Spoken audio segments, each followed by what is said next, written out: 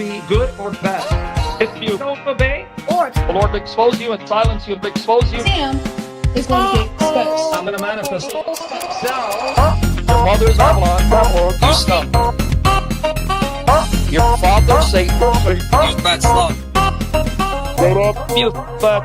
Divorce can be good or bad. If you don't obey, Or the Lord will expose you and silence you and expose you. Sam is going to get exposed. I'm going to manifest it. So, your mother's Babylon, you scum. Your father, Satan, you bad slug. You bad. Divorce can be good or bad. If you don't obey, Or the Lord will expose you and silence you and expose you. Sam is going to get exposed. I'm going to manifest it. So, your mother's Babylon, you scum. Your father, Satan, you bad slug. You bad. Hello, everyone. Welcome back to Reasoned Answers, your home for crackhead clown individuals. It's been a while since we've been live, but that doesn't mean a lot hasn't been happening. We got a lot to update you on. I probably won't be putting out any more videos other than this. And, I might do another live stream or something, but I probably won't have another scripted video on Sam for a little while because first things first, in less than 2 weeks, we have the Seek and Share Truth Conference. And I need to put out a promo video for that. I also need to prep for my talk there. Eric, why don't you tell us a little bit about that conference? Sure. So the upcoming Seek and Share Truth Conference, it'll be happening in Cleveland, Ohio. We have, I believe, 13 speakers still that'll be speaking there, myself as one, and I know Thaddeus will be another. We'll also have David Wood. We'll have IP, as well as a myriad of other gentlemen and ladies covering multiple topics. So that starts on July 30th through the 2nd. So that's 4 days of training, equipping, and doing outreach. Because we'll do all three, as well as debates. So we'll be heading on over there for that and doing debates together, which should be good. I know we have a couple coming in. We'll have a Christian debating a Black Hebrew Israelite on the Trinity, I believe it is. And then we'll have a couple other debates scheduled as well, which should be a fun time. We are partnering once again with Modern Day Debate. So as you can expect with Modern Day Debate, it'll be top notch. So even though I changed my settings before we went live, I apparently did not hit save. All right, we should be alive. Yes, you should see some buffering. You should see some buffering there for a second because I had to stop the stream. But if we should be back now, it should be in sync now. And yep, okay, that's much better. All right, good. I fixed it. Well, sort of. I restarted the stream. I mean, Eric can testify. I said, I need to change that setting before we go live. I did, but I have to hit save twice because it's like a sub menu, and you have to hit save in the sub menu and then again in the main menu. And apparently I didn't do it in the main menu, so it wasn't saved. And then didn't actually work out the way I intended. Imperial Ghoul says, I think David and AP's late tendencies are starting to rub off on Thaddeus. So we had a couple power surges today, had a brief power outage for a couple minutes this morning, and then had a 1 or 2 second outage right before we were about to go live, which meant I had to reset everything up. It takes me 10 to 15 minutes to set things up, because I do so many different things on the stream, and that's where we're at. Hopefully no more issues. If we have another power outage, we'll be out for 15 minutes. so hopefully that does not happen. I do have a UPS, but unfortunately that doesn't prevent the internet from going out when there is a power outage. So there is that. Eric said EIEIO. Indeed. Be sure to check out his channel, linked in the video description if you're not already subscribed there. He's also doing a lot of material about salmon.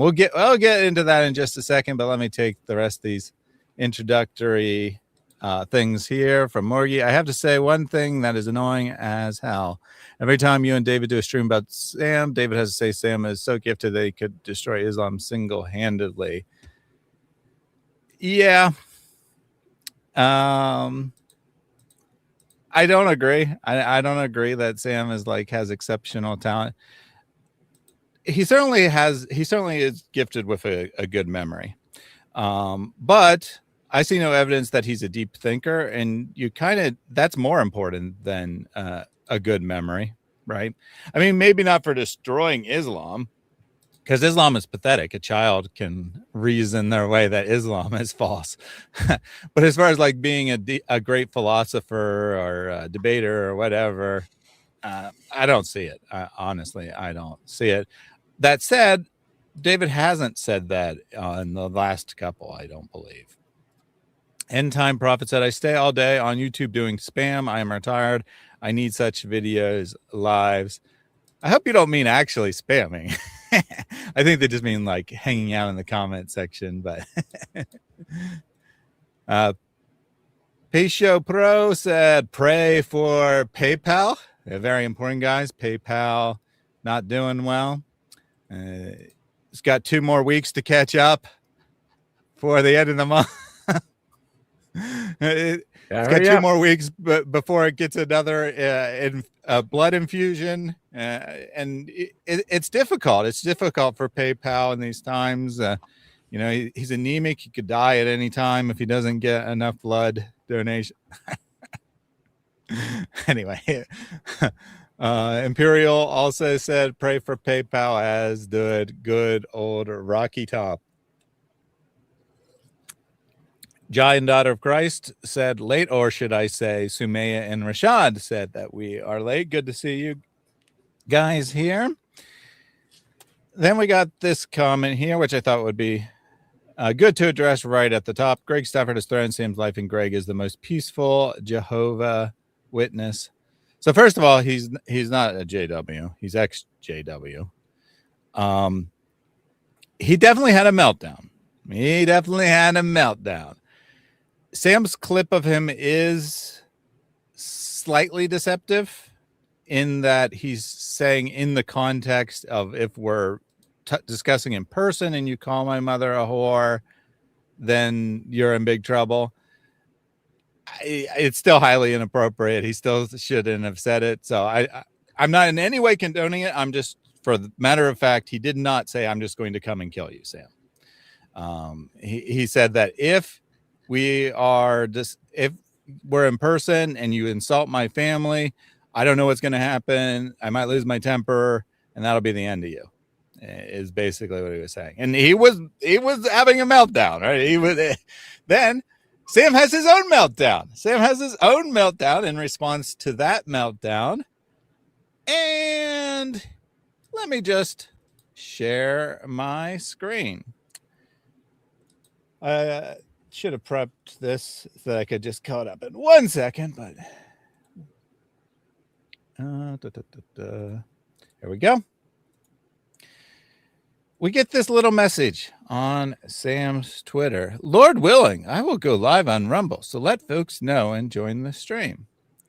That's odd. I thought Sam streamed on YouTube. Most certainly. I was pretty surprised when I saw this. I was like, wait, hold on here. You're leaving one of the options out there. Yeah, I was like, there's 2 possibilities. Well, I mean, there was a third possibility, but there was 2 realistic possibilities and a third outside possibility. Realistic possibility number 1, Sam is so pissed off, he knows that he's about to do something that would violate YouTube policy, so he's not going to put it on YouTube to prevent himself getting a strike. Possibility number 2, he got a strike and he's currently banned from YouTube. The third possibility, which was remote, was that he is testing out how many people he can get on just Rumble to see if it's viable, because he's afraid that he's going to get banned from YouTube. Turns out it's not very viable. He only had like 50 people watching. Yep. I think 55 was the max I saw. And one of those, by the way, was me. So you can say 54.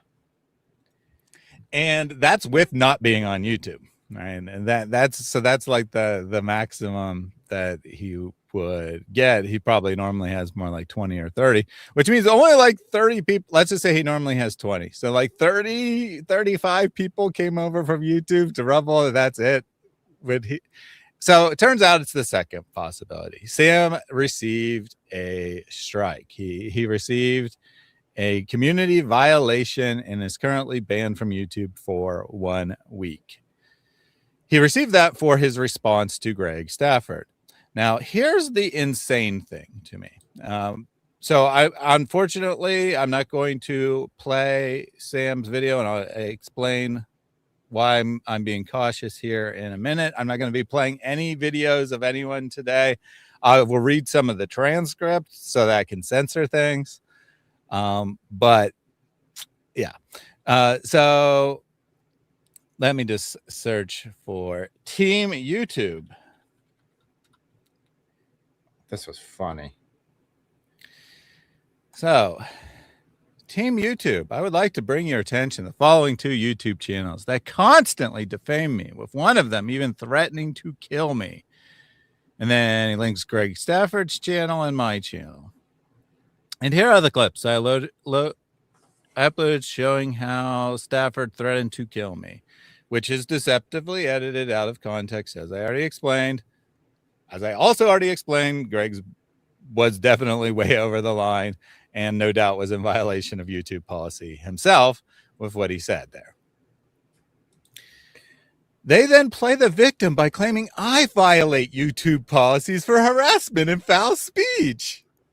It is they who harass and accuse me with some of the most vicious lies and slanders, to the extent that Recent Answers even has a video claiming I raped my wife. This is defamation.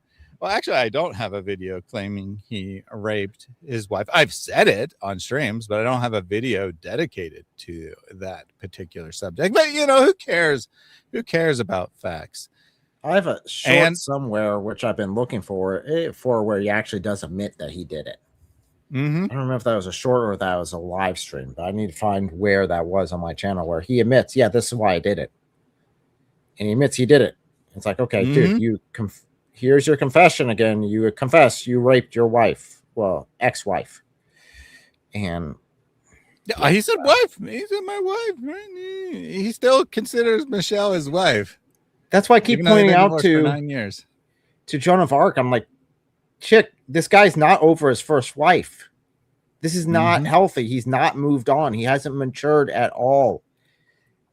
He's not ready for another relationship in any way, shape, or form. He's not mentally there. Yeah, so he said that it was slander and defamation. Here's the problem. Nothing I said is false. Nothing I said is false.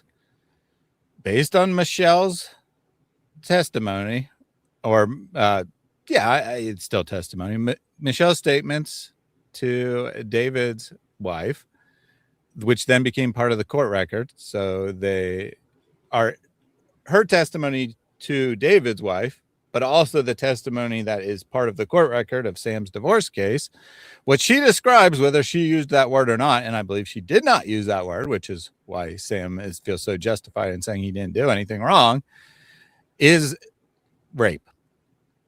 It is absolutely, completely, and totally rape. And I stand by that. And if Sam disagrees, he is welcome to take me to court. But instead, he's whining on X about how I should be banned for saying the truth about him in a non-harassing, non-vile, foul speech way. Well, we're going to look at those policies here in a bit, because this is, of course, what Sam got a violation for, is for harassment. YouTube's harassment policy is very strict. I'm sure that's what he got a violation for. He kindly tells us what video got a violation. I've reviewed that video. He definitely violates the harassment policy repeatedly and continually in that video. And I won't play the clips. Stream. Yeah. I mean, he does on every stream, but this video is even beyond his normal. Okay. Mm-hmm. And he's saying that it is a false claim. They caused my video calling them out to get a strike when I simply exposed their threats license. I had not seen this video. I had no idea it existed. For more than a day after Sam received the policy violation, which I only knew because he talked about going live on Rumble on his X. Had he not said that, I wouldn't have even realized he had a violation. I didn't even know the video that he got taken down existed. I was speculating. I thought he probably got a violation for a community post based on what evidence I could see, which it's possible a community post was also taken down, but this video was definitely taken down, and this video definitely violates policy. And that's what Sam is claiming or is complaining about here on X. I was simply exposing their threats, lies, and slander. So I want to know, why did I get a strike and yet these men didn't get strikes as well or taken down? How can I appeal the strike against my video and it's being removed? Okay, well, first of all, I did get a violation. Now I didn't get a strike not because I got a different thing, but because I didn't already have a warning on my account. The first time you get a violation, you get a warning. I got a warning. You know what I got a warning for? Sam's speech. And my video got taken down. And then I released a new version of it with the offending phrase removed. Obviously, I'm not going to say the offending phrase, but I will give you enough information to figure it out. It is a slur for homosexual people that starts with the letter F. And the thing he says, like every live stream, multiple times a live stream. Sam says this all the time. There are multiple instances of this particular word in the stream that was taken down. And I did get a violation for it, and I appealed it. And so I got an instant violation. It was an automatic flag. I got an instant, I made an appeal that was instantly denied, obviously also automated. I don't know what the point of having an appeal is if it's the same bot reviews itself, but in any case, it was denied. So then after talking to customer service for around an hour, they put in a manual appeal. And it took them like 10 or 15 minutes to write it up. So I'm confident they put in a real appeal with a detailed explanation. After 24 hours or so, that was also denied. So I've had my appeal denied twice. And I did get a strike for playing Sam's speech, which is why I'm not playing his speech today. Because I don't want to get another violation for Sam's speech. Sam apparently is exempt from most automated flags, or maybe all automated flags, and someone manually flagged this disgusting video that got taken down because he uses that word all the time. I got a violation for playing him saying that word. Sarah, Apostate of Allah, got a violation, most likely for playing a clip where he says that word. In my case, the timestamp was the exact second it was said. In her case, the timestamp given was like 2 seconds after, but I think they're probably just off by 2 seconds, and it probably was that word is what gave the violation. I know of a third person who prefers to remain anonymous that also got a violation for playing some of Sam's speech. So 3 people have gotten automated flags from Sam's speech. Sam doesn't get flags usually. I think that his account is exempt from automated flags. Why? I don't know. Were they flags on live streams or pre-uploaded videos? They were pre-uploaded in all 3 cases. So maybe the live stream algorithm. I'm wondering if there's a different algorithm for each, for live streams versus pre-uploaded videos. If you just took Sam's straight video and uploaded it, you might get flagged. I don't know, but that is a difference. Yeah, it's a possibility. So apostate prophet is in the chat. Hello, apostate prophet. Which He's word? trying to get It you in is trouble. or he wasn't here. So just in case he just joined. It is listed in YouTube policy. We will look at YouTube policy here in a second. But I'll just say it starts with the letter F. It's not fuck. And it's a slur for people who are gay. Sam says it's not his favorite word. I mean, he has other words he likes more, like whore, for example. That one But it is a word Sam says all the time. And yeah, it's a good chance he was just trying to get me to get in trouble. Yes, the halal hog, the halal hog. Anyway, so this goes on here. Team YouTube said, I'm sorry to hear about this. Now, this is a generic reply. This doesn't mean anything. They will put this up for everyone. We know how frustrating this can be. If you came across channels, content post that you think violates our policies, why is this not just copy and paste? Because they say the same thing all the time, but it says A-R-E instead of O-U-R.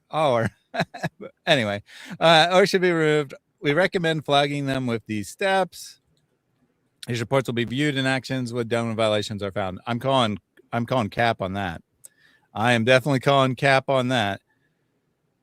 Once again, I had no idea that the particular video, he's going to put it later in the thread, but the particular video that got him as violation existed. I have flagged other of his videos that are clear violations, and nothing's ever been done about any of them. So I'm calling cap that they do a review on all the flags. They do a review, a bot reviews it, and Sam, for some reason, appears to be exempt from bot reviews. He only can get a strike from a human review as near as I can tell. And it's very difficult to get a human review because Google wants to save money and does 99% of their moderation via bots. Also, if you're referring to your video being removed from YouTube, you can submit an appeal in studio anytime within a year. Deleting the video will not resolve the strike. Since we can only review one appeal per removal, we recommend checking our policies, including all the context you can. More info here. Let us know if you mean something else. Obviously, this first of all, this is not true, right? That they only will do one appeal. If you know how to raise a stink, they'll let you do multiple appeals.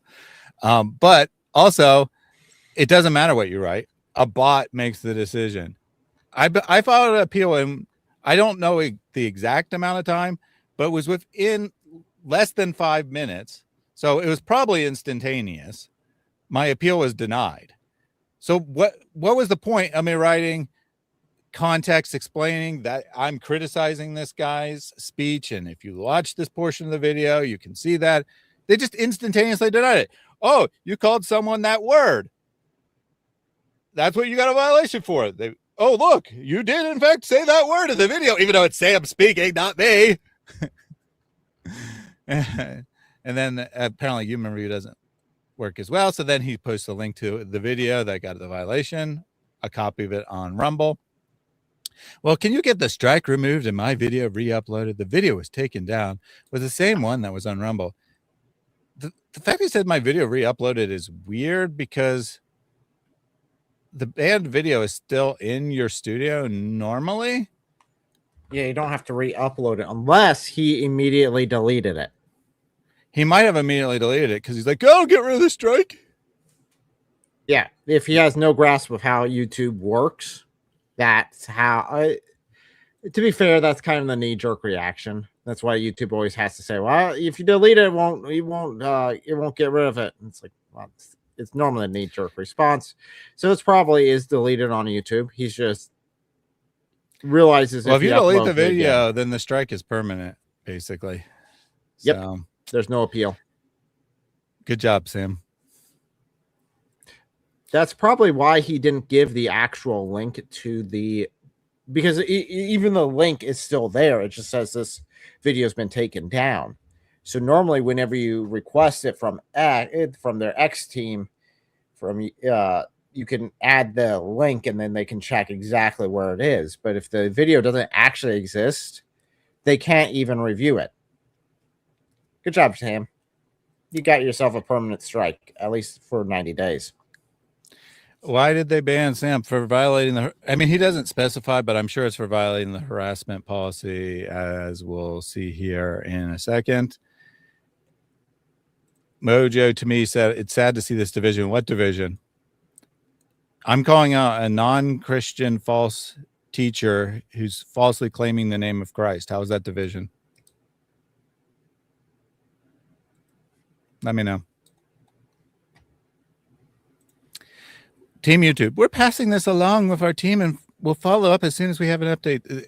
Again, this doesn't mean anything. This is generic. They always say this.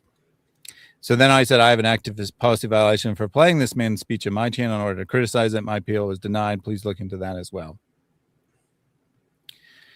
And then you also see me here. So after, you can see there's 5 hours between these. I put this right away, but here I actually waited till I had time to download the video, do text to speech on it, find the vile parts in the transcript, play back on the video to make sure they actually are Sam's speech and such. Anyway, so after I checked the video, right, it probably has 50 different policy violations. I'm not exaggerating. There are probably 50 policy violations in this video. It's way beyond Sam's normal behavior. Almost the entire video goes afoul of the written harassment policy, and Hasimo has the nerve to claim it as a false violation. Wow. And then here's someone else here. Do you care to explain why you doxed a Christian and leaked their personal information, or is it completely fine for you to do it? I've never seen anyone as hypocritical as you. Don't throw stones when you live in a glass house, which is, by the way, a very severe violation of YouTube policy. I'm pretty sure this video Sam deleted before he got a strike on it. He probably had something that I've never otherwise seen him have, is some self-awareness, and realized after the fact he shouldn't have done that and deleted it pretty much right away. Nonetheless, he did go live and dox a Christian. He went live for the sole purpose of doxing them. In fact, he did an emergency live stream to call out this scammer who had the nerve to cancel his donation against Sam.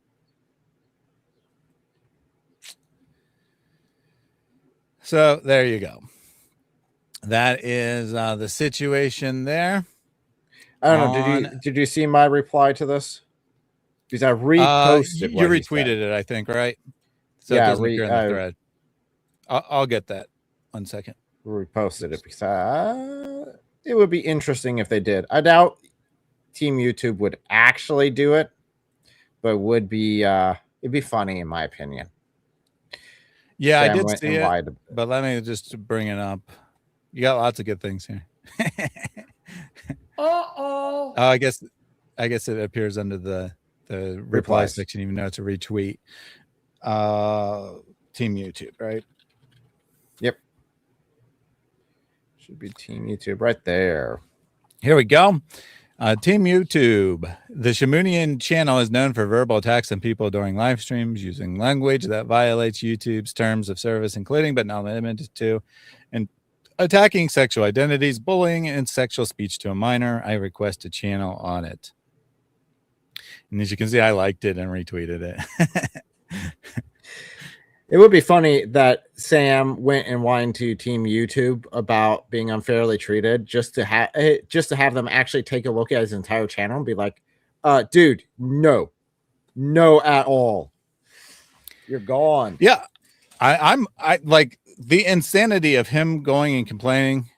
Actually, I should have, I think I actually just went back, so I'll have to search for it again. Yeah, I'll have to search for it again. But I forgot to look at the Team YouTube reply there and look at the replies to that. Well, real quick, before you do, if you scroll back up, the very fact that he's even doing this is extremely hypocritical. Because he just got on IP for how dare you do a fundraiser so that you can afford to move, because of these death threats against you, which he's trying to play off as if they're just not actually there. he wouldn't care. In fact, he even says that on the live stream, heavily implies that he wouldn't even care if there were death threats. He's gotten before, not a big deal. And then he's on here on YouTube. Oh, there's death threats on me to remove these issues because they are threatening me. I'm like, dude, hypocrite a little bit here because there's no self-awareness in this post. Yeah. So I think it's I don't know if it's this one or it's their other reply, but let's see. I tried to appeal, but was denied without hearing my side of the story. I want to take further action. And then Joan of Arc. We already did. But it doesn't get removed. So good to know. Good to know that Joan is admitting that we, both her and Sam, have flagged my videos. But Sam threw a fit. He threw a fit about me. What? Sam throwing a fit about someone? Really? Now this is going to take a while. Unfortunately, this might take a little while for me to find because he talks about me a lot. But I have never seen someone an adult who, at least a grown man, I don't even want to refer to him as an adult, a grown man who throws so many tantrums over another adult. I mean, holy cow, tantrum after tantrum. Okay, see, I had to go, but let's just count. So this is a guy who never harasses me, right? 15 hours ago, 17 hours ago, yesterday, 2 days ago, 2 days ago, 2 days ago, 2 days ago, just to get to the one post that I was actually looking for. Anyway, so now Fagdius is running to YouTube to get my YouTube policy censors. I'm not calling anyone a fag. Fagdius is supposedly me, okay? Anyway, so now Fagdius is running to YouTube to get my channel strikes to shut it down. And yet these demons attack Muslims for doing the same thing. Don't be fooled. Thaddeus and his cult are worse than any of the Muslims that cry. But Joan just said that they flag my videos. Yeah, but they're not in a cult, according to him. Even though Joan of Arc, by the way, with all the messages I've seen of her, she is 100% bought into the cult. She shows a lot of the signs of someone who is deep within a cult. Oh, yeah. Interesting to see those parallels. So then he has a screenshot of my tweet instead of my actual tweet. You could have just retweeted my actual tweet or whatever. And it seems to be in Dutch.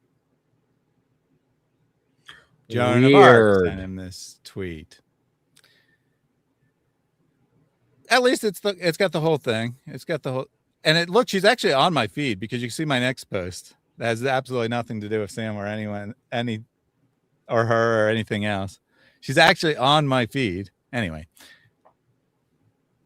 The YouTube account Shamounian violates YouTube's stated harassment policy on a near daily basis. He calls real people all kinds of vile names, doxes people, targets people based on their protected status, and so on. I now know of 3 other channels that received policy violations for playing his still live clips in order to criticize him, including me. I have twice appealed, and the violation has been upheld. I've reported the exact clip I got a violation for, and the original video remains on YouTube. And I only reported it after I got a violation, just for the record. I'm like, if I got a violation for this, then Sam should certainly get a violation for it. Anyway, Team YouTube, would you care to explain why, if a creator of sufficient size, they are exempt from your policies to such an extent that their speech is so vile that even playing it to criticize it is not allowed? Am I calling for anyone to flag his videos? Nope. All I'm asking for is for YouTube to enforce their policy in a consistent manner. If I get a violation for playing Sam's speech, Sam certainly should get a violation for making the speech. I didn't tell anyone what the original video was. I didn't give a timestamp of the original video. I didn't ask people to put flags on Sam's channel. And this causes him to have this meltdown. And then, in his words, God exposed him because his girlfriend admits that they're flagging my videos. And it doesn't work. I mean, even in when I posted the video that he eventually had a meltdown on, which basically is just his own clips, which, of course, if you clip Sam in a way that's not flattering, he doesn't like it and gets a meltdown. So all I did was quote him and point out what he actually said. And he had a meltdown. Of course, he instantly attacks Thaddeus over it because Thaddeus had absolutely nothing to do at all with my short. And in fact, he didn't even know I was posting it. He was like, oh, Thaddeus, all of a sudden you just got a bunch of strays for no fair reason. Oh, that's all right. So Samuel Tahid said, haha, Sam thinks he's Bruce Lee. And then there was a second comment, what a disrespect to Bruce Lee to put Sam's face next to it. So this is Sam's account at Bruce Sci-Fun. He's on this account because his original account, it was banned from X. I learned that recently. He is, in fact, engaging in ban evasion on X.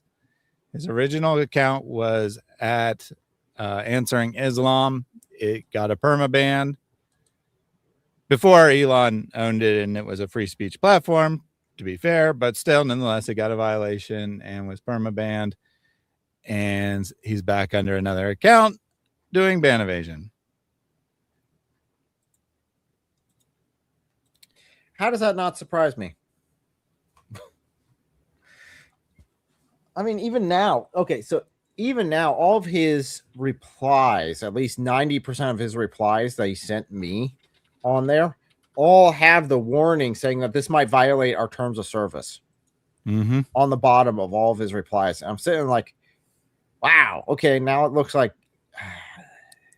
Sam, everyone's noticing that you're a piece of crap.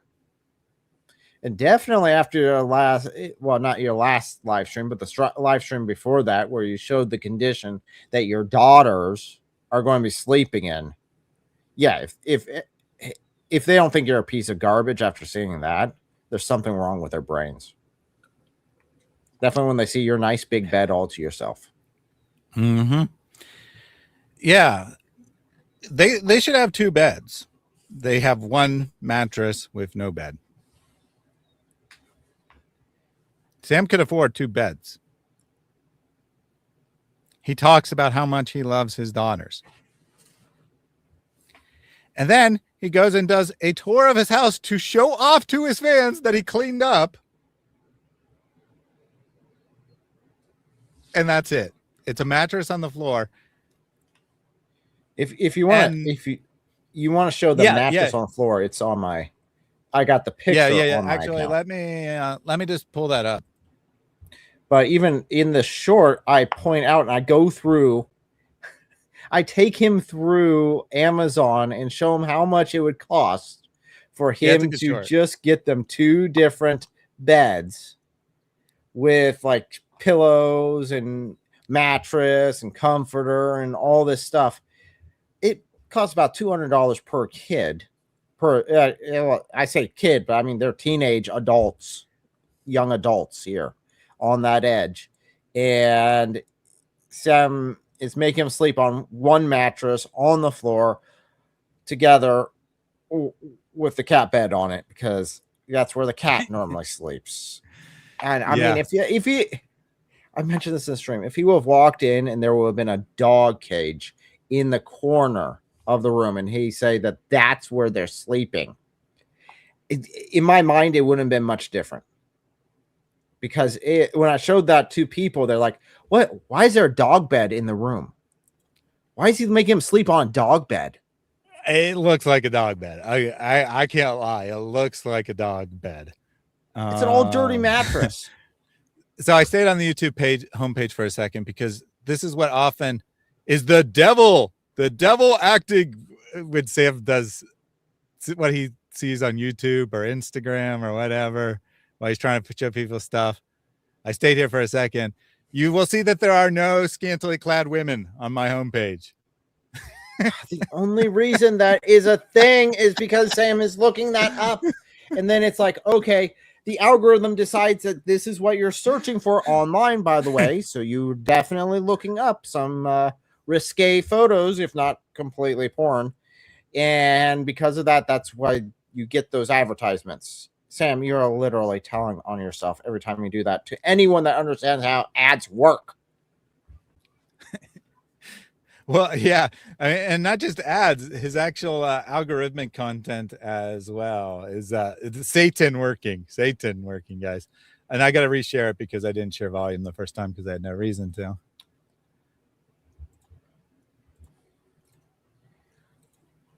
All right.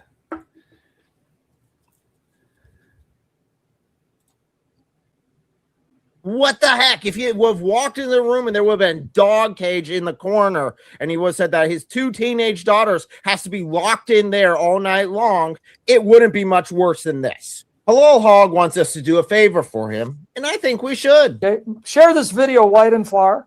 Yes, make sure to like and share this video. But for those of you that may not know, Sam's daughters are going.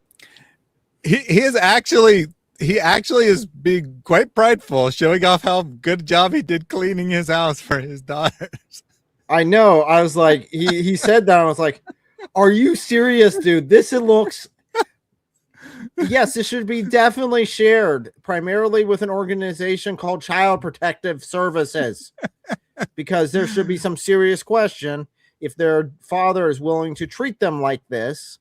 It's again a difference. If you're poor, you don't make a lot of money, and you're just making by, and you guys both sleeping on the floor, that's one thing. But to have, okay, this is the kids' room, old dirty mattress on the floor, and then this is my room, which is nice. Mm-hmm. It's like, well, what? We know that Sam can easily afford to buy 2 beds, but let's say hypothetically he couldn't. Don't you think that he should be the one sleeping on the old mattress or the floor if necessary, not his daughters? I mean, if I was divorced and got to see my kids twice a year because I chose to live in our state to flee child support, I would be bending over backwards to make their visit as comfortable as possible. I would sleep on the floor for 2 weeks or whatever. Even then, I've got like people in the comments section that were like, yeah, when I was a kid, we were so dirt poor that we couldn't hardly afford a mattress on the floor. And then we had a normal bed, and my mom would give us the normal bed and the couch, and then she would sleep on the mattress just to make ends meet while she was pulling 3 or 4 jobs or 2 jobs or whatever it is. And I've got like 4 or 5 different stories that are similar to that. And I'm like, that's a good parent. Because it would not even cross my mind as a dad to say my kids get the worst option and I take the best option. I would be sleeping on there if no other option. I'd offer the bed to the kids, say, hey, do you want to share this? If not, one of you can take it. One of you can take the couch. I'll take the mattress in the other room. And then I'd sleep on the floor for my kids. That's like no brainer. All right, let's continue here. Going to be staying with him for 3 weeks. Remember, they're teenagers. They're gonna have to share one bed right there. What the heck? If you would have walked in the room and there would have been dog cage in the corner, and he would have said that his 2 teenage daughters has to be locked in there all night long, it wouldn't be much worse than this. But surely he doesn't have a bed. So there you go. I mean, Eric showed this to a couple of us, just the photo. We didn't know he was making the short, but he showed us the photo before he made the video. Everyone had the same reaction. What is that? Is that a dog bed? Like the only reason I knew it wasn't a dog bed is because the cat bed's on top of the dog bed. Yeah. If not, it would look like a dog bed in the corner. Yeah, but remember, Sam is proud of this. This is him being a good daddy. Yeah. And he just said, they're teenagers. They got to share a bed. That is super bizarre for children to share a bed. Now, to be fair, in my past, we weren't always the most wealthy. There's definitely a time that we shared beds as kids. And then even when teenagers, there are a couple of us still opted to share one bed anyway. But that was our own choice. Here's Sam saying, nope, these teenage daughters, they got to share the bed no matter what. He only got another option for him. So Space Potato asked a valid question. Why do you guys say he's banned his YouTube account stop? He's temporarily banned. He's not perma-banned yet. You won't, and the account won't only be deleted if he's perma-banned. He needs to get 2 more strikes, or maybe only 1 more. Depends. So he did get another violation, or at least had a video taken down. I don't know for 100% sure if he got a violation or not. A little less than 90 days ago. And if you get 3 violations in a 90-day period, you are perma-banned. He has at least 1, possibly 2. And when you get 1, the timer resets. So we got 90 days to get him 1 or 2 more violations. And then he'll be perma-banned. And I'm just going to say, I hope that happens. I don't think that violates YouTube's harassment policy to say I hope that happens. And the reason I hope it happens is because he does violate their policy continuously. Nearly every single video he violates their policy. So I hope YouTube enforces its policies is all I'm saying. I hope that's not considered harassment. All right, so we got the dog bed for the girls to share. Let's see what Sam sleeps in. Better bed than they do. And here's my bedroom. A nice full bed that he gets to enjoy all by himself while his daughters sleep on an old ratty mattress on the floor. But maybe Sam doesn't make enough money. He tried to glaze over his room super quick, probably because it's still a mess. Yeah, so but it was long enough to see he has a normal bed. He doesn't sleep on a mattress on the floor. He's got a bed frame. He's got pillows. He's got blankets. He's got this entire thing. And that, by the look of it, looks like a full-size or queen-size mattress. It's definitely not a twin. So he can chill on that all by himself and let himself sleep there. The other one definitely looks like a full mattress. Full-size mattress, at least. Just not very thick full-size mattress.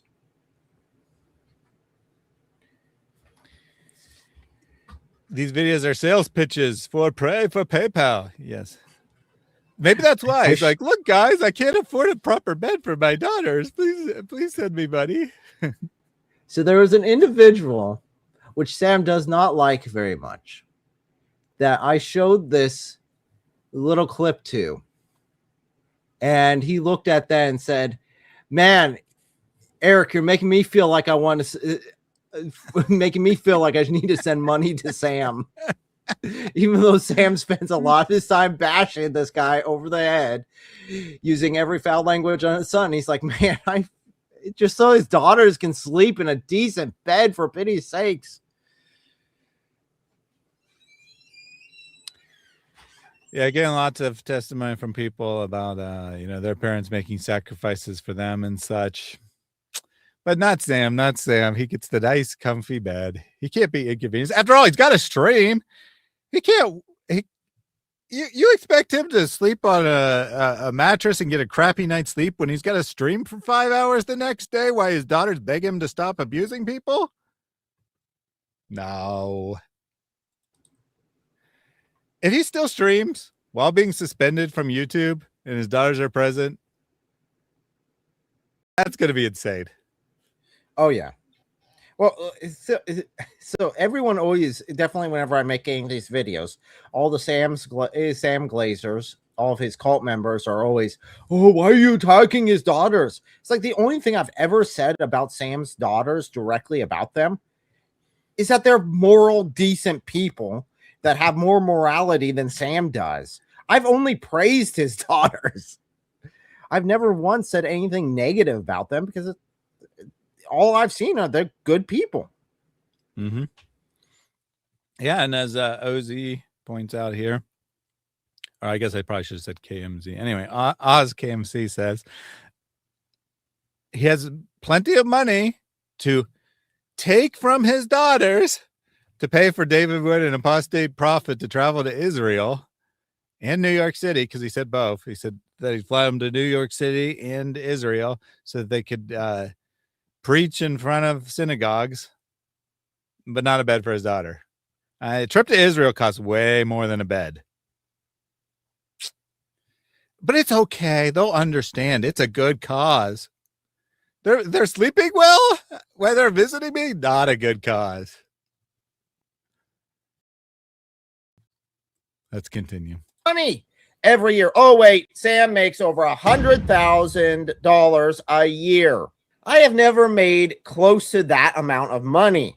But all 4 of my kids have their own beds. But maybe Sam thinks they just cost too much. Let me help you out, Sam. Let's start with the bed frame. Over here on Amazon, here is one. It's got a built-in charger. What about the mattress? Now, I'm pretty critical on the mattresses. Let's go with some memory foam here. So next you need some pillows. So here's a set of 4. Finally, we want a sheet and some blankets. Here we go. Very easy. So how much would this cost in total for Sam to spend on the daughters he loves so much and he just wants to provide for his daughters like he tells us in every single live stream that he has? How much would he have to spend for each one?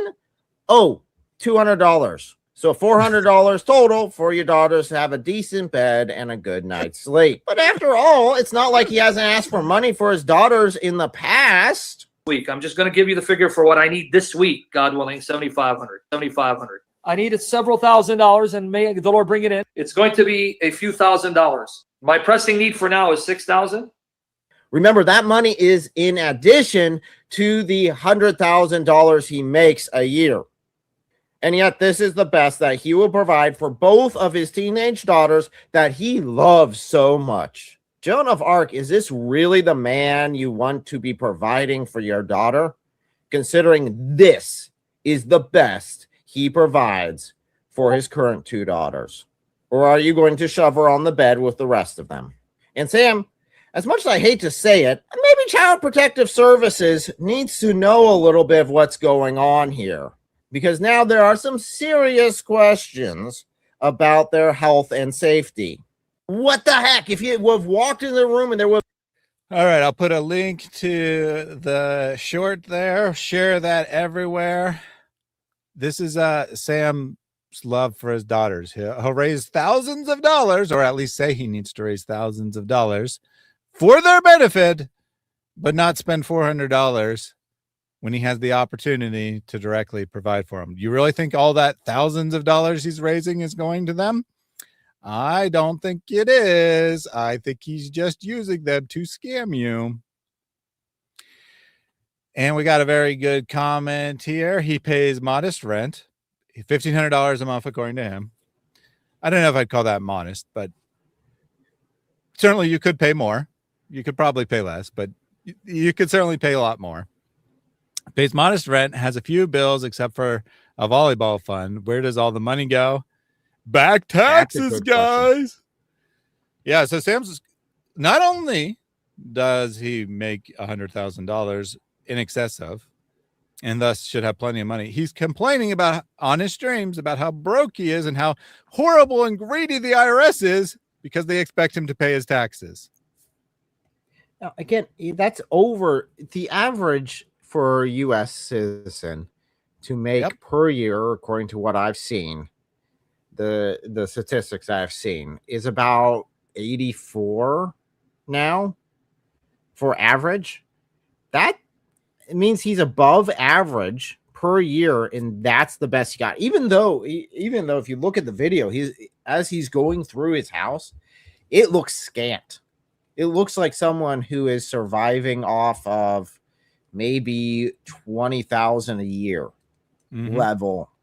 Not anything like this, because that's just, I mean, that's a lot of money. Like I said, I've never made that a year in my life. I've made less than that, and my kids have always been taken care of. They've always been provided for. It's been rough occasionally, but I mean, even like the beds, I made both those beds by hand to reduce the cost and to give them custom beds to have shelves where they want and yada yada.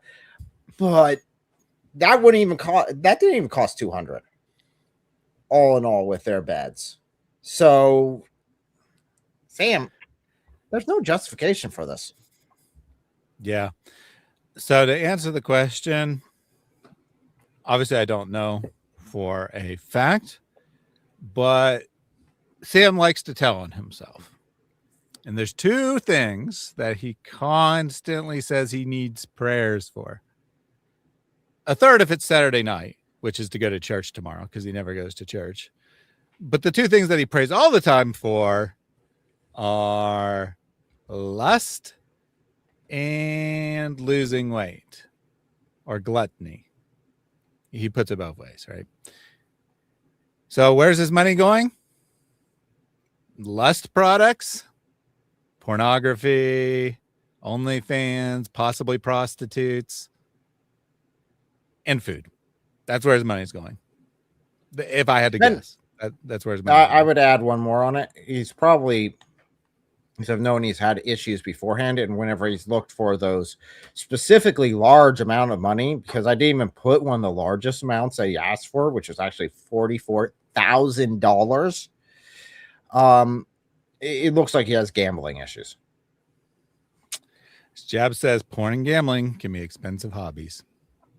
Definitely, and I would stake a pretty penny on it being that both, pun included. Please pray for my daughter's beds.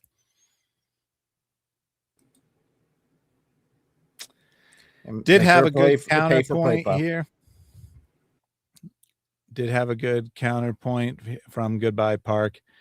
You forget about his weight. The bed frame requires submerged sub-arc welding for the thick metal it is made of. So give him some breathing room, and don't forget the money he spends on his bras. That is rude and inappropriate. Goodbye Park. I don't want to be accused of harassing Sam. Sam's expenses are known by Sam alone. We can only speculate based upon past performances and obvious needs. Yeah, again, no proof. I'm just saying it's what makes the most sense based on his own statement. There's proof that he's actually participated in gambling beforehand, even taking over $10,000 and giving it to bookies beforehand. Currently, no, we don't have any evidence that he's currently doing it. Although, again, it lines up with the available knowledge and the fact that whenever he's asking for money, it's always he has to get it like right now, which, okay. Yeah, it sounds like your bills are due for gambling. Yeah, so obviously I don't have any proof that he gambles money away, and obviously I don't have any proof that he visits prostitutes, but neither would surprise me in the least. And yes, as Eric said, and as Potato Sandwich said, in order to avoid paying his child support, he loaned a bunch of his money to gamblers, to bookies, and they kept the money. Wait, is it real quick question? Is it public knowledge what state Sam's in? Because that could change a lot of things.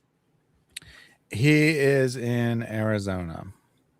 I don't know if it's considered public knowledge, but he will talk about how Satan is doxing him when he gets ads for, I know his city too, but I'll just say the state of Arizona because that's sufficient.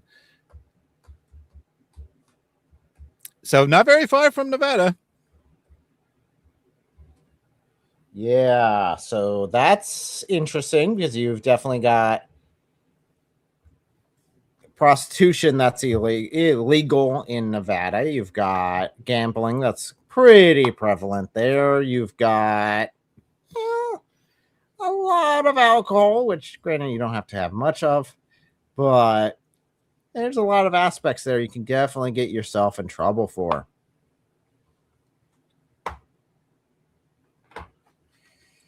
Doxed by Satan. Yeah, Yeah, as Sam. Mary says, Sam regularly talks about where he lives. So I don't think that it'd be considered not public knowledge. He regularly talks about where he lives in various forms while cursing out YouTube and or Satan for doxing him.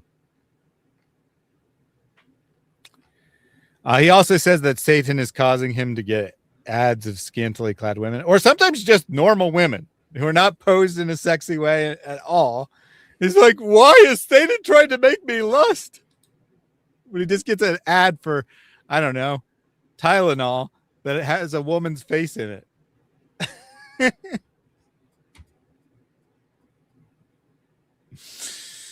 Oh my goodness. This is Sam for you guys. This is Sam. Let me take some of these super chats. You guys have been sending a ton in.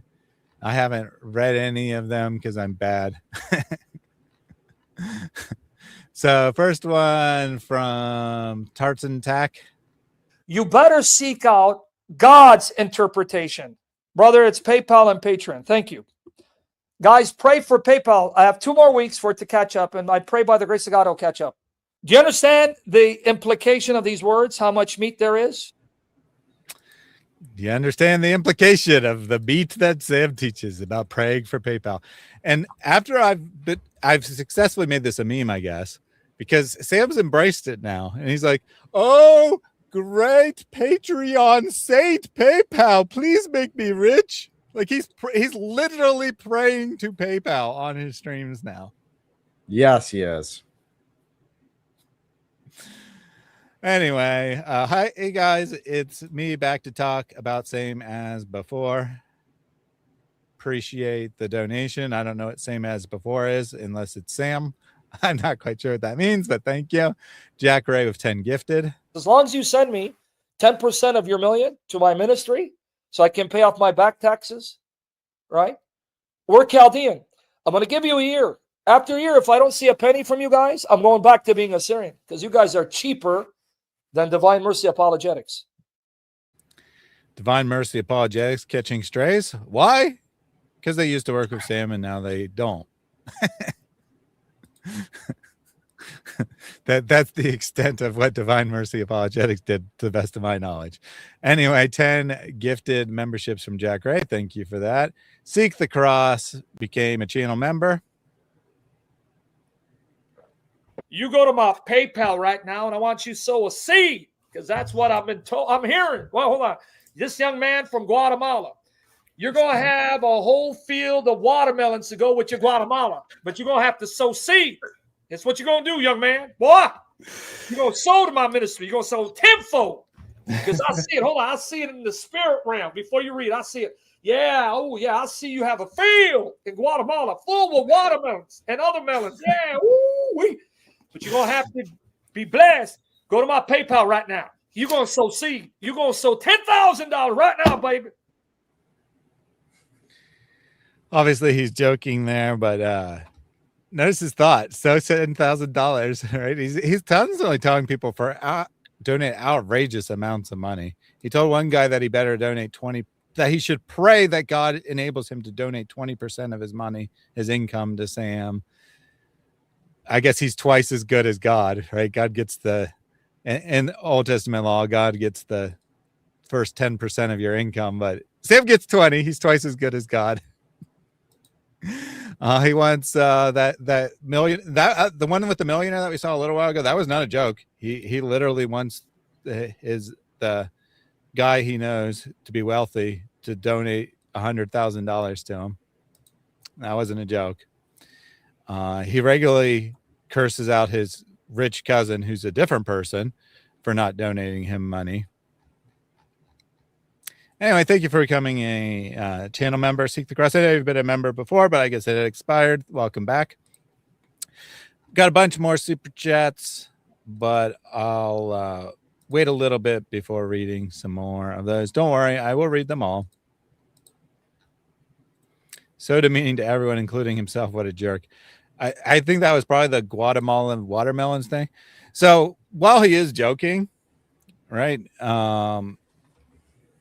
he's doing it in a pretty racist way, right? The guy who he's speaking to is from Guatemala.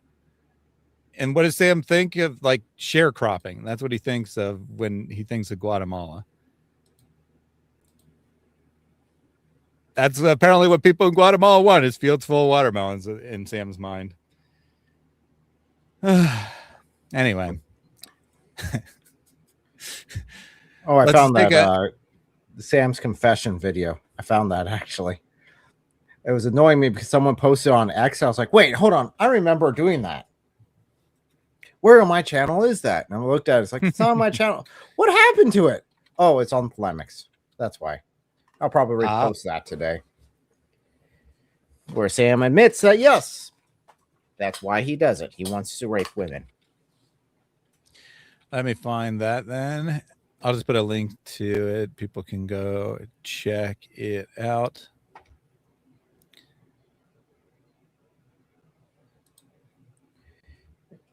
Let's see. Short. There it is.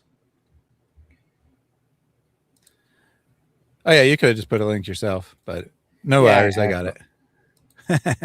I wasn't even thinking about that. You could just put a link yourself. Anyway, Sam admits.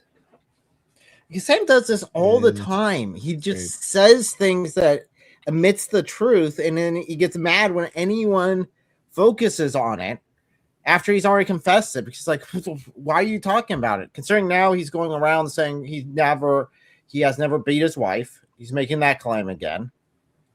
I mean, he keeps going back and forth on that. It's like, yeah, I beat her, but then it was justified to, oh, I beat her, but it's because she was abusing me the entire time, to I never touched her ever, to my hand accidentally struck her eye. I'm not sure how that happens. Hey, Ted East. He says, you guys don't have the resume to text him. That's the truth. So a logical fallacy that the source of an argument determines its truth is the truth, huh? That this is called the genetic fallacy, that you invalidate an argument, or for that matter, you believe an argument. Well, it's usually called appeal to authority if you believe it. It's usually only called genetic fallacy if you reject it. But you reject an argument because of its source. That's a fallacy. Now, as far as resume goes, what formal training does Sam have? That's an actual question for you, Ted East. I hope you answer it. I'm pretty sure the answer is 0. That everything he knows, he taught himself, which is not an insult. But if you're going to appeal to authority and say that Sam's got a great authority, then it becomes a valid question. Well, even by Sam's standards, though, he doesn't have more authority than both you and I do, even without academia needing to be applied, because he doesn't attend church. He's not under church authority. And his whole thing is you have to be under some sort of church authority. Well, I am. The church doesn't, the church that I have doesn't own this channel, doesn't dictate, but I have people in my church as well as other groups that check what I do and make sure that I'm legitimate and that I'm not going off on some wacky, quacky interpretation of scripture where maybe like saying Mormons get to go into heaven because who knows, God might just decide to forgive them anyway. Well, acknowledging that that's against church teaching, no less, right? Sam says, yes, I'm teaching, he's teaching it, right? He's teaching it, but says you can't teach this stuff because it goes against church authority. Because he believes, here's Sam's actual theology for you. if someone's nice to him, they're probably going to heaven. If someone's mean to him, they are condemned to hell 100% for certain. And that's it. That's the grand extent of Sam's theology. Now, as far as formal qualifications go, again, this isn't actually valid, but since you want to appeal to it, I guarantee I have more formal training than Sam does. And I'm better at theology, not specifically because of the formal training. That's an independent thing. I'm way better at theology than Sam is. I'm way better than exegesis than Sam is. He probably has a better memory. I'm a better thinker. He has a better memory. Why am I not qualified? Why is my resume not qualified to text Sam? Do let me know. Do let me know.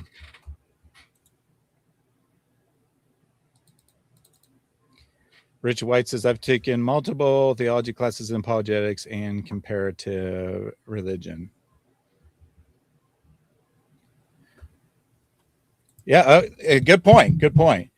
Hey, Ted East, I need to see your resume. I'm sorry, I shouldn't have addressed your comment. I need to see your resume first. I need to know if you're worthy of having your comment read on screen. Sorry. Please send me your resume.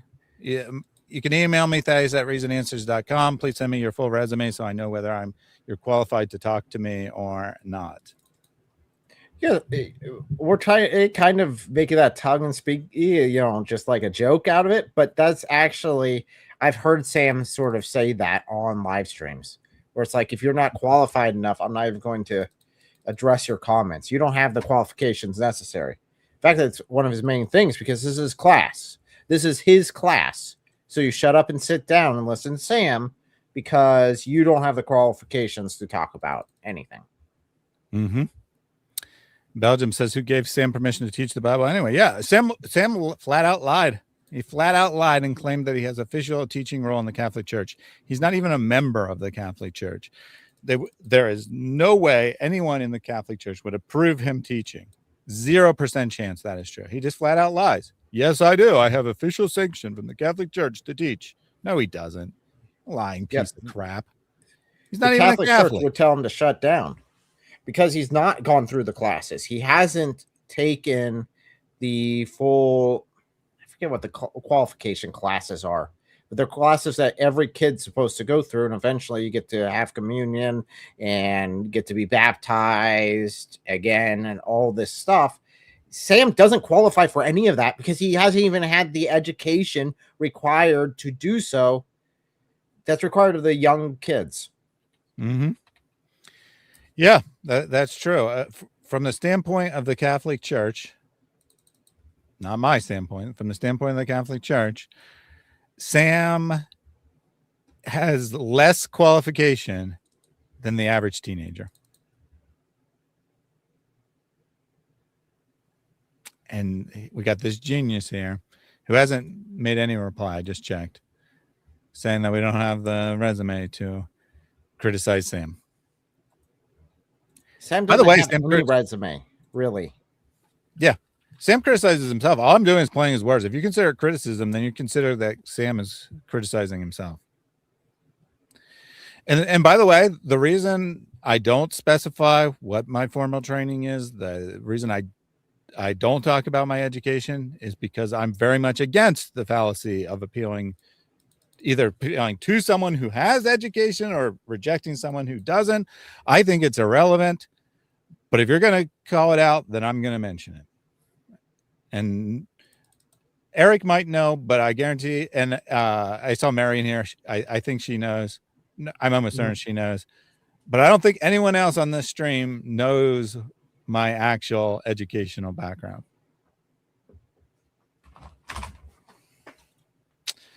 BB Pop says PayPal are his qualifications.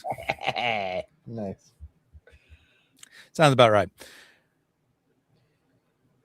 Yeah, Mary says she does now. Yeah, I was pretty certain that Mary knew. I'm not certain about Eric because that's how little I talk about it. Even my friends generally don't know.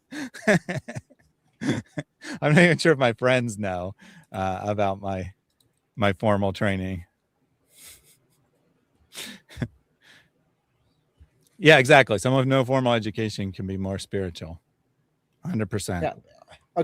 Again, yes, Paul had a lot of training ahead of time.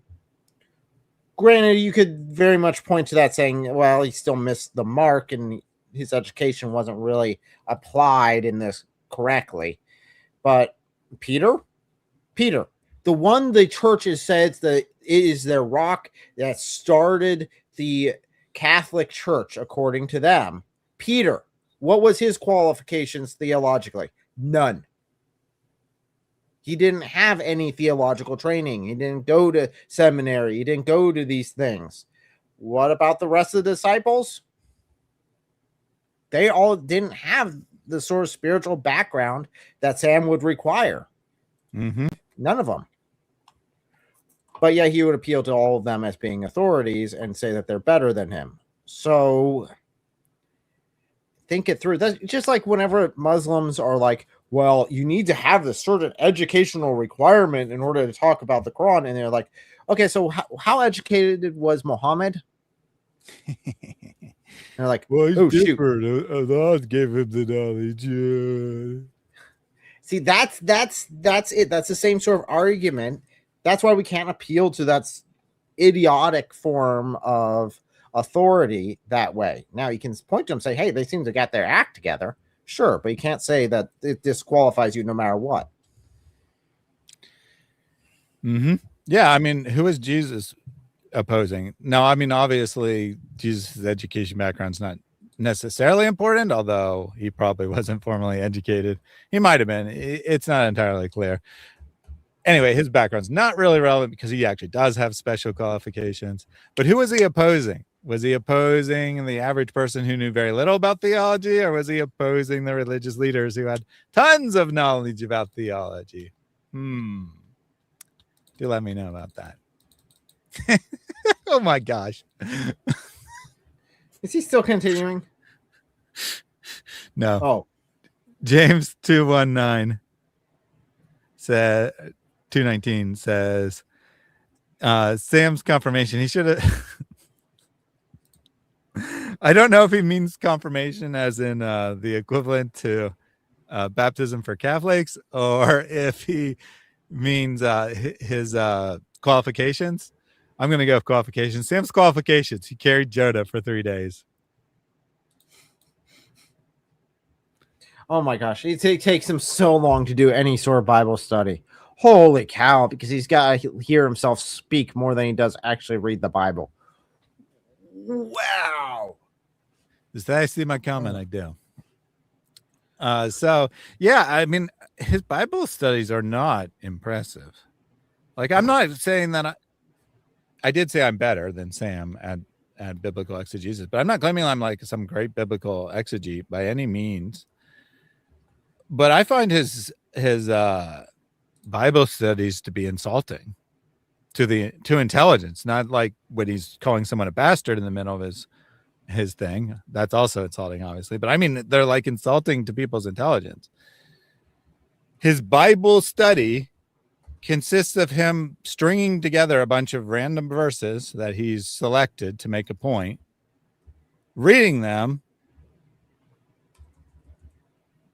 and talking about how great he is for having his point proven, not explaining how the passage proves his point, not exegeting the passage. So he's not even eisegeting the passage. He's not even putting meaning into the passage. That's how lazy his study is,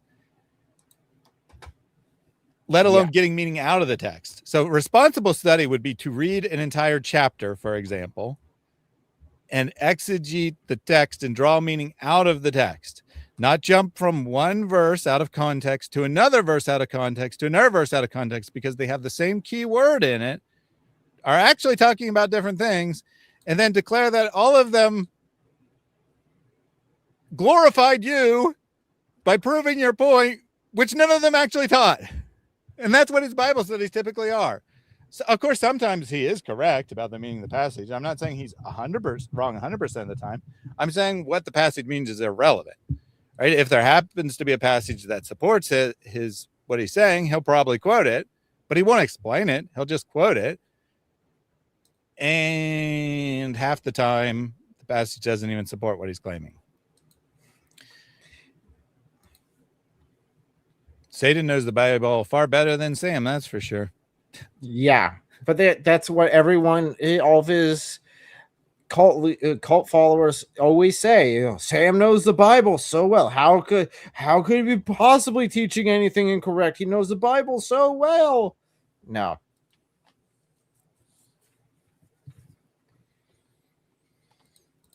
Not good enough.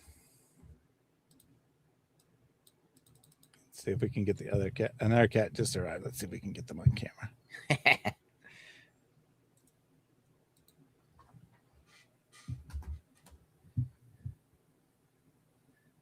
A little bit. There you go. Who ate the whale? Am I able to reach out to Sam directly on X? Probably. I can still send him a DM. He didn't block me. He muted me so he doesn't see my messages, but he didn't block me. So I could probably send him a DM, but why would I want to? Why are you asking this? Just curious. I mean, I certainly can email. I certainly can send him a message if I really want to, but anyway, let's get back to the main subject here, which is Sam's ban. So first we need to, sorry, I forgot. First we need to look at YouTube's harassment policy. So we have context for whether this would violate their policy or not. So I'm going to first read their policy, and then I'm going to read censored language from Sam's banned stream. I don't want to risk playing it because an automated bot might give me a strike for what he says. So I'm going to read their policy on harassment. As you can see, YouTube help, YouTube policies, harassment and cyberbullying policies. They have a little video here. The video doesn't say anything different. I think it says less than the policy, if I remember correctly. So I'm not going to bother playing the video. Here's their own summary. YouTube does not allow unauthorized impersonation of a person, entity, or channel that may mislead viewers in a way that could harm the YouTube community. Which, by the way, this is the only thing. Before Sam came along, this is the only thing that I ever flagged was people impersonating me or another creator. No, that's not true. There was a couple times where I flagged Muslims for death threats. Anyway, impersonation may include deceptive copying, the branding, content, or usernames of individual channels or entities. It may also include using AI to copy the voice or likeness of an individual to make it appear as the channel is owned or authorized by the individual. YouTube enforces trademark. I guess they put this here because this is like a new updated portion of the policy. I thought it was going to be the summary based on the formatting, but no, it's actually just an addition or something to it because of the new AI threat of impersonating people, basically. Anyway, here's the real policy, or the rest of the policy, I guess, because that's still part of the policy. We don't allow content that targets someone with prolonged insults or slurs based on their physical traits or protected group status. And if we click on protected group status, we get age. So these are all the things you're not allowed to do. You're not allowed to have prolonged insults that are based on one of these things, okay? Age, caste, ethnicity, or race. So, different terms, but same general broad category there. Disability, immigration status, nationality, which is pretty similar to ethnicity, obviously not identical, but pretty similar. Religion, sex, gender, or sexual orientation, veteran status, or victims of a major violent event and their kin. So these are the things that are not allowed for prolonged insults that are based on one of those things. Now, you can insult someone who is, say, female or a Muslim or disabled or whatever. You just can't insult them because they are a female, a Muslim, disabled, whatever, right? And you can probably even have a brief insult based on the prolonged, right? There's always some subjectivity to it, but you get the outline, and then they're going to give you more detail so you understand what they mean. We don't allow other harmful behaviors like threats or doxing. Oh, and interesting. Keep in mind that we take a stricter approach on content that targets minors. I'm calling cap on that. You have not removed the video of Sam attacking minors. For example, we don't allow sharing of a minor's school name or school ID for malicious purposes. Why would you allow sharing anyone's name or school ID for malicious purposes? The fact that they should have said for any purposes, really, is what they should have said there to show that it's stricter. Third parties should not share someone else's personal contact information, such as email, phone number, home address, or a minor's social media handle.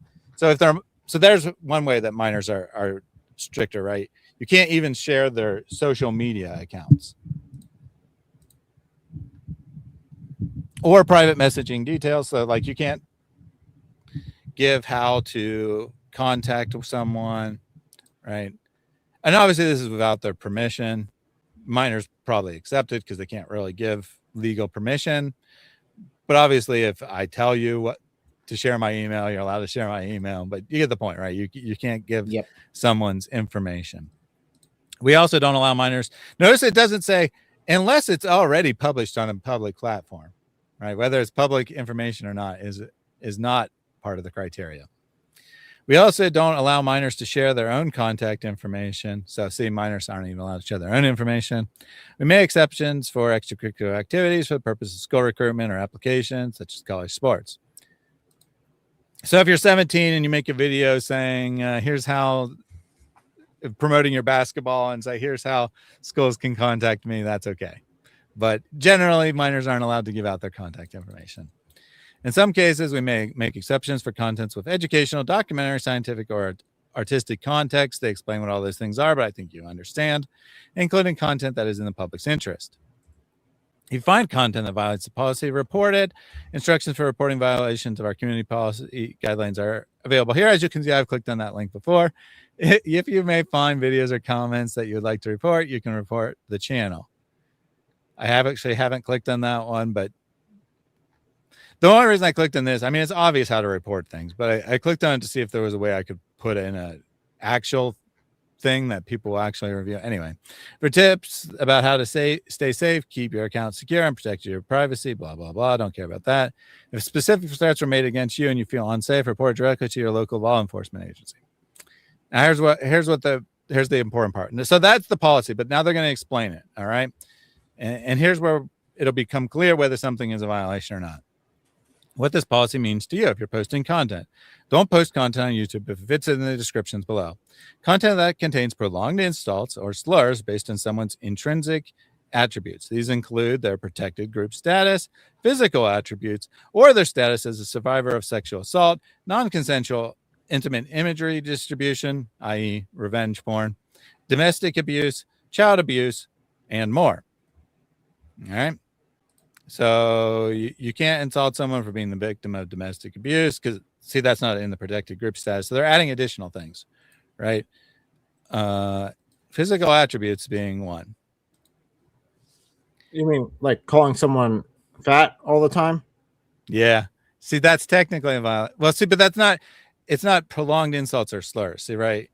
Well, I mean, now, if you continuously go on over and over again about how this person is overweight and how much their mother enjoyed being, plowed and yada, yada, yada, that seems prolonged. The question is, what's the definition of prolonged? Yeah. Because it seems like all this is actually determined on that word's definition, and it might be left up to the discretion of the auditor. In my estimation, it mostly is based on this, whether it's a slur or not. I know the policy says prolonged insults or slurs. Mostly, whether it's a bad word or not is mostly what's going to cause the violation. However, they give some specific examples, which we're going to look at here in just a second, that in theory should not be allowed. Content uploaded with the intent to shame, deceive, or insult a minor, such as Sam's live stream where he attacks a 15-year-old and a 7-year-old. This means intending to make a minor feel unpleasant emotions like distress, shame, or worthlessness. Oh, like telling him that his mother's a whore and talking about how Sam wants to put his mother's large tits in his mouth. Yeah, I would say that's intended to make the minor feel emotions like distress, shame, or worthlessness. Notice how the policy against minors is very, very, very, very strict. If you try to make a minor feel bad, basically, it's a policy violation. Intending to trick them to behave in a way that may harm themselves or their property, or engaging in naming call towards them. So any name calling towards a minor whatsoever is a policy violation. Some name calling is okay with adults. With a minor, any name calling whatsoever is a violation. We also prohibit content that incites bullying against a minor. And in case you're wondering, a minor is someone under 18 years old. So they don't say that if you're 17 or 16 or 15 or whatever, it's fine. No, if you're 17, it's a violation. Or other 7. types of or 7, yeah. Other types of contents that may violate this policy. This policy applies to videos, video descriptions, comments, live streams, and any YouTube product or feature. Keep in mind this isn't a complete list. Note that these policies also apply to external links in your content. So if you link to something that does these things, that is also a violation. This can include clickable URLs, verbally directing users to other sites and video or other forms. Now, for some reason, Sam posted links to the exact copy of his banned content on YouTube and didn't get a violation. He then talked about it in his live stream and didn't get a violation. I don't know why. And then there's exceptions. Basically, if you're playing something to criticize people, or they give higher allowance to political speech.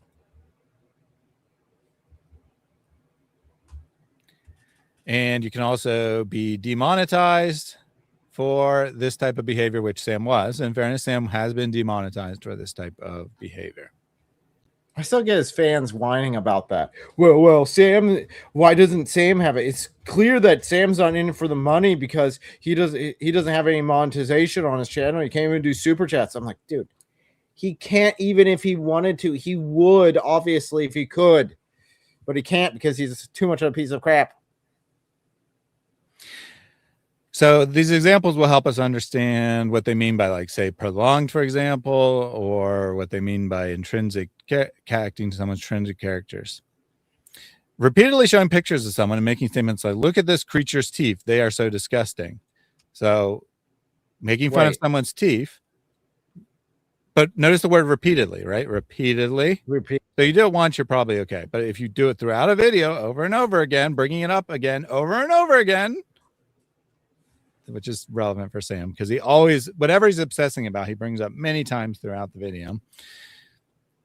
With similar commentary targeting intrinsic attributes throughout the video. See, so throughout the video. So a one-off comment, you're probably okay. But if you're doing it for the whole video or, you know, for an extended amount of time, repeatedly, you get in trouble. All right. But notice how minor this is. I mean, relative to Sam's speech. Looking at this creature's teeth, they are disgusting. I mean, so there's a couple things, right? There's the teeth, an intrinsic characteristic of the person, something they can't really control, and then dehumanizing them, calling them a creature. Targeting an individual based on their membership in a protected group, such as by saying, look at this slur targeting protected group. So, like I said, I think that using a particular words basically is an automatic violation no matter what, right? So look at this fill in the blank with a vile slur term, and it's a violation. Let's keep that in mind. When using an extreme example to dehumanize an individual based on their intrinsic attributes. So they consider this as an extreme insult. I think I said example, but extreme insult that dehumanizes someone, all right? Look at this dog of a woman. She's got the face of an animal, and her body is mangy, just like a dog's. Look at this dog of a woman, okay? Targeting an individual and expressing a wish for their death or serious injury. I hate her so much. I wish she'd just get hit by a truck and die. Now, notice this isn't a threat.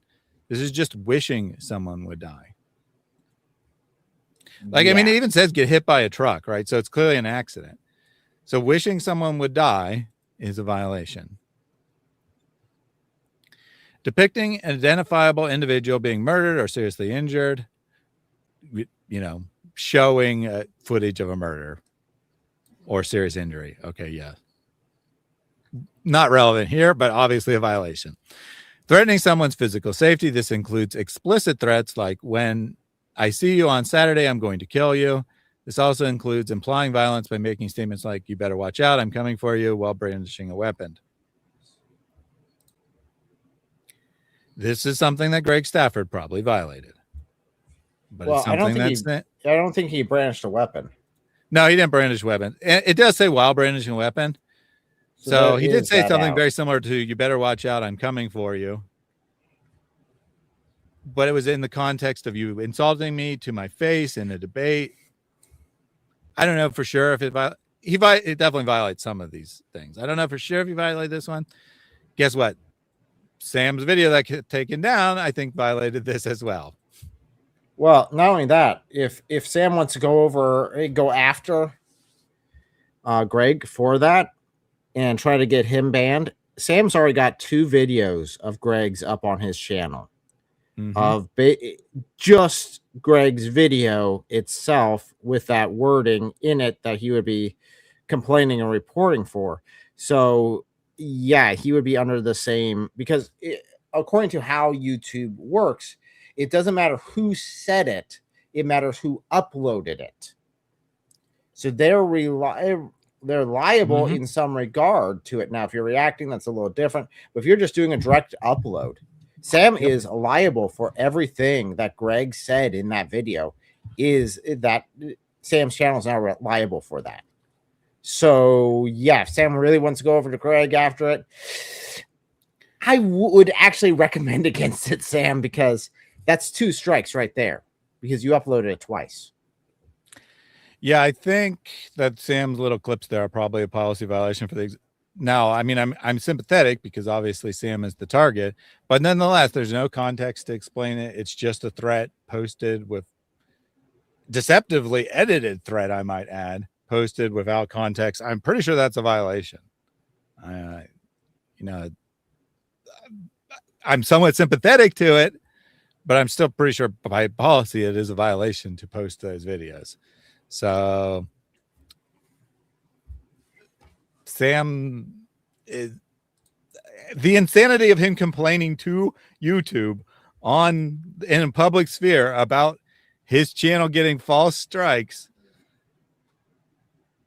baffles me. Like, it just baffles me that he would be that dumb to post that and bring more attention to his massive violations of YouTube policy. Anyway. Sam doesn't care. Sam doesn't think these things through. It's been very obvious that Sam just does whatever his impulse is. He has no self-control. He just does whatever. That's why he ends up getting caught for doxing, is because he just did whatever he thought was, or what he felt he wanted to do. This guy didn't do what he wanted. So, I'm just going to get back at him. And here you go.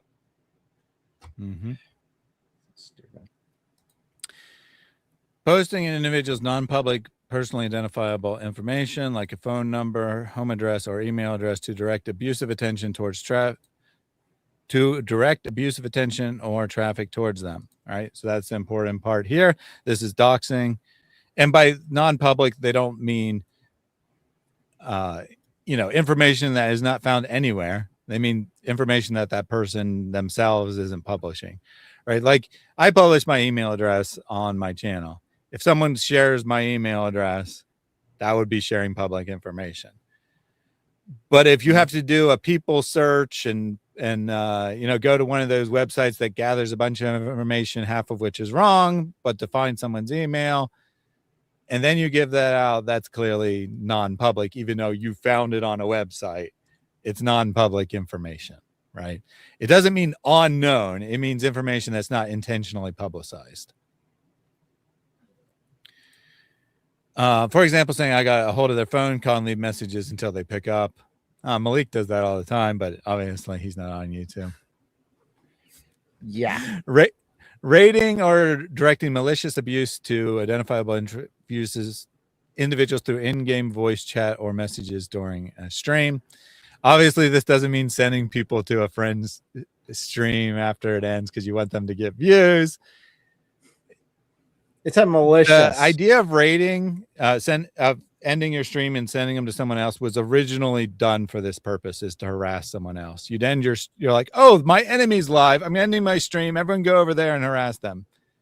Is basically what rating was originally used for, which is why it's referred to here. But nowadays, rating usually is a friendly thing.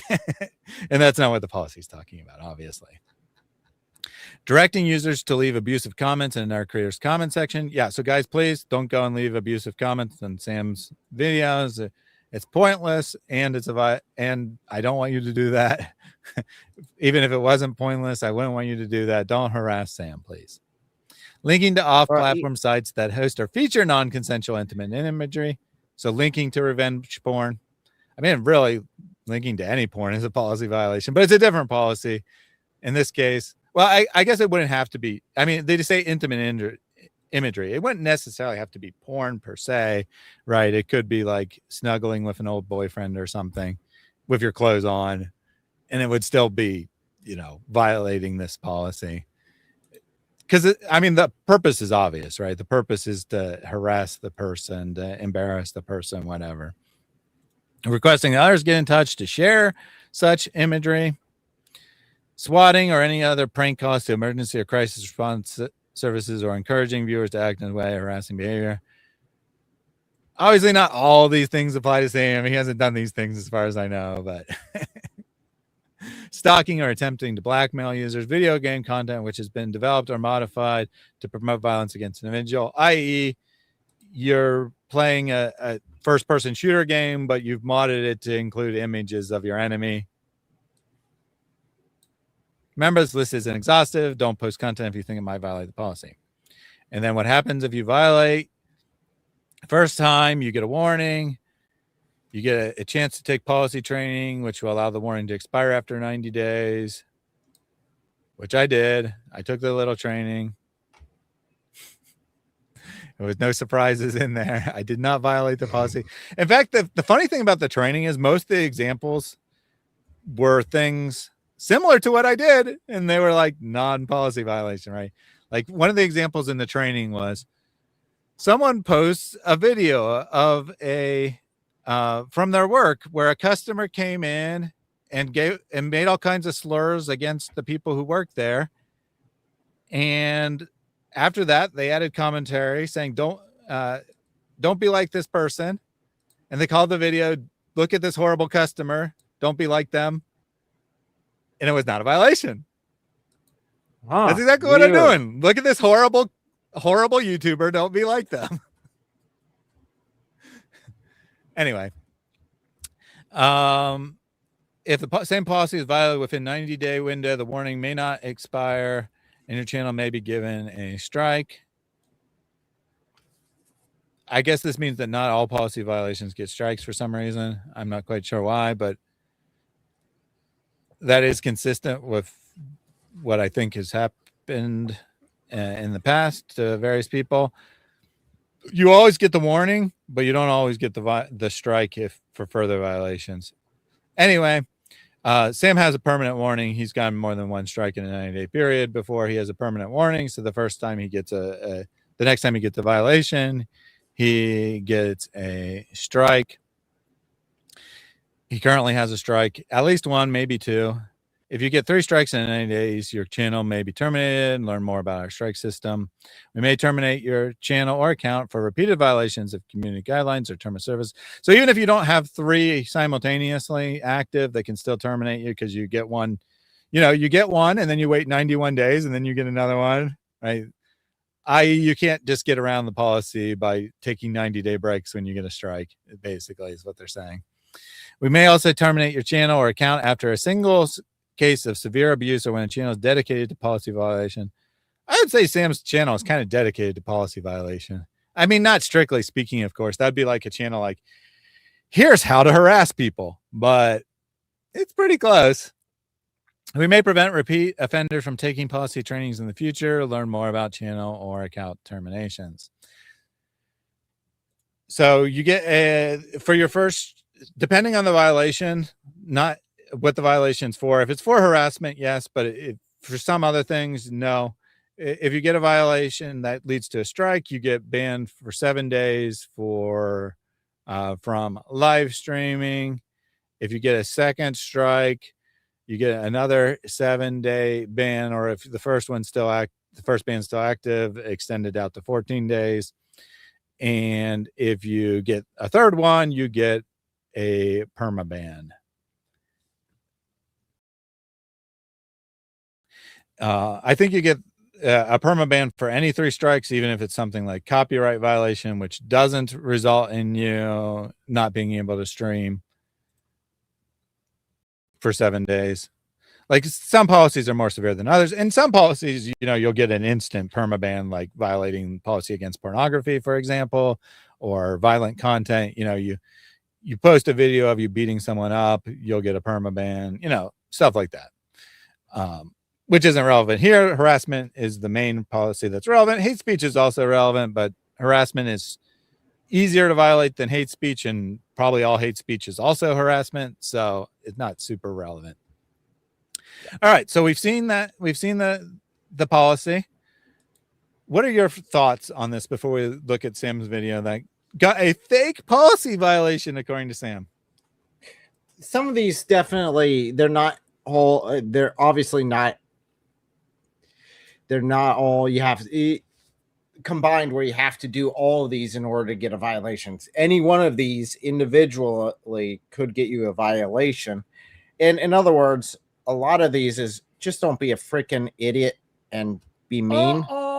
Don't be a jerkwad. That's all. Yep. Don't be a jerkwad. Don't beat someone up. Don't continuously dedicate your entire live stream to cussing someone out that had the audacity to ask you a question in the chat relevant to the topic, or even worse, answer someone else in the chat, which means you weren't able to answer them. That's even worse, according to some people. Mm-hmm. And actually, one more thing, so we have some context on what apparently counts as extended. Let me pull up my video real quick here. Obviously, this doesn't include the part that got me the violation, but it does include a portion of the same exact speech. So let me go to my channel real quick here. The biggest hypocrite in Christianity. I think I'm still sharing sound. We'll find out here in a second.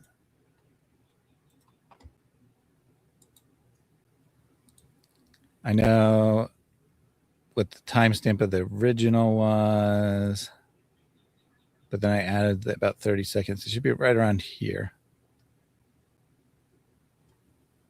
He's a whore, son of a whore. He doesn't understand. Hebrews 12:8, Revelation 17, Matthew. Let me just double check real quick that I have the right timestamp. That was, I mean, the whole video is dedicated to him calling people whores. So it's hard for me to know if that's right. I can't find it. He insults too many people. I can't figure out where the insult was I wanted. Okay, guys. Well, I just want to make sure I play the right one, right?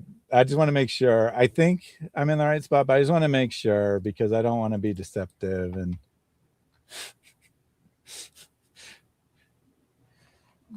Let's see. All right. Review my policy violation here. 406. Yeah, I was okay. I was correct. I just don't remember precisely how long the new intro is.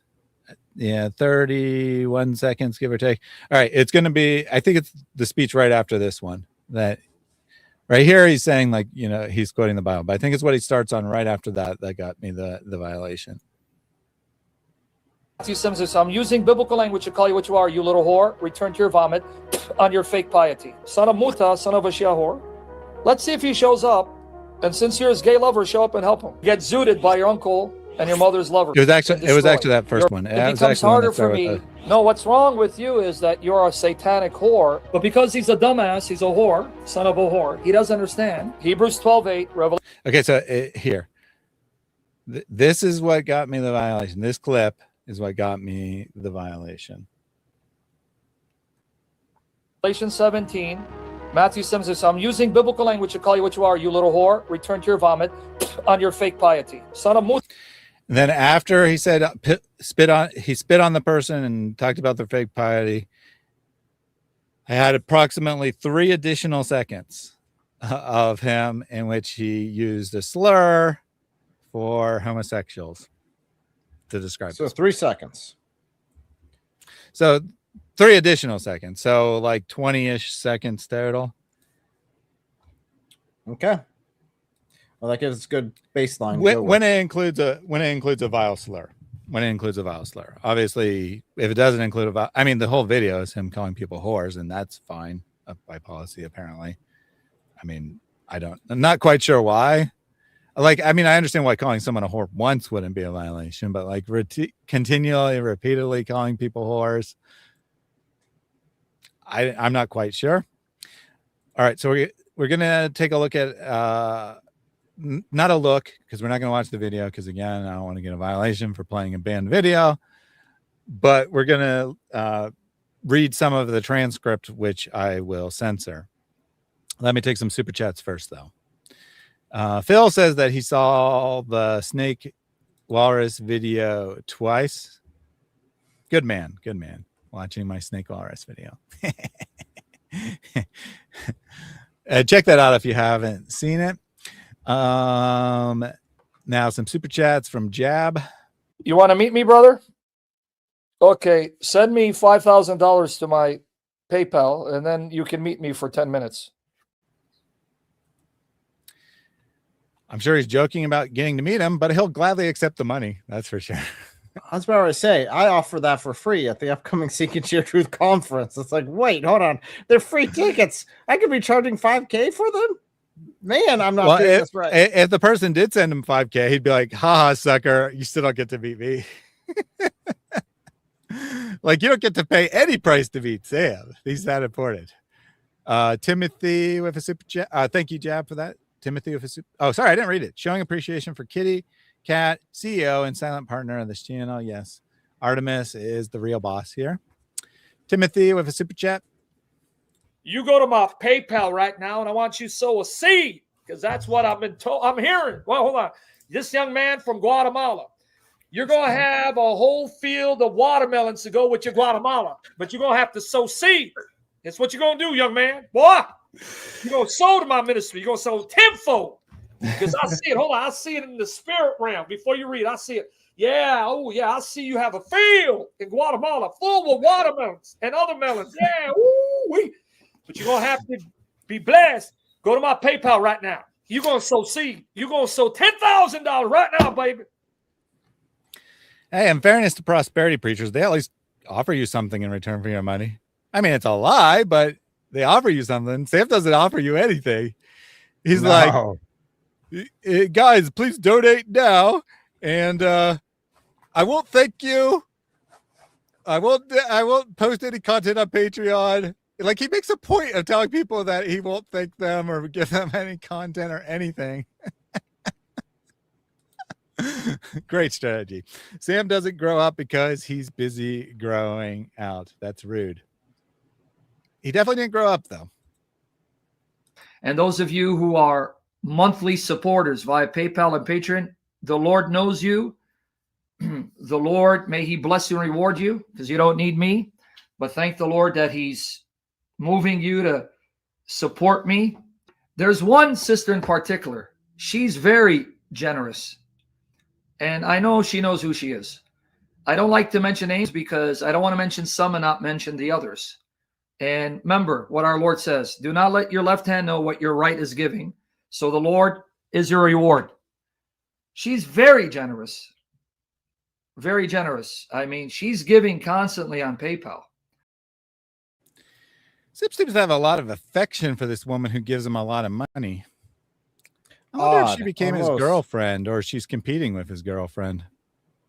Very interesting indeed. Ada Baby Dean says Sam's like a drug dealer. He calls the cops because he got a fake bill. 100%. Guys, Oh my gosh, guys, I I can deal in imagine harassment all the time. Please help me. Thaddeus harassed me. By the way, none of my videos harass Sam. None of my videos violate YouTube's policy against harassing someone. Now, if I were to make a video telling you to go flag his videos, that would constitute harassment.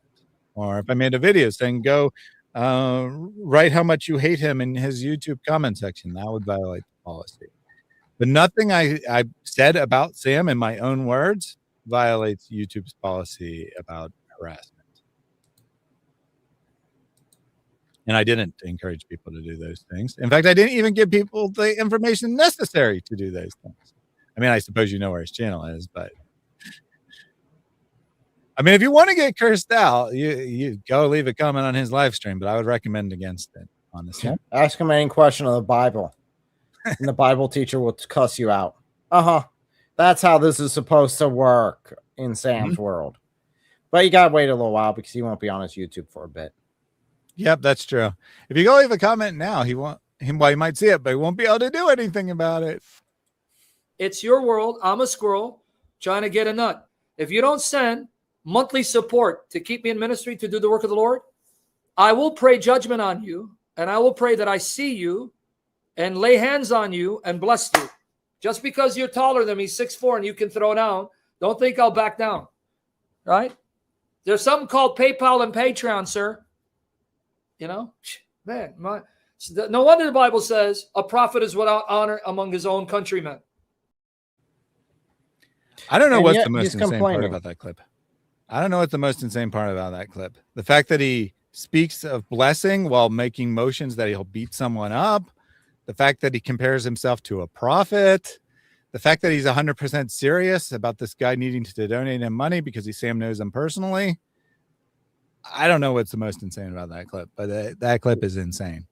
What's the most insane about that clip is him complaining about someone else allegedly threatening him while he's done that.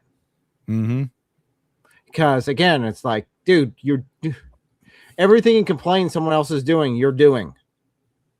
You know, tenfold.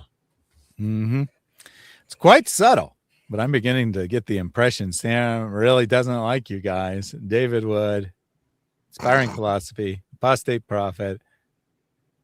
You can add in Greg Stafford there. I'm not sure if you've brought this up yet. Yeah, it's a mystery. I mean, yeah, subtle, like a semi to the face level, subtle here. Yeah, obviously they are joking there. Thank you very much for the super chat. And yeah, I agree. We need to be a little more obvious. Sam needs to be a little more obvious about his true feelings so we won't miss the message. Jab with a experimental super chat.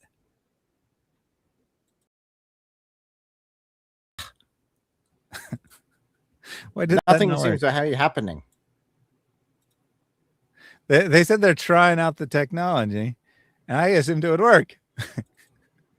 Well, I think you assumed wrong. Or I'm just impatient, which that could also be the case. No, I know what happened. I know what happened. So there's a second one that will work, but this one did not work because I forgot to on.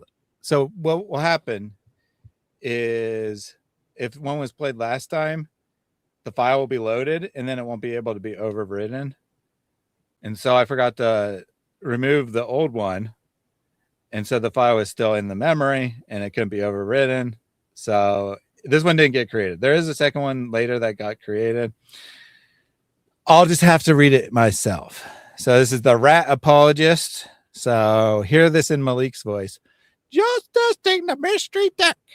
Sam's amazing recall of scripture will help him if he doesn't believe the word. Chat, taking a break to ask the Lord to touch his heart and retrain worshiping the almighty dollar, in my humble opinion. Yep. I agree. Your impression is amazing. I think I made him sound better than he really does. No, that's true. You spoke too quickly. You had to make multiple pauses. That's true. It should have been like, just testing the mystery tech chat. Yeah, tech chat. Sam's amazing recall.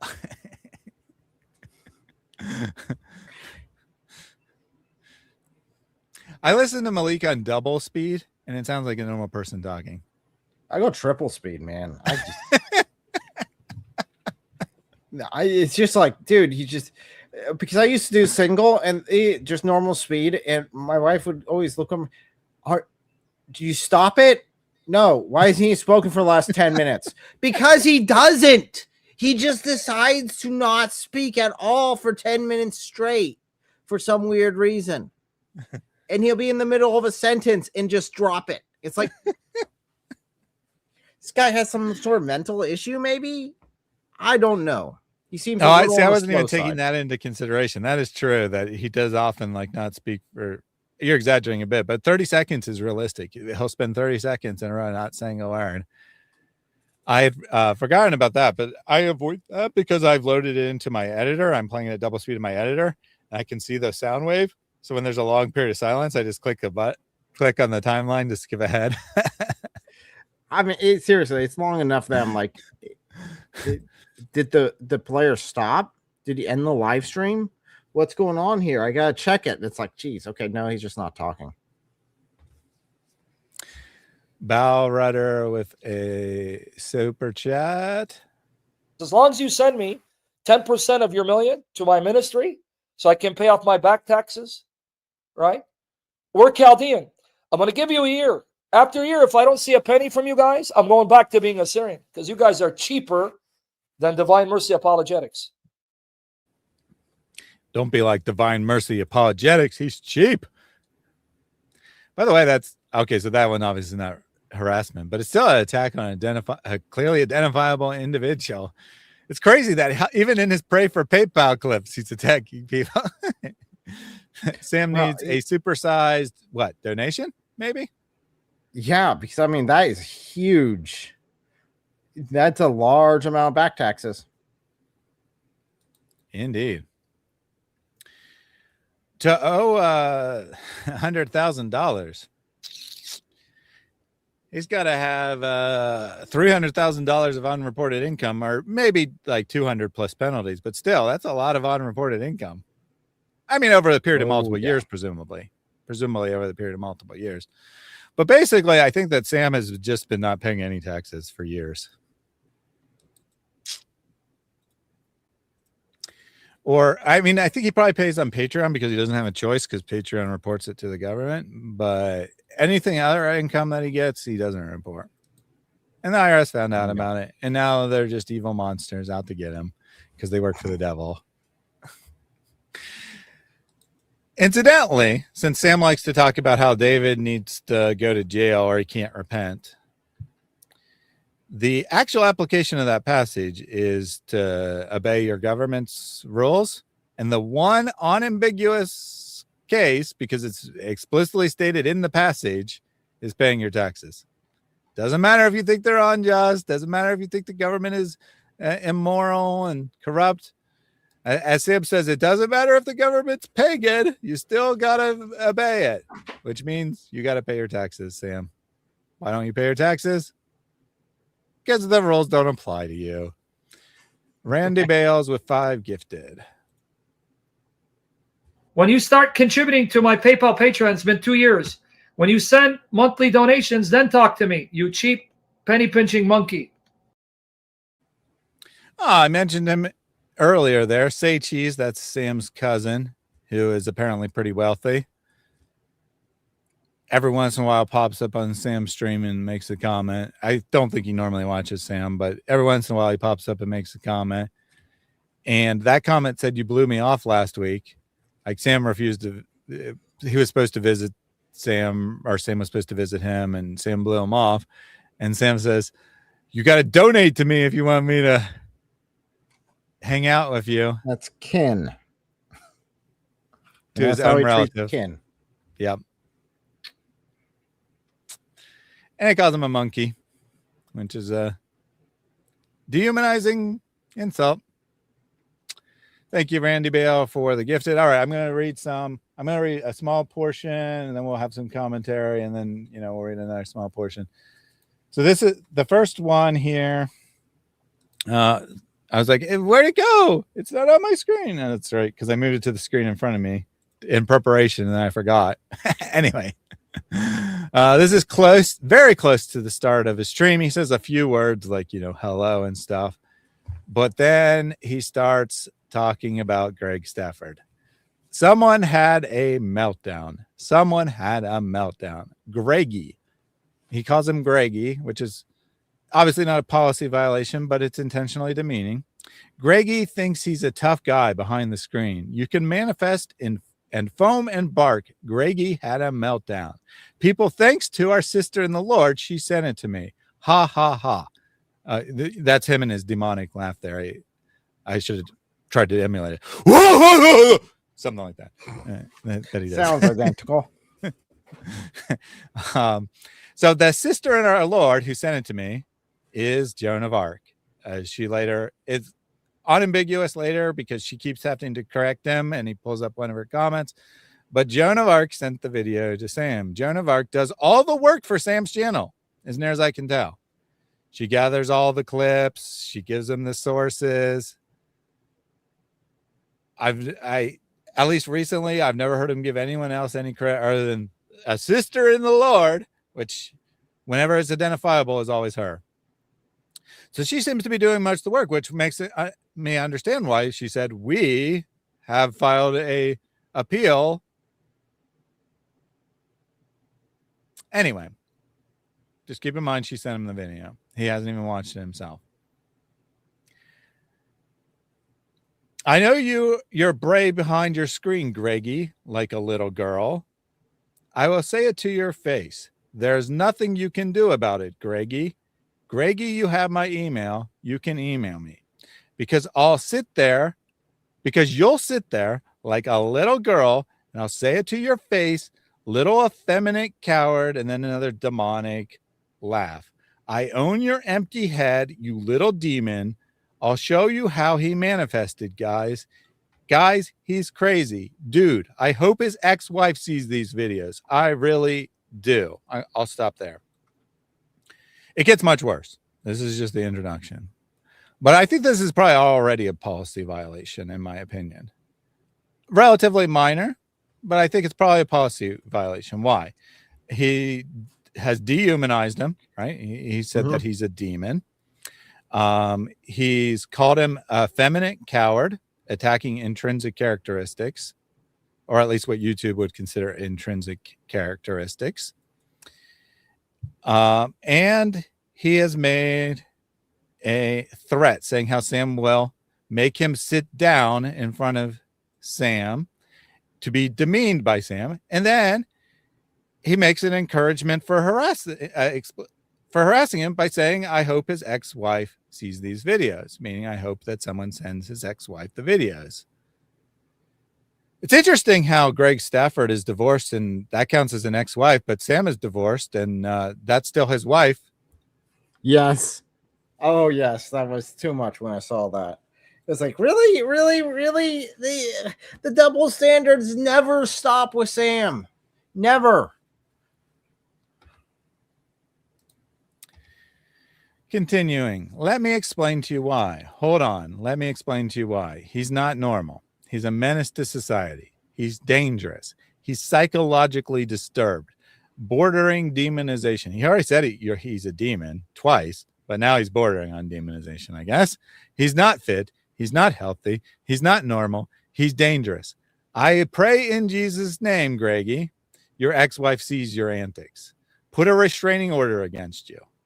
I don't think you're safe. And I mean this because I'm going to bring receipts. I want you to see this. All right? Right here. Right here. Hold on. Right here. This is Sam, the professional live streamer. Let me show you how. Greggy, watch here, guys. Thank you, sister, for sharing this. Rumble. I uploaded it to Rumble. But watch here, guys. Get ready. If you have children, get ready. This guy is like demonized sick, and his language is sick. Greggy, I promise. I'll say it to your face, and it won't be lights out for me. Be a man behind your screen, Greggy, but keep foaming like a dog. Watch here. So it took him like a minute of stalling to bring up the clip that he, remember, this is right at the end of his live. So he goes live to show this clip, and it takes him a minute to pull it up. But Yeah. so we got foaming like a dog. Remember what we read, right? The example was comparing someone to a dog. Which Sam That was a does violation. all the time. I know he does. Then we got multiple instances of saying he's demonized, which is dehumanizing. Lots of demeaning language, threats or implied threats about showing it to his family, calling him psychologically disturbed, a menace to society. In isolation, these things wouldn't be violation, right? But continuously talking about him for what is basically the entire live stream, almost the entire live stream is about him, and the live stream's 2 hours long in this language, I don't see how it couldn't possibly be a violation. Like if you call someone a dog once, you're probably fine. But if you do it repeatedly throughout the entire stream, like the example said, and you call them a demon and you attack their intrinsic characteristics,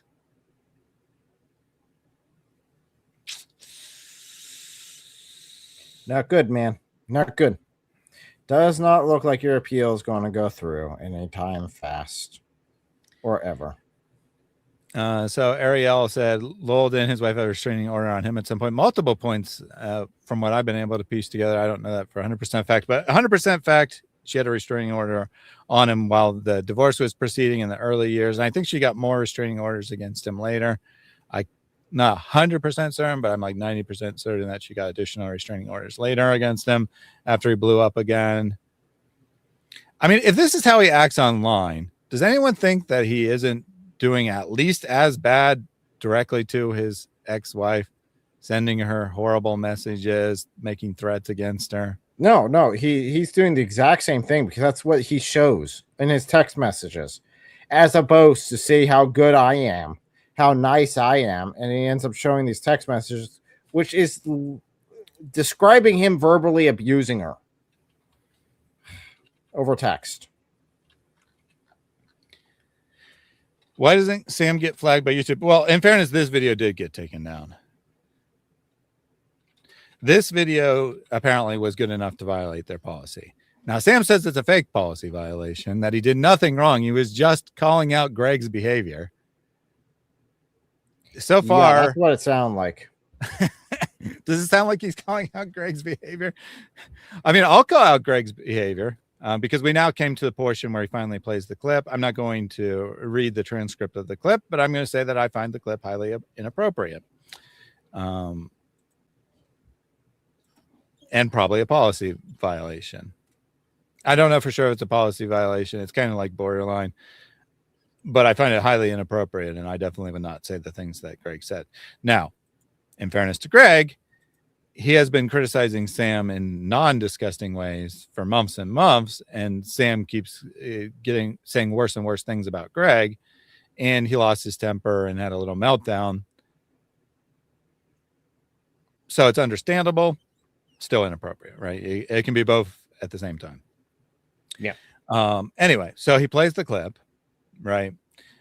Which ends with, I'll give you the gist. Basically, in this clip, which is the longer of the two that Sam has uploaded on his channel, he said that if you were to say these things to my face, that you're saying to me, saying about me on YouTube, right? So if you say the same things directly to my face, it will be lights out for you. And I won't punch you in the nose like a sissy. It'll be a proper fight, is the gist of it in this clip. And then he says something along the lines of, you should get off YouTube and get a real job. Oh, Greg, here's my promise to you, Greg. I'll say it to your face. If you're going to sit there like a little girl and accept it, you little cat, and you're going to sit there like a little girl and accept it, you little coward. That sounds like a threat to me. Oh, yeah. You sick, demonic, censored. I don't want to say it because I might get a violation. You sick, demonic, censored. You're not even a man. You're not even a dog, right? So he's lower than a dog. So comparing someone to a dog is already a policy violation. What does being lower than a dog make? You're an inbred. I'm sure that that's a policy violation, calling someone inbred. There's nothing you're going to do about it, Greggy. Prove me wrong, Greggy. Prove me wrong, Greggy. Hold on, guys, 1 second. Let me open up the screen. I'm going to show it to you again. He's gone, guy. Gone, man. He's gone. Dude, he's sick. All right, let's do it right here. Let me do it one more time. Oh, by the way, Greg, if there's any solace, I went and got myself checked today, right? So, right, you think that, oh, he got his mental health checked or something. Because any solace. Because Greg is saying that he's insane, out of control, a lunatic, stuff like that. I'm not skipping anything in the transcript yet. I mean, other than the words that I'm censoring. Other than the hellos, I've read every word that Sam has said. So he's on this rant about Greg, right? This is Sam's mindset all the time. I went and got myself checked today, right? I went to get to check up, guys. I lost, right? Right? Hold on. Okay, I lost another 9 pounds. So in the middle of his rant, he needs to, he's like, oh, by the way, guys, I lost weight. And if he's, by the way, if he's being honest with those numbers, I'm concerned. Because he's losing a lot of weight really fast. And if he's not using any sort of weight loss for it, that's an indication of something really screwy going on. Now, I know he doesn't do normal checkups. He just runs to a relative of his that then tells him he's doing okay. Dude, spend the money, get a real checkup.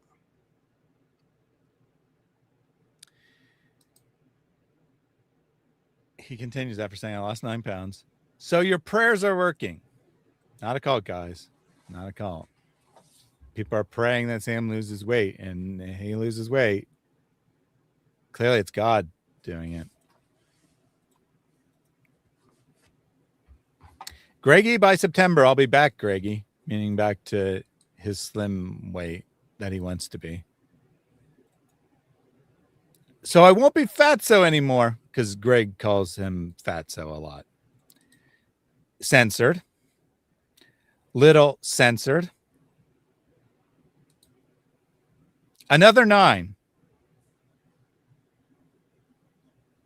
So back to the pounds. She was amazed. So I guess he has a female doctor. That I just lost another 9 because I'm losing weight fast and I'm doing it right. Translation, the doctor said, so. I'm concerned you're losing weight too fast. That's what the doctor really said. No, his relative, either I think cousin or like niece. Oh. So it's not an actual doctor. It's just some relative who has some sort of medical experience, because he's too cheap to actually go to a doctor and get checked out, which again, dude, I don't want you to die. Get checked out. You need to get it. And again, what reminds me, because he'll use the fat joke and fat insult all the time, including on X with me. And I sit there, I'm like, I'm not the skinniest dude out there. I definitely have more weight on me than I should, but I'm actually his target weight. Where he is saying, this is the weight I want to get. Don't worry, guys, I'll be that weight here soon. I'll keep going, be that weight. And then he's on X saying, oh, you fatso. I'm like, dude, if you're calling this fat, I'm your target weight, so you'll be fat forever. Don't think through your insults. Sam's pretty short. I don't know exactly how tall he is, and I'm not trying to insult him. I'm just stating a fact here. He's pretty short, and he says his target weight's 197. I'm quite confident that at his height, that would be considered obese. That'd be oh no, that's overweight. 100% obese. That's 100% obese still. I think you'd have to be like target. Yeah, I think you'd have to be like 6'6" or something for 197 not to be overweight. For mine, if you wanted my height, I am definitely still considered obese at my weight. So if I were to lose another 40 pounds, then I would be good weight for my height. But you're right. If he's shorter than I am, and he's saying he just wants to get to where I currently am, Sam, you need to go to a real doctor. Yeah. And I think I'm slightly taller than, at least a few inches taller than Sam. Like, I don't know his exact height, but I think he's pretty short. I also weigh about the same. I also am considered obese, medically speaking. I mean, I don't like go around obsessing about it, right? But so I'm not saying that, it's horrible that he's obese or something, but for him to say that that's his goal weight and then he'll be healthy is not medically true. You know what the saddest part is about this entire thing? Us doing this live stream and getting to this point and talking about this side of it. And maybe we won't do it because I'm now pointing it out. But this is the most likely the section that he would clip and only play this section about us talking about weight. And that's it, because that's all he cares about in the end. It's like, geez, dude, grow up. So Ryman asked me, if I gave you a glass of water and poison in the same glass, would you drink from the glass? Exactly what Sam was like. I mean, I wouldn't. Nope. I mean, you might be fine if you drink a glass of water that has a couple drops of poison in it, or you might not. It depends on how strong the poison is. But either way, I'm not drinking it. Either way, I'm not drinking it. And that's what Sam's videos are. Even granting, which I don't agree with, but even granting that he teaches the Bible well, it pains me to even say that because his Bible teaching is horrible. But even granting that, why inject all the poison that you have to deal with? I get lots of people who are like, I can't stand when Sam calls people out, but I learned so much from him. I watch him anyway. Why? Seriously, why? There are literally thousands of channels on YouTube that are primarily biblical exegesis. If that's what you think is so great about Sam and why you watch him, find another channel to watch. There are literally thousands of channels that does what he does better. I'm not saying watch me. That's not really what my channel's about. But if that's what you love his channel, from his channel, find another channel to watch. It's not that complicated.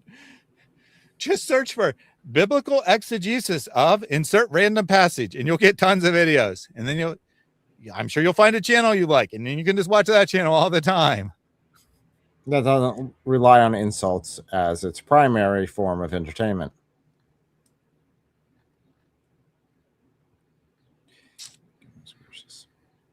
All right.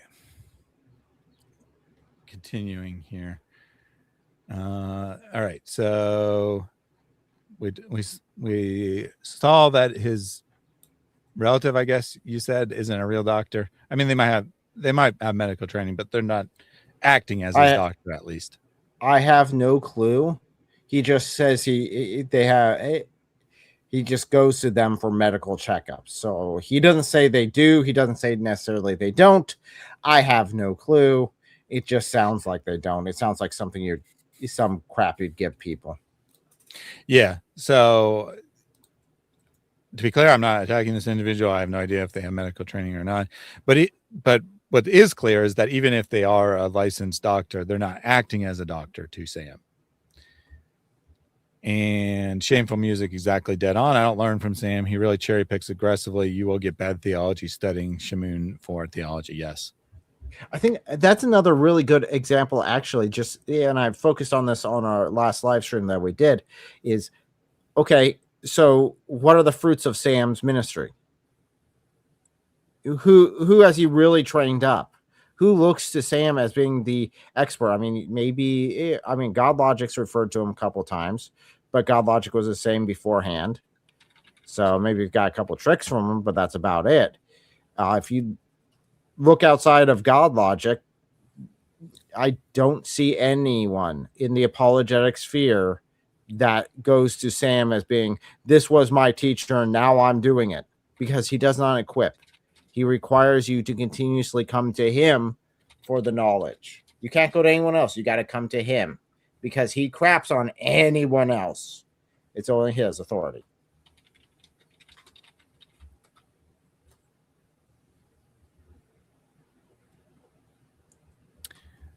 Sure, I'll bring up your comment. I wasn't going to bring it up because I wasn't sure you really wanted me to bring it up, but I'll bring it up. One second. So Ryman said, I'm going to be honest, Rory didn't go to church. Maybe that is why he lost his faith. What do you think? I think obviously I don't know the inside of any particular individual and how their mind operates, but I would say it's a possibility. What I said in chat and why he wanted me to bring it up for everyone is that corporal worship, community worship, i.e. going to church, and private, I said private reading, I meant private Bible reading. Don't read people's privates, please. Private Bible reading are the food of the faith, right? Our food to your faith. If you never worship with people, right? You're never part of a community. That's what church is being part of a community. And you never read scripture. How do you expect to have faith, right? How do you expect to have a good relationship with God? Dies a slow death, but you die of starvation. In fact, starvation is a slow death. So it's a perfect analogy, I would say. Well, I would say yes. You're exactly right. The Bible says don't neglect the gathering of the saints. Don't neglect those fellow Christians that you gather with constantly. It's not talking about the people who have died, the gathering of those who have died. It's referring to specifically the ones who are following Christ. Make sure to gather with them together for this. Now, a lot of times it was like meals. It was a lot more involved than what we see in a lot of churches nowadays. But don't neglect it. Do Bible studies, do men's groups, do groups with a bunch of guys or girls, depending on your gender, and do the Bible together. Live together. God did not create us to be isolationists in our core. We're not supposed to be all on our own like Sam is, because Sam only goes to himself for authority. We are supposed to be working together. We're supposed to be cooperating. Whenever Jesus sent out his disciples, he never sent them out, oh, you by yourself go over here. No, he sent them out in pairs. There's always more than one for that express purpose, because you need to have other people. It's not a bad thing. It's a good thing. And as Mary points out, this would apply to her, but it applied to many other people as well, because he just calls everyone fat without having any conception of what they even look like. He called me fat. I'm not even medically overweight. He's never been as thin as I was at the fattest in my life. That's true. 197 apparently is the thinnest he's ever been, at least as an adult. I mean, I don't know when he was 5 years old, but as an adult, the thinnest he's ever been is 197, so the medical classification, there's underweight, healthy weight, overweight, and then obese. That'd be obese. He'd be considered obese at 197. And that's the thinnest he's ever been. Medically speaking, obese is the thinnest he's ever been. And I really don't care. I would never in a million years attack him for his weight, but he's the one who's constantly talking about his weight. Continuing on. So his non-doctor is amazed that I lost another 9 because I'm losing weight fast and doing it right. Wait, let's go here. One more time. Watch the demon. Anyone think this guy's a man? I'm pretty sure that constantly calling someone not a man, or if they were a woman, calling them not a woman, would be considered attacking someone's intrinsic characteristics. Yes. Definitely. He can fight. My cat can fight. My cat can knock this guy out. But watch, he's sick. Greggy Little censored. Then he plays the same exact clip a second time. Now, Joan is telling him, honey, I sent you more clips. So you sent me another one. Wait, it's not about Greg today? Sorry, wait, it's not about Greg today, but let's see a manifest. Spoiler alert, the whole live stream is about Greg. I'm not even sure he mentions the Bible passage that it's supposedly about, and then it's titled. The stream is titled like Korah, Galatians 3:13, something, part 3. And I don't think he probably mentions Korah in Galatians 3:13, but 90% of the stream is about Greg Stafford. Yeah. I'll upload this as well. So he's got a new clip. He hasn't watched it, but he's going to upload it to his channel. Genius idea there, Sam. Especially since it's probably a policy violation to upload it. Did you send it to my Facebook? I'll upload it later. Okay, let's see. Man, why do I have this effect on people? Gee, I don't know. Why do you have this effect on people, Sam? Why do you upset people to the point where they have a meltdown and challenge you to a physical fight? Maybe because you spend all day, every day calling people's mothers whores? That would be a good example. Yeah. I think that'd be a safe bet. That's the specific language that Greg is referring to when he says that if you say this to my face, if you call my mother a whore to my face, it'll be lights out for you. Why do I have this effect in people? Yeah, she sent it to me, or let's see. I'll upload this later because you sent it to me right before the stream. Hold on. Let's see. Let's look at it. Okay, let's see this one. Now I'm seeing this for the first time. Watch his fighting skills, guys. Jiu-jitsu. Are you scared? Watch his fighting skills. Hold on. I'm guessing that at some point Greg said that he knew jiu-jitsu because Sam mentions it several times. What is the sound? Jiu-jitsu, get ready, be scared. Yeah, I'm going to upload this later. And he plays the new clip, which is also not the one on his channel, the second one on his channel. So apparently she sent him at least 3 clips, probably more. And he uploaded 2 of them. He never did end up uploading this one. So in this one, when it's similar theme. Like I told, it's a complete meltdown by Greg. He just says the same things over and over again. But he's saying similar things like, you know, don't call my mother a name to my face, or I will punch you, is the gist of it. Sam pauses him to says, your mother is a bitch. I'm not going to finish the word, but your mother is a bitch.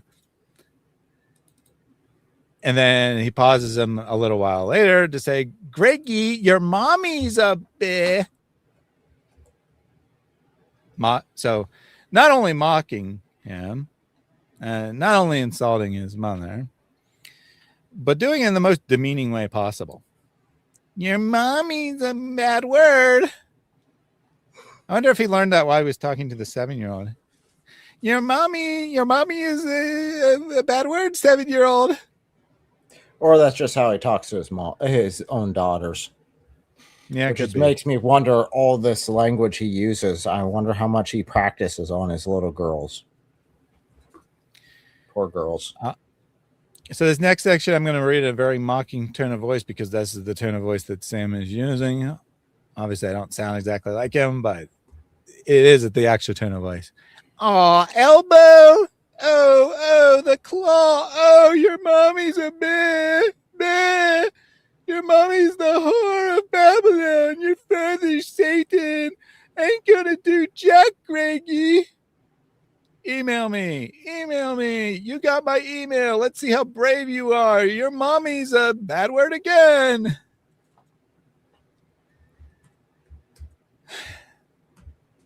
If this doesn't qualify as extended, prolonged insults, I don't know what it does. No. And don't worry, I'm not going to read the whole stream, but we are going to read a little bit more. Sorry, he hadn't finished the clip. He paused it for an extended period of time to say all that. Then he praised the rest of it, which was just a couple more words. And then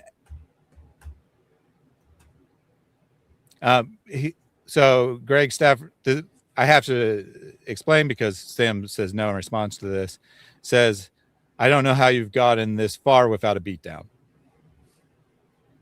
So Sam responds, no, you ain't gonna be the one to stop me, Greggy. Your mother's a censored. Email me, Greggy. You have my email. We'll see how brave you are when I'm standing in front of you. You threatening me, right? It's good. It's all recorded. Laughs like a demon. Then play some. Go ahead. Definitely I was just thinking, makes me want to do the things you tell me to do when you call my mother a B repeatedly. That just makes me want to do exactly what you're saying to do.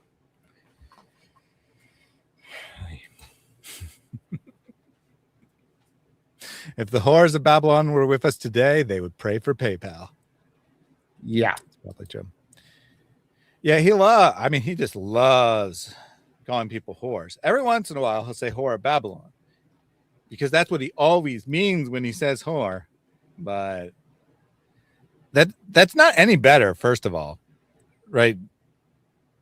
In reality or according to YouTube policy, because it's attacking someone on their religious beliefs by calling them pretending that you didn't call them a literal whore and you only called them a whore of Babylon.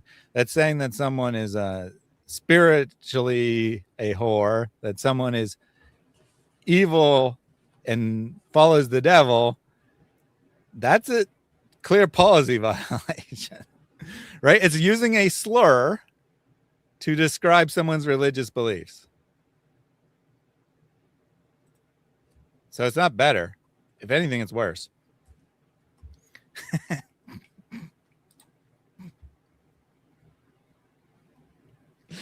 Shameful music. Obviously, watch my compilation of Sam. Nobody is stuffing the whore of Babylon with mushrooms. Because, yeah, you tell some random person that their mother is being stuffed with mushrooms by the Shia. What the heck? That was where he got that image from? Maybe from his Google searches of weird. I'm about to say, I'm wondering how much of this is his Google searches just going through and him just reading out loud his search history here, because that seems very odd. And it would merge the two because he's always complaining about food and lust. So maybe that's his fetish. I don't know. I think that's a thing, that there's like videos that involve sexual activity and insane eating simultaneously. I'm pretty sure I've heard that fetish exists. There's a fetish for everything, so I'm not surprised. Yeah. Stuffed with mushrooms, indeed. I mean, I assume he means hallucinogenic mushrooms, but he just that says would be worse. That makes it even worse.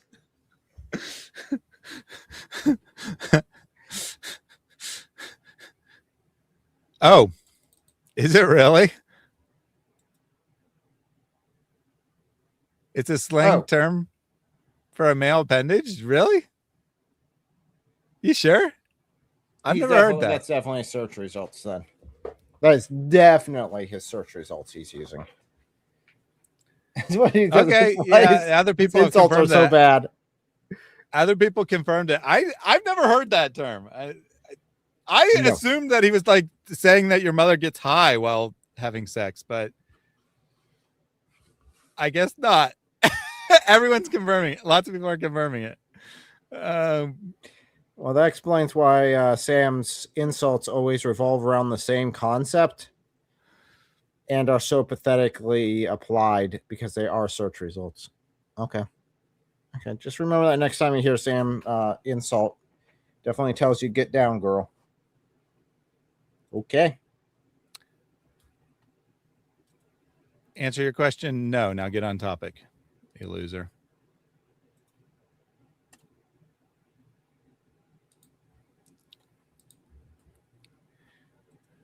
That's not a policy violation. There's no policy violation about asking for money. I'm not saying Sam's constant prayers to PayPal are a policy violation. No. I'm saying his speech is a policy violation.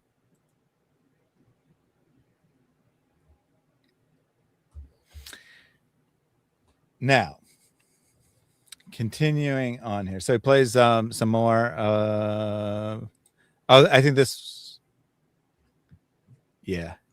So looks like he plays the other video that he had uploaded to his channel. The one which could be interpreted as a death threat. I don't think it really is in context, but you know, it's pretty close to one. I mean, I got to be honest. So then he laughs demonically twice. And this says, your mama's censored. Your mama's censored. Ain't going to do Jack Greggy. Email me. I want to see what you're going to do when I'm standing in front of you. Call my bluff. Censored. Laughs again. Elbow. So Greg said that he would use his elbow in the fight, basically, is what that's about. He's like, I'm not going to just punch you in the nose. So that, you know, because if you punch someone in the nose, obviously it's very hard for them to fight you. He's like, you'll get a proper beating. And you'll get my fists, my elbows. But Sam obsesses about the elbows. For you to get that close, it's going to be lights out. So Sam says, in response to Greg, which he interprets as a death threat, saying that it'll be lights out for Sam if he insults Greg's mother to his face. Sam says, if you get that close enough to insult her to my face, it'll be lights out for you. So if it's a threat at Sam, it's a threat at Greg Stafford. Mm-hmm. He uses the same words. I mean, either they're both threats or neither one's a threat. There's no other way to interpret that. How stupid can you be? I'm going to make this whole big thing about how he is threatening me. And, I'm just going to replace the words and say the same thing back to him.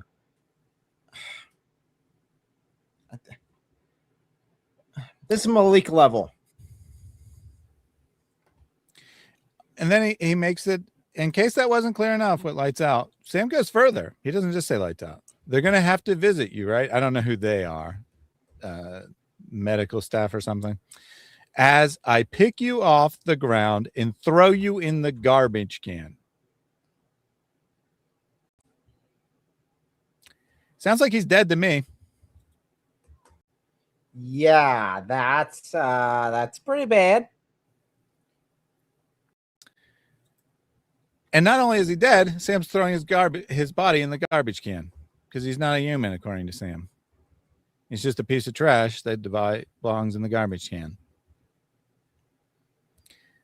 And then after talking to Sam, now he's talking to his audience. Anyway, that was a threat. And you can see I'm shaking, you know, mockingly, obviously.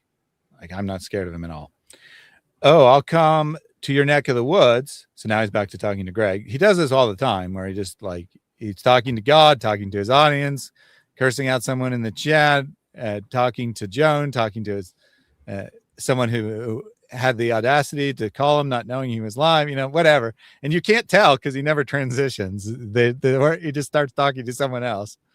So it takes you a little while to figure out. But he's back to talking to Greg. Oh, I'll come to your neck of the woods and just, you know, take you out for coffee. Are you in? Gives a location. I don't know if his location is public knowledge or not, but even if it's public knowledge, putting his location out with a threat is considered doxing. Yeah, I mean, it's just so bad. So bad, one after the other. Just dig yourself deeper, Sam. Just eventually you're going to hit China at this point. Then he spends a couple lines, which I'm not going to read, explaining how he knows where Greg lives. Invite me, Greggy, for coffee. We'll see how brave you are, laughs demonically. And to be clear, for people who just tuned in and didn't hear it when I said the first time, whenever I say laugh demonically, it's when he does that super fake, exaggerated, over-the-top laugh that he likes to do. It's not him actually laughing. It's him putting on a little show. That's why I'm calling it a demonic laugh. Because he's intentionally adopting that horrific sounding laugh. Then he said, after laughing demonically, he says something which is not entirely clear. It could be give me power. It could be I have the power. My power. It's not entirely clear, but something about power. After laughing demonically. In my video on Sam manifesting, I have a clip of him doing that. I did it in this video as well. Adopting this demonic personality intentionally and then talking about having power. Anyway, so guys, it's recording. I think he means recorded. He threatened me. I didn't threaten him. You did now. Yes, you did. Yes, you did. I didn't do this obvious thing I just did 5 seconds ago. I didn't threaten him a second time. I don't threaten people. But then he explains what he really means. I take care of business. Taking care of business. Taking care. Yeah, Greggy. So he doesn't threaten people. See, because a threat you might not actually do. In fact, it's kind of implied if you say threat that the person probably isn't going to go through with it. Sam doesn't threaten people. He just actually kills them if he's given the opportunity. That's what he's saying. Yeah.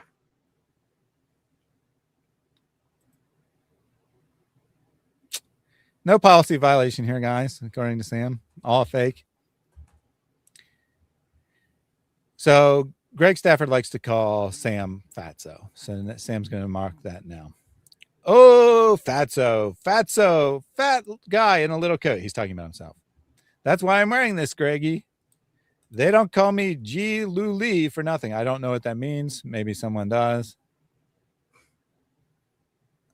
I don't know what it means. Maybe it's a reference to a gangster or something. Anyway, folks, Greg, it's done. Anyway, folks, talking to the audience, Greg, talking to Greg, it's done. He's done. He's no longer to be taken seriously. I don't take him seriously. The guy was a challenge at Trinitarianism. Now he's reduced to this.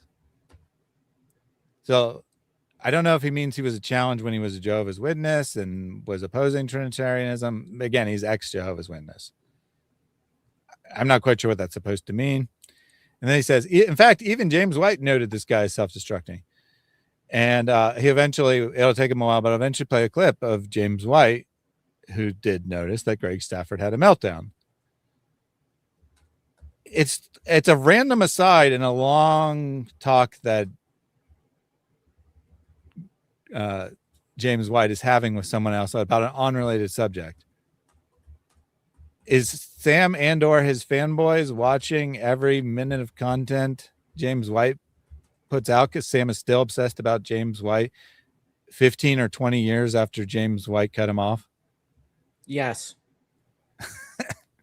I have no doubt that he has his little cronies, his little cult members on everyone's live stream all the time.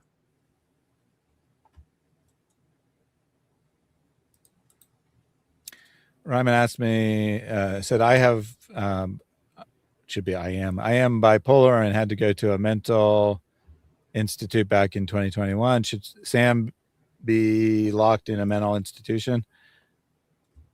I think he's legitimately insane. I don't intend that as an insult. I think that medically he could be diagnosed with multiple conditions.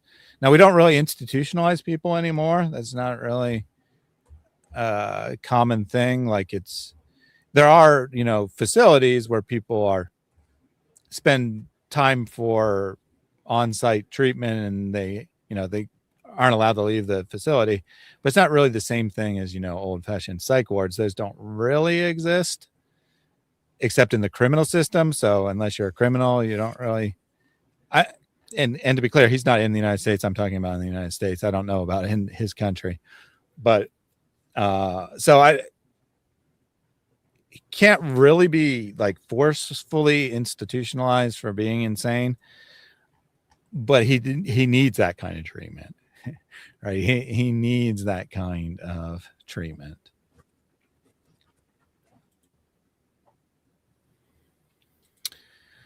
Let me take some super chats before I read more of this transcript. Again, we're not going to read the whole thing. I'm just going to read. You need some sort of like palate cleanser. Yeah, basically. So yeah, I'm going to take some super chats. I'm going to read a little bit more so we can see about his obsession with James White, and then we'll get some thoughts, and then I'm going to close with what Sam said at the end of the live stream, just to show you that this continued the whole time. And what he said at the end of the live stream is one of the worst violations of the whole thing. I don't know what timestamp got Sam banned. He said the bad word that got me a auto flag more than a dozen times in the video. He demeaned Greg. He made threats against Greg. Like there's just so many things in this video that he could have gotten timestamped for. But what he said at the end of the video is definitely one of them. Anyway, a couple of super chats. Second super chat from Bao Rudder. And pray for PayPal patron support. And if the Lord hears your prayers, I'll be writing articles, doing sessions, and being politically incorrect in doing so. I won't be politically correct. May the Lord give you the grace to tolerate my imperfections and personality. And if you can, you will be blessed. You'll be blessed. He does occasionally throw in a hint of the prosperity gospel there, right? If you donate to me, he's definitely you will be blessed. He's definitely got he just does it so poorly that you don't understand that's what he's doing. But he does insist that people who are donating to him will be blessed. I mean, that's his whole theology is God does my bidding, basically, right? If you're my enemy, God will expose you. He'll humiliate you. If you're my friend, God will bless you, right? Sam just thinks God does his bidding for some strange reason, almost like he thinks he is God. Please pray for my daughter's beds and PayPal, and that you donate 20% of your income. As long as you send me 10% of your million to my ministry so I can pay off my back taxes, right? We're Chaldean. I'm going to give you a year. After a year, if I don't see a penny from you guys, I'm going back to being a Syrian because you guys are cheaper than Divine Mercy Apologetics. Randy Bales with a member message. Thank you for being a member for 10 months. I think Sam prays to PayPal, not for PayPal. I think he does both. He is doing both now. Like I never heard him use the word pray to PayPal before, but now he is. Now he's saying pray to Saint PayPal. because he thinks Yes, he it's does. funny. That's, you know what's weird? I've made, a dozen or so videos criticizing Sam at this point. Two things bothered him. One makes perfect sense, me accusing him of raping the woman who would eventually become his wife. And my video where the Snake Walrus music video where he's depicted as a sumo wrestler. If people were accusing me of only being out for money, if people were accusing me of making blasphemous prayers, that'd be on the top of the list of things that bother me. Yeah. To Sam, it's a joke, and he's embraced it, and he's now intentionally doing it. Well, not only that, he's also this is also going into Catholicism. He's mocking the saints. He's mocking the Catholic Church. Every time he says that, every time he makes that joke, it's a mockery to the Catholic Church. And Sam doesn't care. Why? Because he doesn't actually give a crap about any of this. It's just all for his glory and his honor, and he doesn't give a crap about anyone else.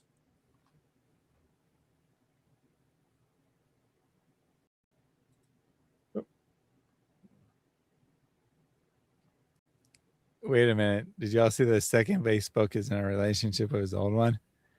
No.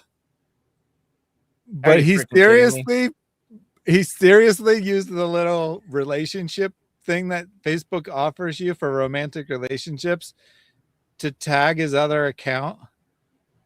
Which, by the way, it is a policy violation. I'm almost certain of Facebook to have 3 accounts like Sam does.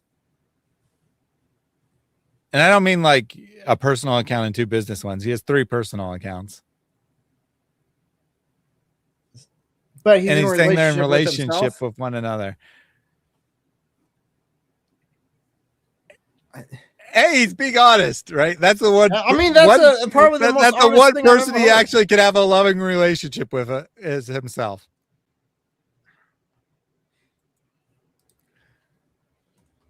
I might have to do a video on that. Yeah.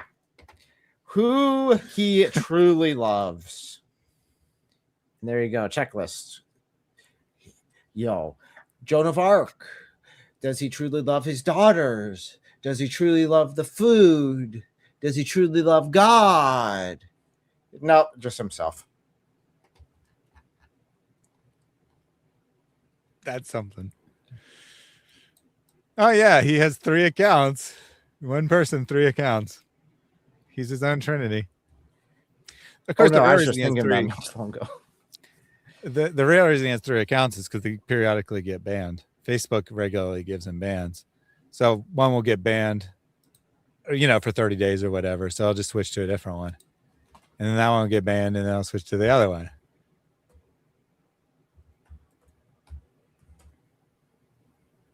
Yeah, maybe he does truly love PayPal. That's a good point.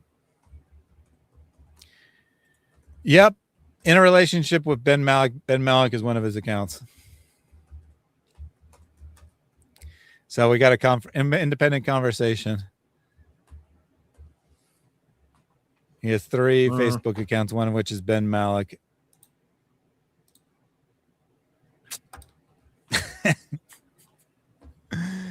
And Joan of Arc on Facebook is engaged, apparently. Oh, I wonder to whom. That's already in another relationship because he doesn't give a crap about you. Mm-hmm.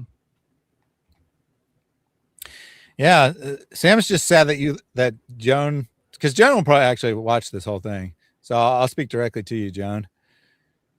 Sam is sad, Joan, that you live on another continent so that he can't have sex with you until you're married. Because if you lived on the same continent, as Sam regularly tells you, he would cause you to lust after him, which we both know, because you know Sam well, we both know is his way of saying that he would have sex with you. He's like, I pray that God keep her on another continent so that I don't make her lust after me and I don't lust after her. But she visited him. And after she Yep. visited him, Sam talked about how lustful it was. Interesting. Interesting. So, John, I imagine that's about to be clipped and sent to Sam. Go right ahead. I bet you Sam doesn't defend you. Because you know what? Oh, no. Sam thinks you're a whore. Sam thinks that you're a woman that he can take advantage of. Oh, no. I know for a fact he won't defend her. He won't lift a freaking finger for it. I've already called it out on X.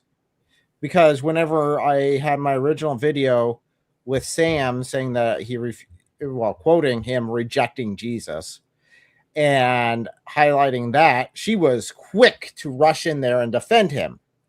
But when I highlighted what she said, Sam was nowhere to be found at all. Very interesting. So I gave this idiot a timeout. But since I gave him a timeout, I'll give him the generosity of reading his comment. Why not ask for funds to help the people of Nigeria? Inspiring philosophy and God logic are in the safest country, and instead of helping those helpless people, they're being selfish. Shake my head. Why can't you do both? It's interesting. Actually, it's very interesting that you didn't put David on that list, because David asked for money so he could move. You know what David also did? A fundraiser for people in Nigeria. Yep. You know You who can do didn't do a both. fundraiser? Who didn't do a fundraiser for the people in Nigeria? That'd be Sam. Mm-hmm. In fact, Yeah, I don't Sam see- never I don't see does Sam doing fundraisers for. Yeah, he never does fundraisers for anyone else. It's only ever give money to me.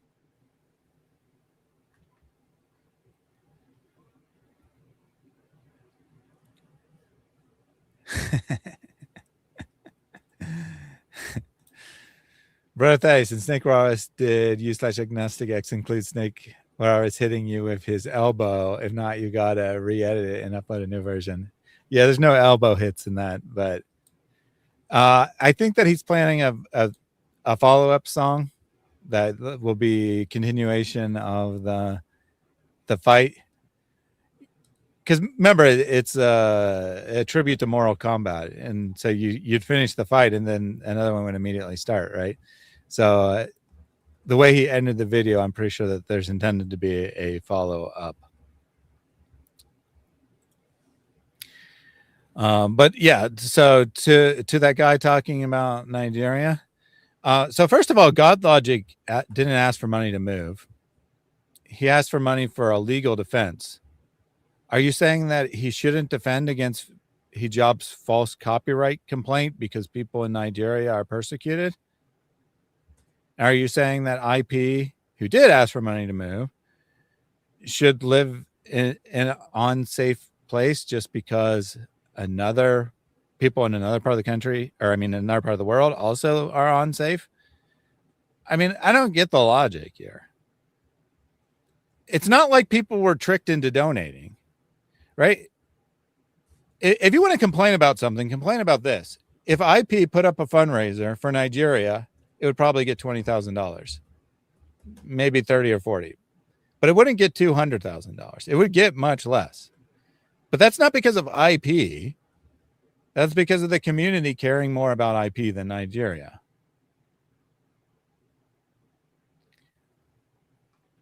You know what would be fraud? Putting up a fundraiser to say, so I can move, and then using it for some other purpose. Even if it is Nigerian Christians.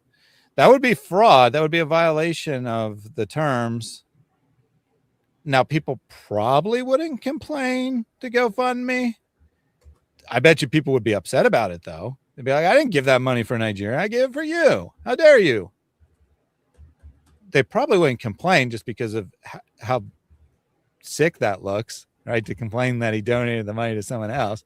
But people would be upset about it. And if he explicitly said, let's raise money for Nigeria, he would get money, but he wouldn't get as much.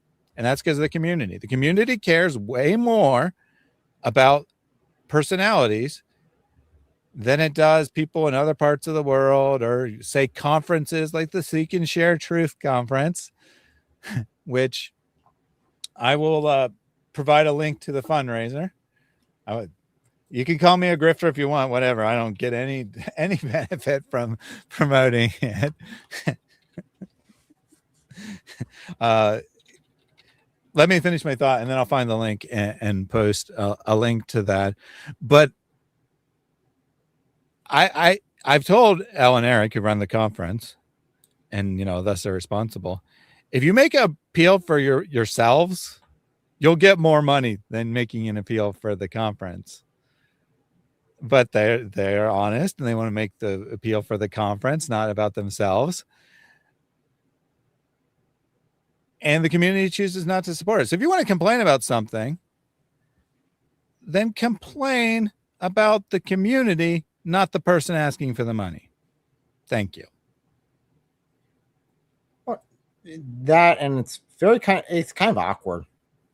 I was always raised, that's one of the weirdest things about going into doing more ministry stuff is asking for donations. Because growing up, that's not what you did in my family, ever. Mm-hmm. You never asked for money. You only ever you earned it yourself. You go out, you work your butt off, and you earn it yourself. And it's like, well, if I'm doing this ministry and I'm doing all the work towards ministry, I don't really have time to do anything else.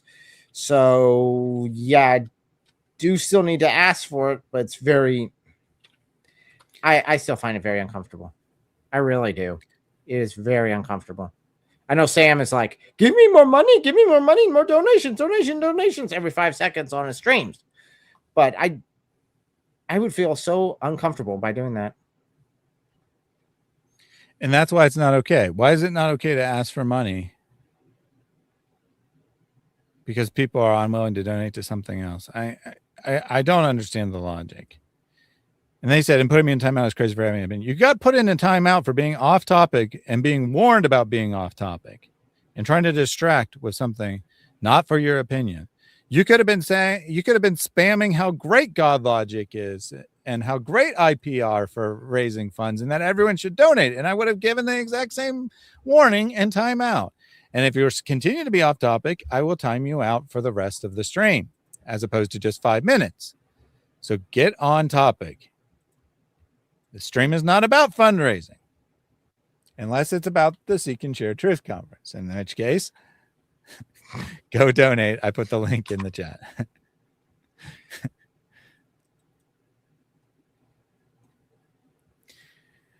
All right. Let me take a couple more super chats since we got distracted there. This one by Soldier of Christ. You want to meet me, brother? Okay, send me $5,000 to my PayPal, and then you can meet me for 10 minutes. Sam is the kind of dad that will take the last 2 wings instead of letting their daughters have it, as in like, barbecue wings or whatever. How else would he look like a 400-pound Santa? Possible. I don't know that his daughters well, first of all, he doesn't control the food his daughters eats, right? Because he has no involvement in their day-to-day life. But when they're in town, I don't know if he tries to restrict what they eat or not. And neither were you making that accusation. It's within his character, I think, to take food off his daughter, literally take food off his daughter's plate. And we got a super chat from Objective Christian. As long as you send me 10% of your million to my ministry so I can pay off my back taxes, right? We're Chaldean. I'm going to give you a year. After a year, if I don't see a penny from you guys, I'm going back to being a Syrian because you guys are cheaper than Divine Mercy Apologetics. He should start Only Sam's. He'd earn money for show. I mean, his dumb fans, in all seriousness, even if it wasn't pornographic, his dumb fans would sign up for a member service if he offered one. And OnlyFans is called OnlyFans because it was originally not intended to be pornography. It was actually intended to be for creators to create a fan community. And the only people that ever signed, I mean, I'm sure some other people signed up, but basically the only people who ever signed up were strippers, and thus it became a pornography site.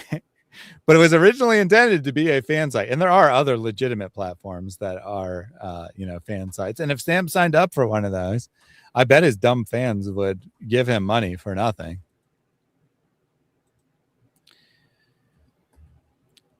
And then we had our genius friend try one more time to justify himself.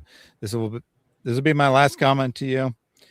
Anything else you say that is about God logic, inspiring philosophy, fundraising, whatever, you're done. Okay. What do you say? You were just talking about Sam and his PayPal. Yeah, the stream is about the abuse of Sam, not about PayPal. That's like me saying you spending the next 20 minutes talking about what food you like to eat because we mentioned that Sam eats food. Yep. Sounds about right. According to this guy's logic. So one more comment about fundraising, God logic, or inspiring philosophy, and you're timed out for the day. I don't care what you think about me as a result.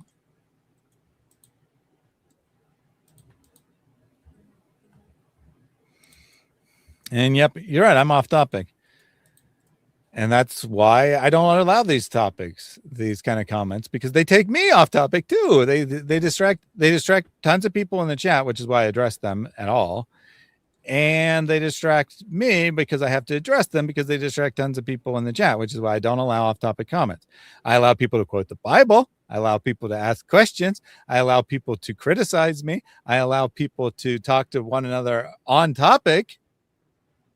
I just don't allow off-topic chats. None of those other things are allowed by your hero, Sam. The only thing you're allowed to do in his chat is praise Sam. That's literally the only thing I've seen people get cursed out for saying hi to someone else in the chat. You're not allowed to have side conversations in my chat. The only thing you're allowed to do is praise him. And you have the nerve to come in here and attack God logic and inspiring philosophy because Sam told you to. If Sam was praising them, I guarantee you'd be praising him too.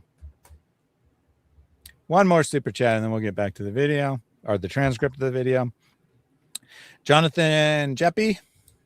It's your world. I'm a squirrel trying to get a nut. If you don't send monthly support to keep me in ministry to do the work of the Lord, I will pray judgment on you, and I will pray that I see you and lay hands on you and bless you. Just because you're taller than me, 6'4", and you can throw down, don't think I'll back down, right? There's something called PayPal and Patreon, sir. You know, man, no wonder the Bible says a prophet is without honor among his own countrymen. Prophet Sam, I guess. I thought he lived in a state of delusion. This was when someone was asking what state Sam lived in. Yeah, that's also true. He can be in multiple states, I guess. Perhaps in more ways than one. I'm pretty sure there's an OnlyFans of videos of fans. That'd be hilarious. I'm sure it probably exists too.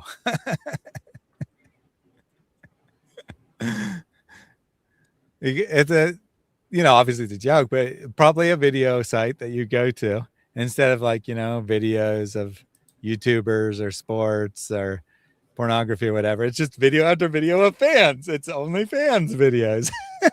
That would be funny. Praise the Lord and PayPal.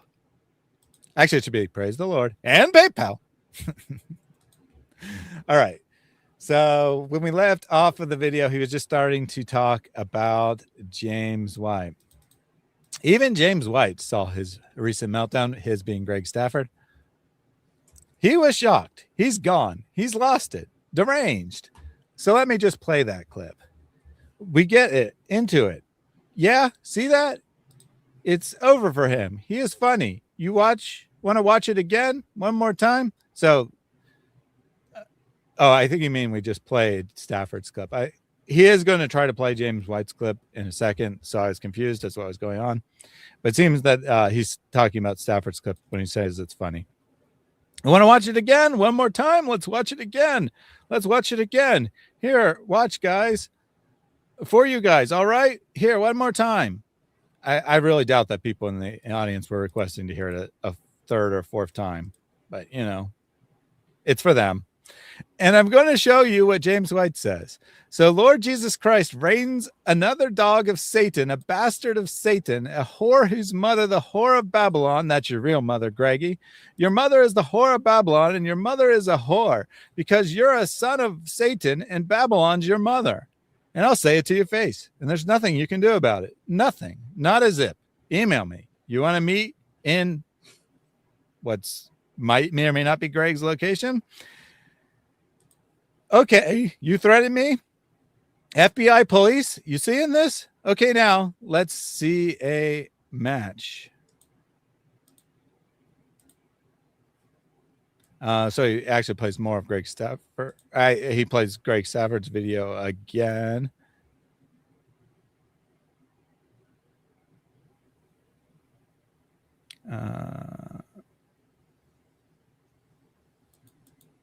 So he interrupts at this time and says, not only in your presence, in front of your face, because he says, you won't say it in my presence, right? You won't call my mother a whore in my presence.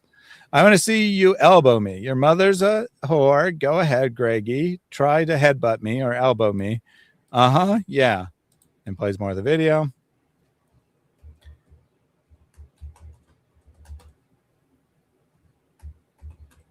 I'm not going to read this because Sam repeats what is probably legitimately a death threat.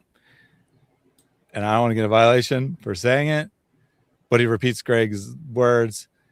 I mean, the context is not like I'm coming to get you. The context is if you do this in front of my face, but it does sound like Greg is saying I will kill you. We'll see how you talk. Oh, he'll unalive me too. So now he's talking to Joan. No, first with Fatso. If I see you in a debate, and then he plays more of Greg. One more time. You have the clip too. So like he's back and forth between talking to Greg and Joan, like trying to get Joan to send him the other clip. He's too stupid to realize that's the clip he just played. I even repeated the words and it's clearly potentially a death threat. And he's like, oh, because Joan's telling him that Joan's in his chat saying that Greg is threatening to kill you. And Sam's so stupid. He doesn't understand that she's talking about the words he just played and thinks that she has a different clip. Anyway, Sam's speaking now to Greg Stafford. I'm going to beat your, he actually tails off himself. He doesn't say. And then he says, I'm going to kick your ass. Nobody talks about people's mothers. I want this without getting a beat down. Oh, you're trying to kill me? How you manage this far, I don't know. Okay, so sorry, how you manage this far is Greg Stafford. Like he's playing one line at a time here. How you manage this far, I don't know, is Greg Stafford. I think nobody talks about people's mothers. Might have been him too. That might not have been Sam. And then now talking to Joan again, second video. This is the second video. Yeah, she's telling you you're watching the death threat. Anyway. Let's see if you sent me another one. No, that is the second video. You sent me two. That was the second one. This right here. I only heard him say, I'll beat your ass. That's it. So he wasn't even listening what he just played, which he'd never heard before, right? He said he never heard it before, and he played it live on air without knowing what it was. But anyway, now, what does James White think about it? Watch here. It's amazing. James White and I are on the same path. He's getting happy. He thinks that he can get in good with James White again. James White apparently is like a father figure to Sam.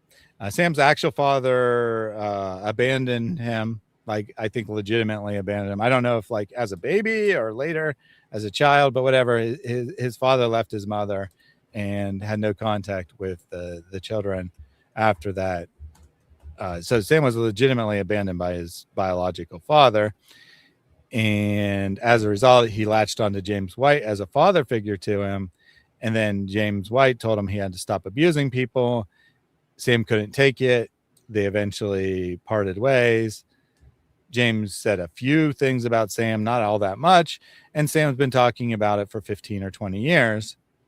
In fact, he had a video not all that long ago saying, Jamila White does it again or something, right? Because he calls him Jamila because he thinks he's trying to call him Muslim, basically. Saying that James White is a Muslim because he doesn't like Sam. He wasn't so creative back then. Not that he is now, but he had a different shtick back then. And he never changed James White. Nowadays, he would just call James White a whore or something. But he calls him a Muslim because that's how he started it. James White and I are on the same path. We get fat, we get skinny. He's losing weight. Seriously? Seriously. You and James White are the same because you're both losing weight. I don't even know if James White is trying to lose weight or not. Because I don't really care. Anything to try to parallel, anything to try to get him in the good graces and make him look similar in any way, shape, or form to the person he's trying to snuggle up with. Remember, he was snuggling up with IP up until he wasn't. And he's probably going to be going against God logic here pretty soon, by the way he's posting. And Thrones said, does YouTube ban the person or do they ban the account? On Twitch, for example, the person gets a ban, and if they stream using a different account, it gets banned too. It'll depend on the violation, but in principle, it's always the person. Now, if you're banned for something like, say, copyright violation, they don't really care if you create another account. Like, even if their policy might say they do, they don't necessarily really care about that.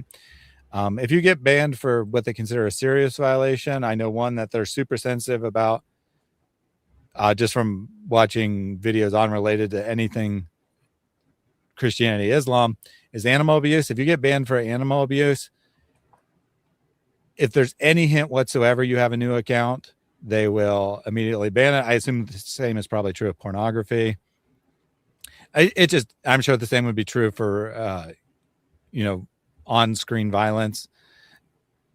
It depends on the level of the violation and how serious they are. But in principle, if you're banned and you create another account, it's ban evasion and it's an automatic ban. How strictly they enforce it depends on what you got banned for. But in principle, it's always illegal to create a new account. So when people say, like, I have this backup account in case I get banned or whatever. Yeah. That won't really work. I mean, it might work practically. It won't really work policy-wise. Especially if it's so explicitly linked that you're telling people it's your backup account. That's a quick way of getting both of them banned simultaneously. Oh, let's see. So he says, now look what he says. I want to look it up. So what he said, see, it's amazing that they're on the same path. I assumed it was because they both criticized Greg Stafford, but I think actually he hasn't even seen the clip yet. And and when he tries to play it, I think it's going to be obvious that he hasn't seen the clip yet because he thinks it's the wrong clip because he doesn't play far enough. So he was actually just saying that literally the only way they're on the same path is they're both losing weight. What a nutcase. Anyway, let's see. Yeah. Lengthy discussions in one debate we've done with the Jehovah's. Okay, so he starts playing the clip here, actually. So this is James White. Lengthy discussions in one debate we've done with the Jehovah's Witness, who, of course, no longer a Jehovah's Witness. And by the way, did you... And Sam cuts it off there. I'm almost certain that James White was about to say, did you see that Greg Stafford is having a meltdown? Because he was talking about Jehovah's Witnesses. It's a random aside in his long, unrelated talk. And Sam cuts it right there, thinking it's the wrong clip.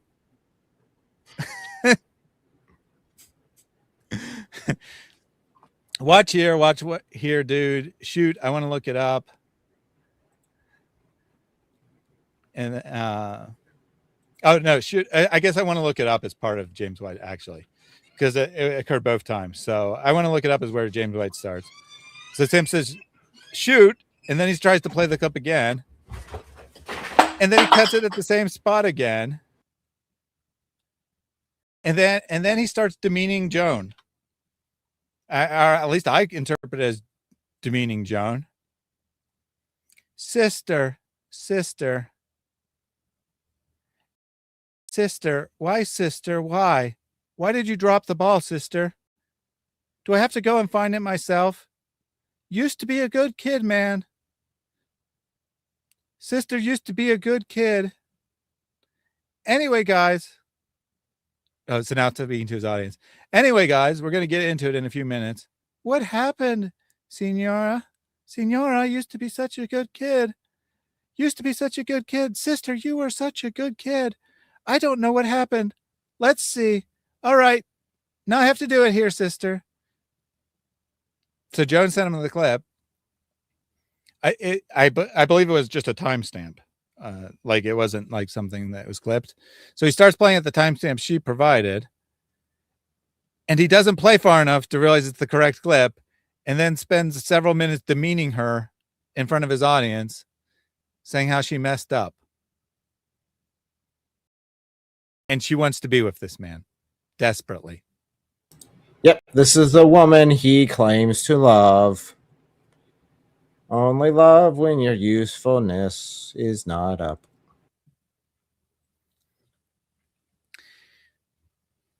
So then I'm just going to summarize, scrolling now, and not going to read the. But then he goes on and talks about Greg Stafford for a while again. Then he talks about James White losing weight and how he's losing weight and how they're both united against Stafford.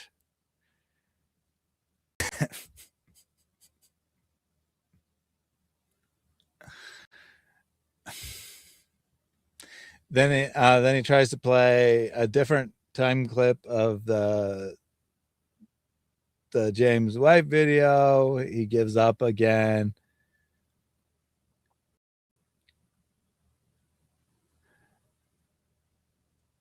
Oh, I found, okay, so after like 2 more tries, he finally lets it play far enough, and I was correct. So I'll just pick it up like right before where I cut it before, or where he cut it. Like that just last sentence. By the way, did you see that's where he cut it before? And then James White continues, I'm not sure if you saw this. Somebody sent me some stuff where Stafford came out of the woods. Hadn't heard from him. His website hadn't been updated in years, and he came out of the woods, if I recall correctly. That's what James White actually said. So I guess he didn't actually see the meltdown. It was actually unrelated. But his little clipper girl heard James White mention Greg Stafford and assumed it was related. But it sounds like there was just like his website was updated or something, and someone told James White that he's active again, and it updated his website. And that's the grand proof that him and Sam are on the same page.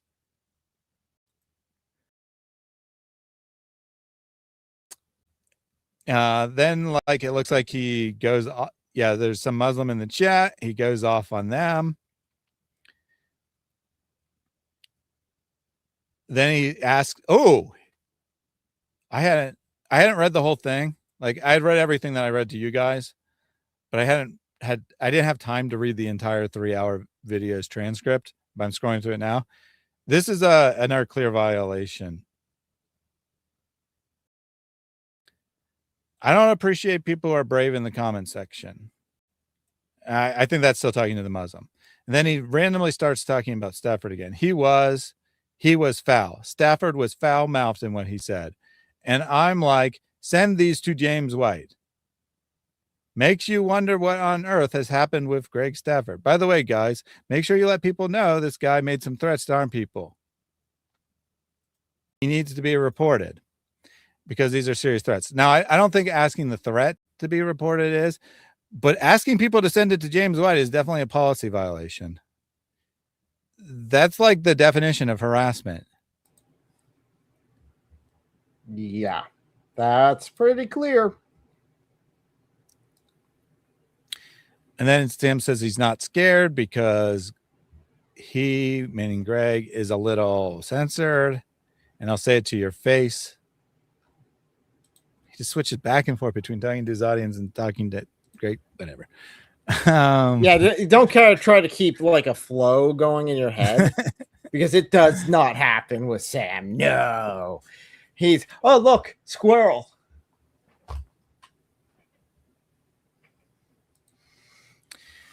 And then, he does his usual stick about how God has exposed him and destroyed him. And then he says, this is interesting. Right after saying God has done this, and he said, and I muzzled you, and you're a dog, and you're a scum, and I've destroyed you. Glory to Jesus Christ, you're a bastard.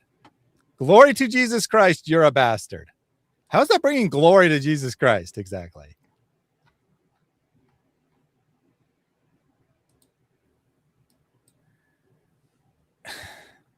Well, you see, in his head, it's glorification to Jesus because he gets what he wants. Sam gets what he wants. And then right after that, he says, guys, you got to admit, I do look leaner, right? I mean, because he keeps calling me fat. So come on, give me some. That's why Sam had a meltdown. I just figured it out. It wasn't because he threatened him. It was because he called him fatso repeatedly. That's why he really cares about. It all makes sense to me now. That's why he keeps talking about his weight over and over again in this video. I mean, he talks about his weight in lots of videos, but not usually this extent. That's why he keeps bringing it up, because that's what actually bothered him. It wasn't, if you say it to my face, I'll punch you. It was calling him fatso. That's all it takes, because that's really what he cares about the most. That's what he cares about every single live stream is, look how much weight I've lost. Look at this. I'm looking leaner. Oh, look at, I'm doing so good.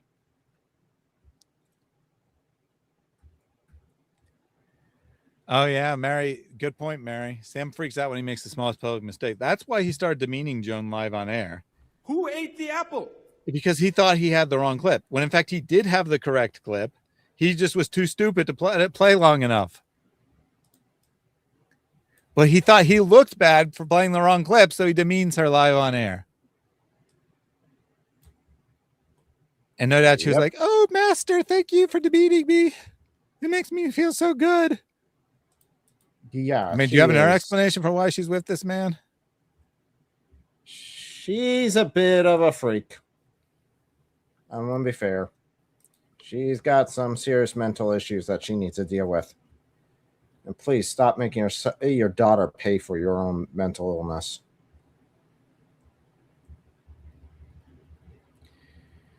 Yeah, I mean, she's an adult woman. She can make her own choices. I'm not telling her what to do, but I have a hard time thinking that there's not something seriously wrong with a woman who would want to be with Sam. And I don't mean because he's fat and ugly. I mean because of his personality. I mean because he's an abuser. And if he's abusing you live on his streams, when you live on another continent and he's trying to court you, imagine what he'll do in private if you ever are actually together for a long-term relationship.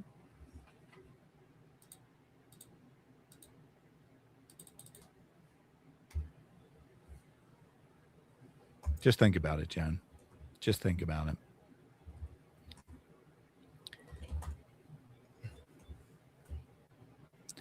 Yeah, Joan of Arc is either a dude or she's severely self-loathing. I think she's a real woman.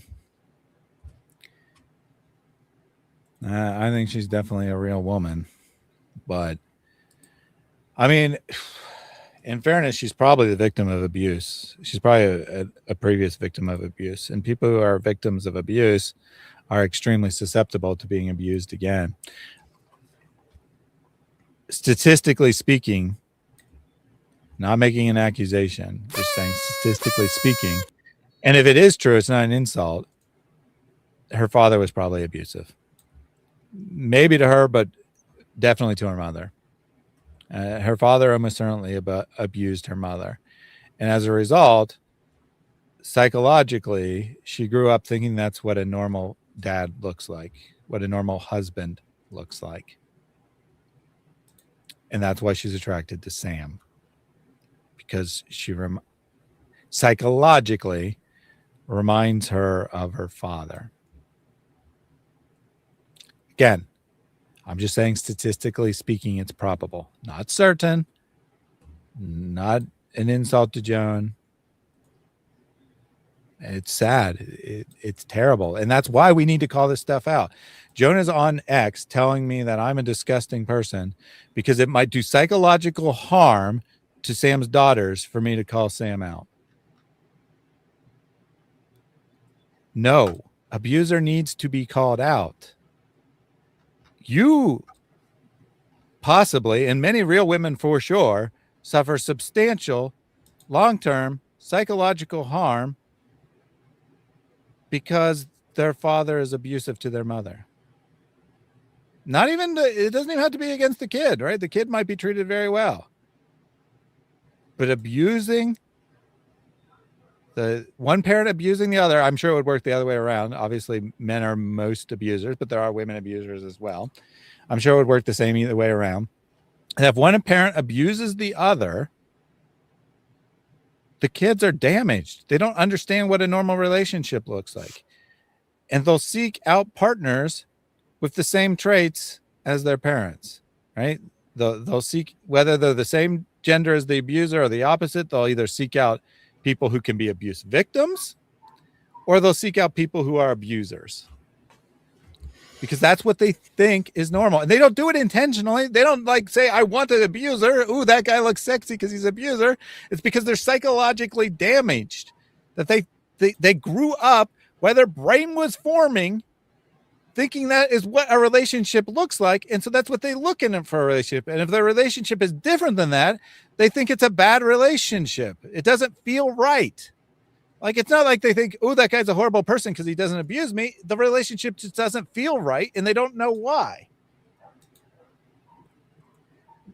Because definitely when it's a parent, when it's someone they've looked up to, a lot of times you'll hear this phrase: women will marry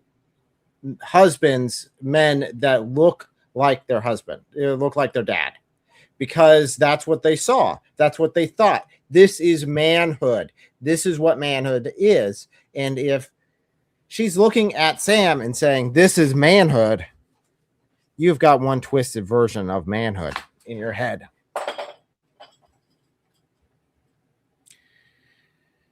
Mary says, yep, I'd be very sympathetic, except that she's exposing her daughter to this. Yeah. Joan, I believe you're going to watch the stream, and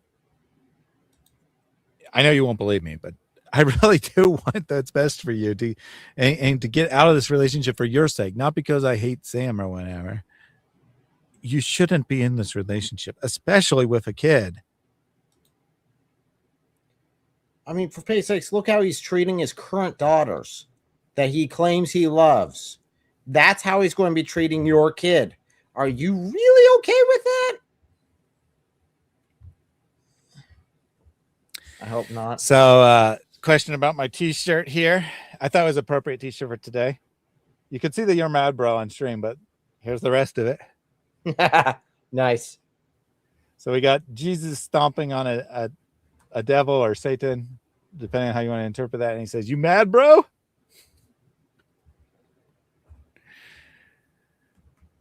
Yeah, if Sam's a perfect example of man, I don't want to be a man.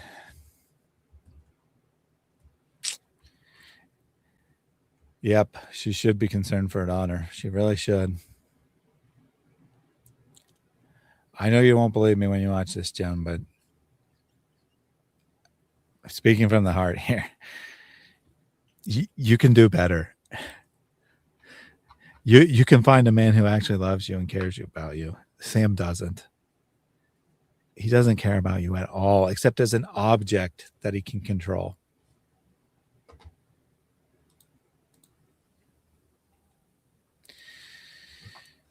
Let me take some super chats.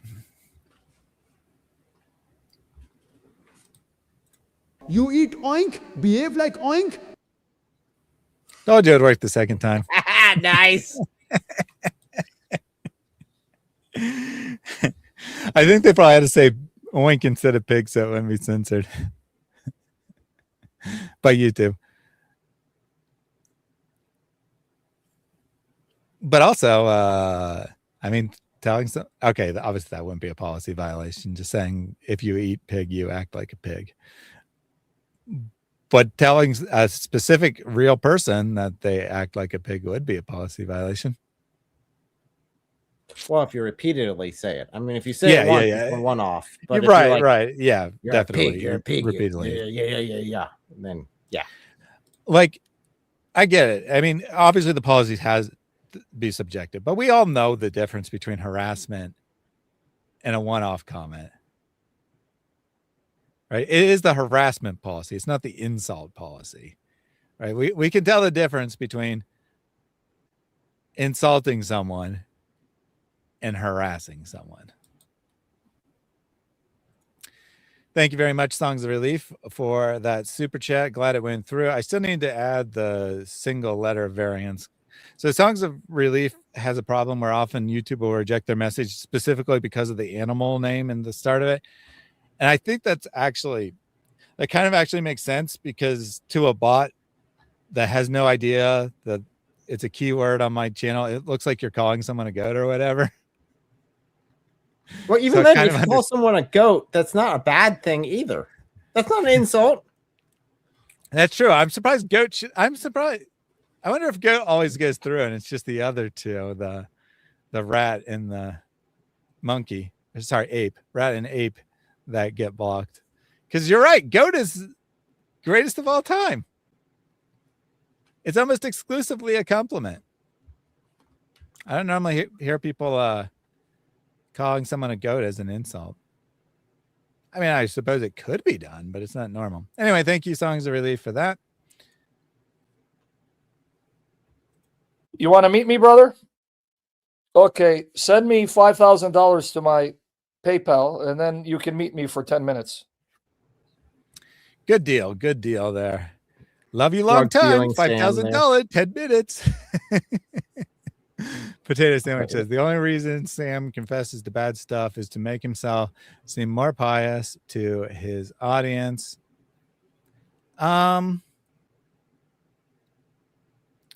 Yes and no. He certainly prays on stream to seem more pious. He has a second purpose for his confessions, though, which is actually worse, maybe. I mean, they're both really bad. I'm not sure which is worse. But when he prays for God to stop him from doing something live on air, it's so that he has an excuse. Because he will routinely pray. So my point here is I assume that the same is probably true for things that are not observable online. But when he prays for things that are observable online, it's clearly as an excuse, because he'll go live with the express purpose of, say, attacking David Wood, pray that God restrain him from attacking David Wood, and then instead of hitting end live, go forward with attacking David, right? So it's unambiguous that he is trying to prove that he's justified by God in his sin, because God didn't stop him from his sin. So is that also true when he confesses to falling into lust or whatever else he confesses to? I don't know for sure, but it's plausible that Sam asks for restraint so that he can blame God when he does what he wants to do. Finishing the super chat, just like everything else, it's a weapon to extract more money and fame from his audience. Thank you, Potato Sandwich, for that. I don't disagree. I'm just saying there's more to it. Workman not need be ashamed with a super chat. And those of you who are monthly supporters via PayPal and Patreon, the Lord knows you. The Lord, may he bless you and reward you, because you don't need me. But thank the Lord that he's moving you to support me. There's one sister in particular. She's very generous. And I know she knows who she is. I don't like to mention names because I don't want to mention some and not mention the others. And remember what our Lord says, do not let your left hand know what your right is giving. So the Lord is your reward. She's very generous. Very generous. I mean, she's giving constantly on PayPal. I guess the message is be like the sister who gives constantly on PayPal. Notice he emphasizes PayPal. This clip's from years ago. He emphasizes PayPal. Patreon's okay, but the IRS gets record of my Patreon donations. So use PayPal, where I can lie to the government and say it was a personal gift and not income. Yeah.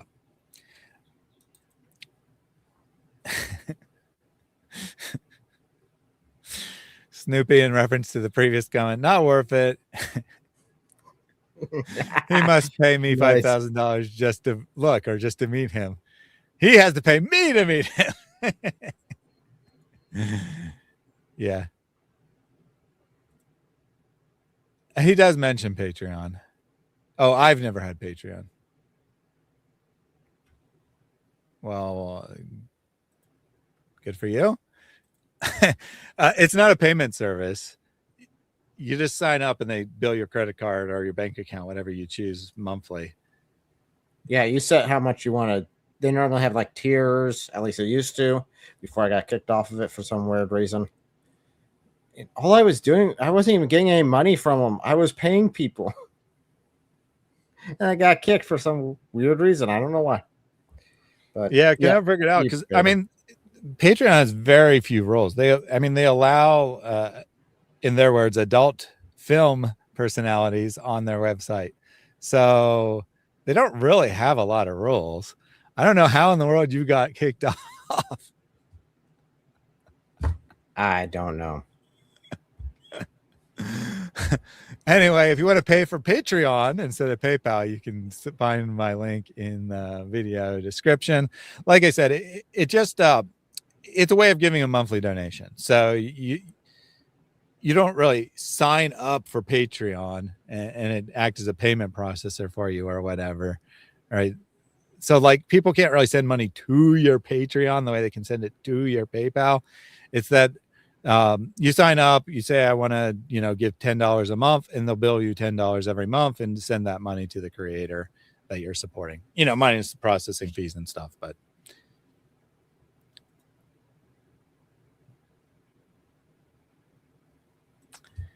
Truth Defender says, what site got banned? I just checked Halal Hogs, Shamounian site and stuff. Yeah, sorry. Banned is ambiguous, but he got a, suspension. I mean, YouTube calls it a ban, and I obviously worded it that way to get people to click on the title. But he's currently on a 1-week timeout from YouTube for violating policy. I'm hopeful it'll eventually be a perma ban. Actually, I won't say eventually. I'm hopeful it'll soon be a perma ban. But as of right now, he's on a 1-week suspension. Or a 1-week ban as YouTube's terminology. Eric got kicked off PayPal for paying bills. Patreon. Robert Spencer got kicked off PayPal, though. I wonder what he did. Well, in fairness to PayPal, it was really Visa, I think. But Visa said they refused to process transactions that were donations for Robert Spencer, and as a result, PayPal kicked him off. Because, he's an Islamophobe and stuff. In reality, Robert Spencer's like one of the nicest guys in this space.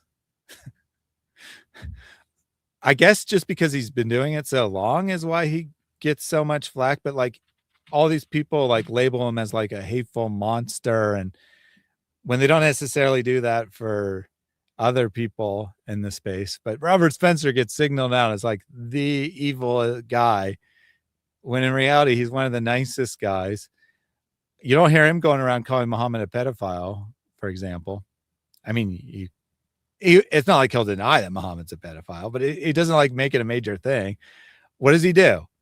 He reports on terrorist attacks and insists that the religion that caused the people to want to do the terrorist attacks is mentioned in the context of the terrorist attacks.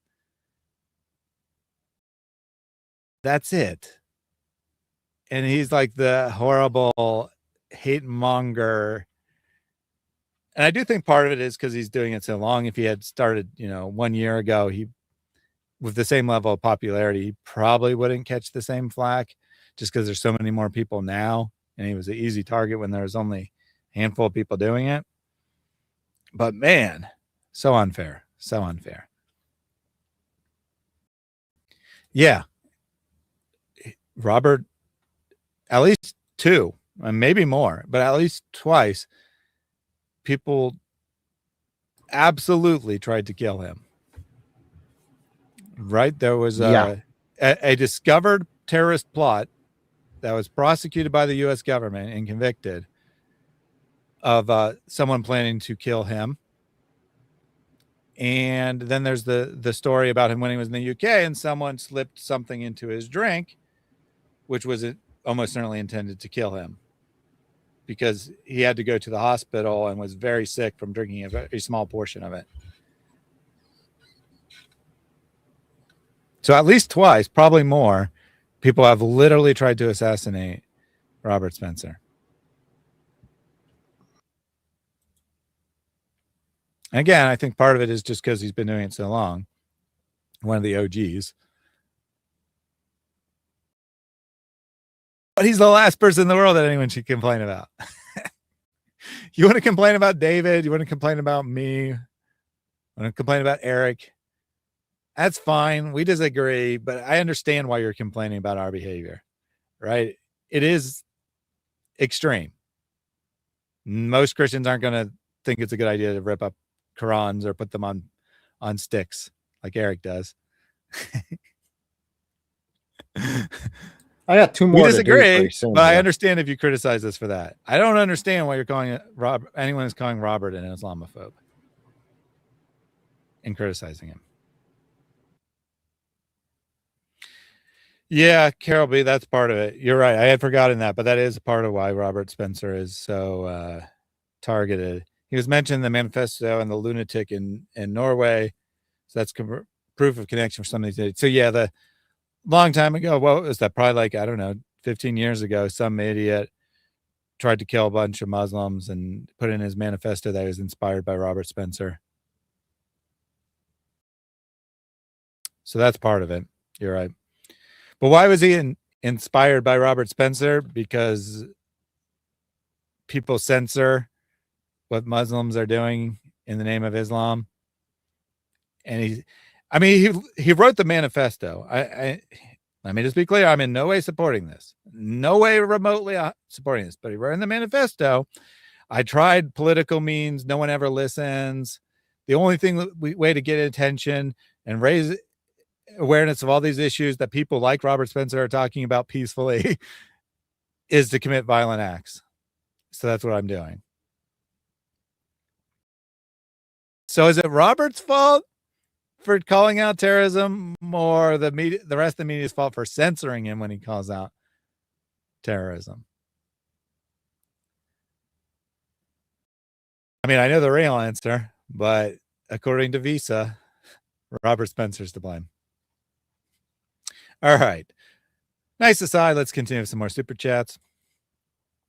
It's your world. I'm a squirrel trying to get a nut. If you don't send monthly support to keep me in ministry to do the work of the Lord, I will pray judgment on you, and I will pray that I see you and lay hands on you and bless you.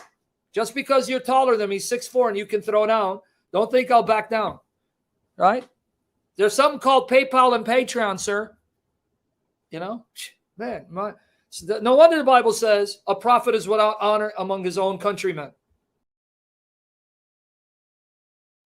Sam remembers how much each person gives to him. Yeah, I think maybe not everyone, but I mean, he does have a really good memory. And he definitely pays attention to how much people give him. So yeah, he remembers how much people give him. Some of you give more than others, and that's okay. I mean, I wish you'd all give more, but by nature, some of you give more than others, but you'll all be blessed. You'll all be blessed. So thank you very much for that super chat. I'll take a few more super chats, then we'll read Sam's closing words to his live stream, and then we'll wrap up with the rest of the super chats.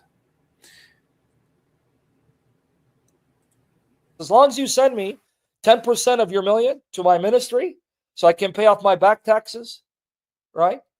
We're Chaldean. I'm going to give you a year. After a year, if I don't see a penny from you guys, I'm going back to being Assyrian because you guys are cheaper than Divine Mercy Apologetics. Wow. I hadn't seen the follow-up super chat. So the first one was he knows how much, he remembers how much each person gives. And I thought that was just like, speculation or whatever. But no, I didn't say the first time, but because I would embarrass myself too badly. He once asked why I gave less than usual.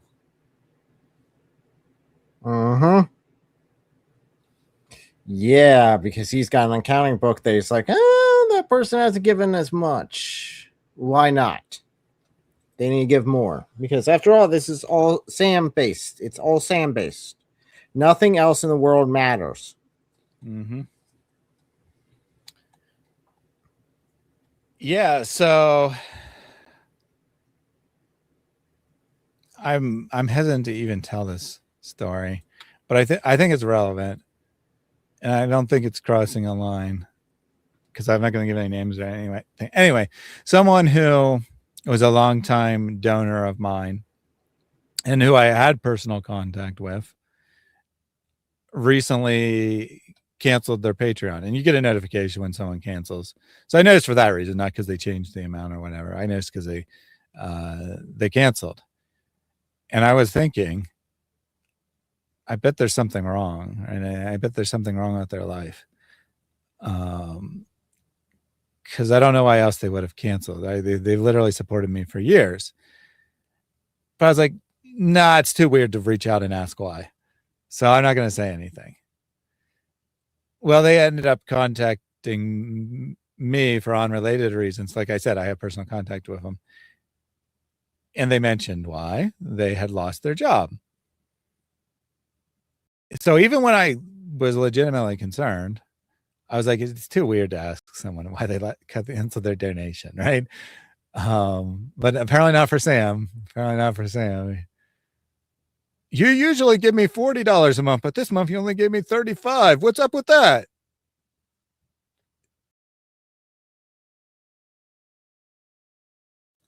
So there you go. He's gifted in memory, folks. He's gifted in memory, folks. You just know. Just like Santa Claus, he sees how much you're giving. Sorry, that was dumb. Another super chat here.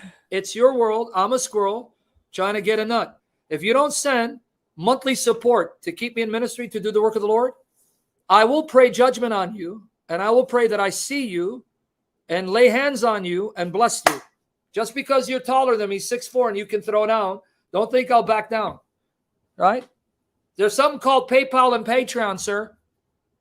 Man, no wonder the Bible says a prophet is without honor among his own countrymen.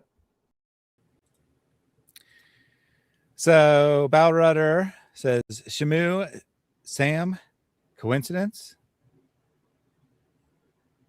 Technically, yes, but by Sam's logic, God has exposed him. Yeah, well, even like the last clip, it just hit me. The last clip when he's quoting saying, "Well, a prophet's not honored in his own town," or I'm paraphrasing, but that's a quote from Jesus, not just some random prophet.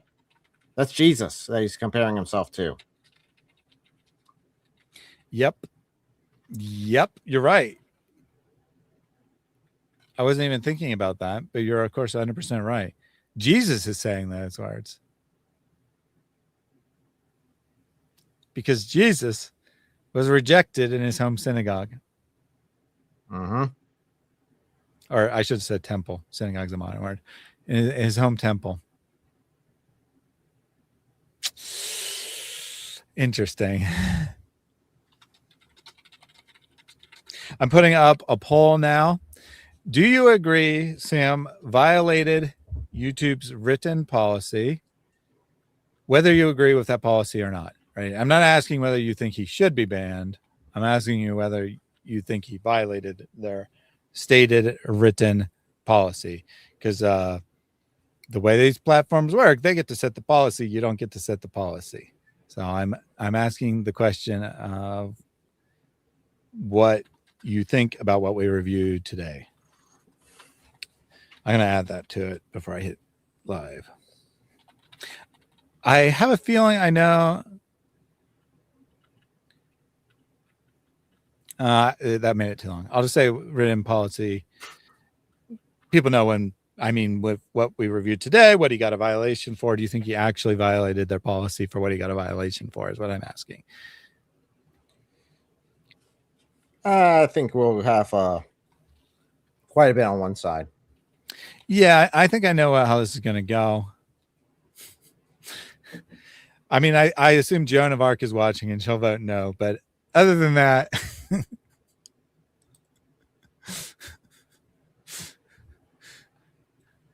poll is now live. Very generous, in Sam's words, super chat from Ben Jamming 23. You want to meet me, brother? Okay, send me $5,000 to my PayPal, and then you can meet me for 10 minutes. Apologetics job making fun of my grammar there. I accidentally put past tense violated instead of present tense violate. Anyway, you guys get the point.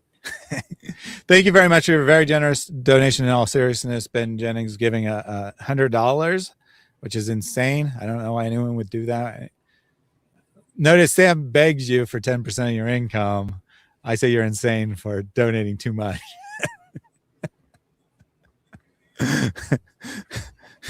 Thank you, Thaddeus, for what you do. It might not be the most comfortable thing you are doing, but it is well overdue. Scamoni,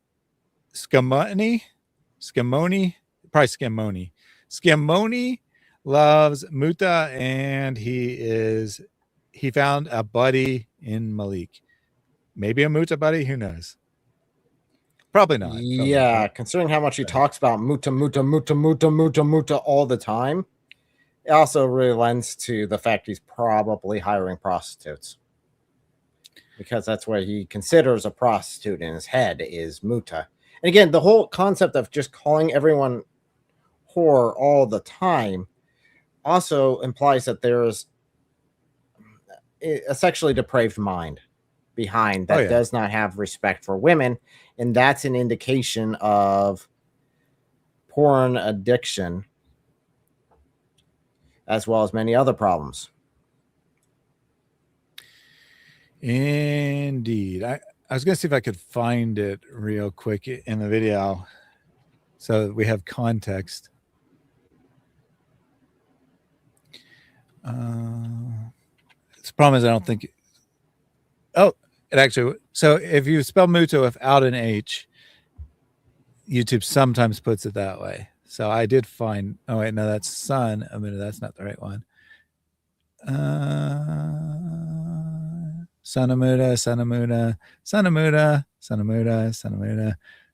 I'm not calling anyone a Sanamuda, YouTube. I'm reading the transcript. I was looking for where he was singing Muta. That's okay. I think I know what he says after that. Yeah, okay, yeah, I did. Oh, it just says singing in the transcript. That's funny. All right. I'm going to go to this timestamp here. I want to play the clip first, and then I want to explain why I'm doing this. Thank you again for your very generous donation in all seriousness. I appreciate it very much. I did end my screen share, so give me 1 second to re-share it. Oops, I did not click on volume that time.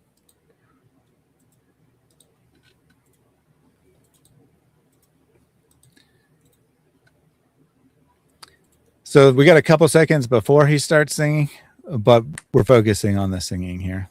Son of Muta, son of a whore. Who told you I'm not Muta, baby?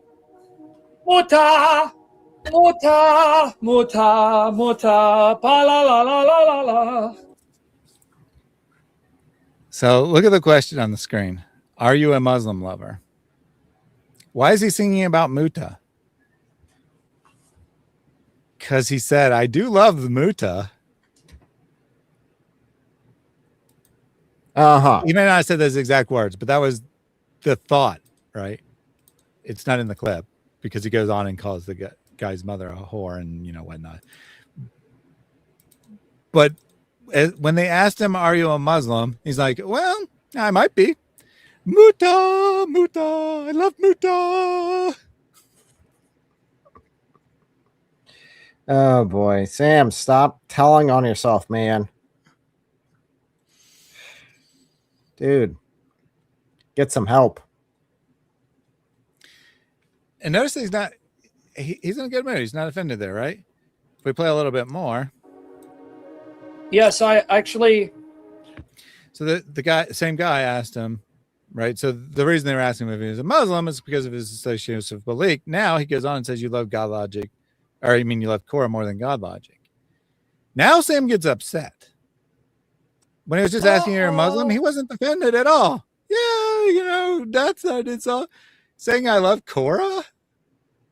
Now he's upset, but he doesn't deny this. He does not deny this. He says, well, I don't know if I love Korah more than God logic or not, but I know that your mother's a whore, and, you know, whatever else he says to the guy in the comments. Based on the two questions he asked, probably a Christian who is calling Sam out for his support of Malik. When it was just calling Sam a Muslim, Sam didn't really care. When he said, when you attack Malik through association of Korah, Sam gets upset. I don't know. It's very interesting how much he defends Malik doxing, as well as all the nasty things Korah does. It's very interesting how he rushes to their defense at the drop of a hat. It's very interesting. Only it's like there's a deep friendship there that might be the fact he's trying out Islam and seeing if it'd work if he flipped. Which brings me to this comment from earlier that I saved. What's more likely? Sam repents and I think that's supposed to say and. Sam repents and seeks mental health help, or Sam converts to Islam. Sam converts to Islam. Is an impossibility. I mean, it's not an impossibility, but he has had how many years to have that repentance? Yeah. It has not happened. It is very unlikely. You're asking likelihood. More likely. Yeah. God could intervene at any given time, and option 1 would happen. But short of that, option 2 is incredibly more likely. Yeah, Sam does seem to be. I was asked similar questions in recent weeks, or a month or two ago, even. And I said, I don't think it's possible for Sam to convert to Islam. I don't see how not so much because he cares about the truth of the religion or anything like that, but just because his identity, right? His identity is based on being this great Bible teacher. However, my opinion has certainly changed based on, I said, and there's no way that Muslims would embrace him, right? There's no way. It just wouldn't work. Right. He's been saying vile things about Islam for 20 years. He might try it in desperation, but I think he's too smart to, not that I think he's intelligent, but he's too smart to be that dumb as to think he could get away with convert. Then I go and I watch Orthodox Muslim, Libiano, join Malik's stream. And Korah. and Malik. They're all praising Sam. And then I see on Twitter lots of other Muslims retweeting Sam, praising Sam. The Muslims are courting him. They want him to convert. Oh, 1,000%. I don't know why you'd be so stupid as to want him to convert. But you know how Sam's ego works. If people are courting him, giving him lots of attention, pretty soon he's going to start being like, you know, guys, we've been saying that Muhammad is a pedophile for years, but I think we should stop saying that. I think it was just the normal behavior of the time. We should come up with better arguments against Islam.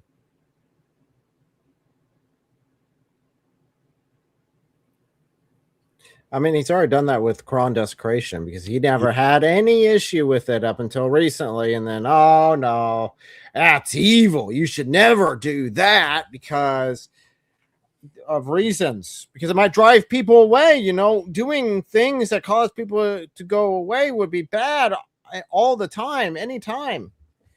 Oh, and your mother's yada, yada, yada, yada. Rhyme have a good point. If he is going to convert, it's going to have to be to Shiism, though. I don't think Malik, by the way, I don't think Malik cares if it's Shia or Sunni. He doesn't care. Nah. No, I mean, on the clip that I reviewed yesterday of David, he literally says he doesn't care if Sam converts or not. He's like, he's adopting the same policy of Sam. If you're good to me, you'll get into heaven regardless of what religion you're on. He's like, he first says, I hope and I pray that he converts. But then he says, you know what? It doesn't always have to be about that. Sometimes we can just be different people and different religions, and God's okay with that.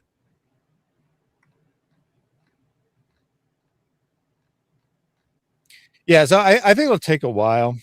But I think he's already started to lay the groundwork, right? He's going to slowly see what he can get away with. So he saw that he can get away with criticizing Quran desecration. He can get away with criticizing Christian fundraising. Right? He's just going to keep testing the waters and testing the waters. He probably the universalism that he's teaching now is at least partially related to that, right? Can I get away with saying that Mormons might get into heaven? Can I get away with saying Hindus might get into heaven? Can I get away with saying Muslims might enter into heaven? Right? And then at some point, if he's like, my audience doesn't seem to care if I say that Islam's acceptable, then he'll start saying, here's some arguments that don't work. And it will always be framed as, guys, I'm just being honest, unlike the other Christian apologists. I'm just being honest with you. I'm just telling you these are bad arguments and we shouldn't make them. Of course, Islam's false. I'm just telling you this one particular argument's bad. But then Muslims will be like, oh, praise Sam. Praise Sam. He's saying that argument's bad. He's getting closer to Islam. And then maybe he'll even do it. I don't think he'd have the audacity to do what Andrew Tate did and say, I got a big plan to make me viral. No. And then a week later convert to Islam. No, but what you'd start hearing is Malik boast about, oh, there's something in the works. Oh, it's going to be big. One of their big guys is going to come join us. Yada, yada, yada, yada. Yeah, he'd be with that banner around. And then he'd add Sam to his list of hories over there with Cora and Hitachi. The one no vote could either be Sam or Joan. I'm going to add a third possibility, but let me read the rest of the comment first. Assuming either one of them would actually be subscribed, it's probably just a Sam Glazer, though. I mean, it probably is a Sam Glazer, to be fair. However, I do know of someone who would definitely vote no, who does constantly watch Christian live streams. Malik likes doing it. Although I'd be interested. I don't know if Joan watches live or she clips it later. Joan, I'm pretty sure Joan will watch this whole video, but whether she's watching live, I don't know. But Malik, I could definitely see is watching live. I could definitely see that. Malik, I got a little bit of a present for you. Why don't you go check your some of your X accounts or YouTube or TikTok? There's a little bit of a present there for you. You and Cora and Hitachi just pointing out what you guys are actually doing. Are you going to have a live call-in show soon? Unknown. We do have the Seek and Share Truth conference coming up next week. If you haven't registered for that, it is completely free. Please do so. There is an online option as well. So even if you can't get to Ohio, you can sign up for that. But I strongly encourage you to come to Ohio if financially possible. Obviously, there's costs, even if the conference is free. I understand that. But if it's financially possible, I would greatly encourage you to come to the conference. It is a blast. Have tons of fun. Hang out with lots of people. We don't charge anyone to hang out with us. I like say the conference ends at 9. I don't know what time it's at the end this year, but let's just say 9 to pick a round number. There's been many times where it's after midnight and I'm still talking to people who attended the conference and they've kicked us out of the building, right? Lots of opportunity to network and talk with people. If you are at all inclined, I encourage you to come in person. Put in the link to that in the chat now. Real quick, just to be clear, Malik, you're not invited. You are trespassed. If you show up, you will be arrested. I'm just putting it on the record right here. Mm-hmm. You will be arrested on site.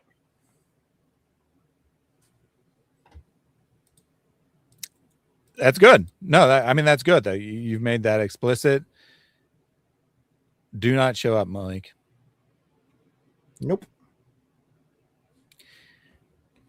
Tell you what, though, Malik, since you're probably going to see this, especially now that we're mentioning you. Remember a long time ago where you offered to give Inspiring Philosophy a huge stack of money to rip a Quran in your face? Because, of course, Inspiring Philosophy doesn't rip Qurans. That's why you targeted him. I said at the time, and I'm going to say it again, offers on the table. You want to fly to Columbus, Ohio, where I live? We can meet at a public place. I will gladly rip a Quran in your face. Make sure to bring the money, though. I expect to be paid. I know you're getting all that Mossad money. I want a piece of it. I don't normally ask for money, but for you, Malik, I make an exception. I expect to be paid if you want me to rip a Quran in your face so you can have that little fetish. I mean, really, that is a fetish of his. Holy cow. I mean, other than the whole horror thing from Sam, I mean, I have never seen someone beg for the Quran to be ripped as much as Malik just begs to have all the Quran pieces all over his face, pouring down his body. I have never heard someone beg so hard for that. Sad thing is you're not lying. Like, it sounds like exaggeration, but oh, I'm not. That's the problem. That's what's so sad and pathetic about it. I'm not. It is actually how he acts. It's like the greatest thing in his life would be for Quran papers to be flying down on top of his body, ripped and torn up by the kafir. That's what he wants, by all indications of what he said. Oh, hey! It's our friend. Guess who's here? Oh, I got a video for you tomorrow. I didn't do it today because I was doing this live stream, and I was like, this live stream's going late. I got an update. It involves these. One for you, one for your friend. Everyone else, use your imagination. What's going to happen? And remember, I'm a man of my word. Yeah, so I don't know if I got your email or not. I mean, according to Sam, I made it up. Or, well, actually, David Wood made it up. According to Sam, who you probably like since you're a Muslim, I made up that you sent me an email with a long string of vile threats and my address, so that I knew where. So that the purpose of putting my address, of course, being that you know where I live, so the threats are more credible, right?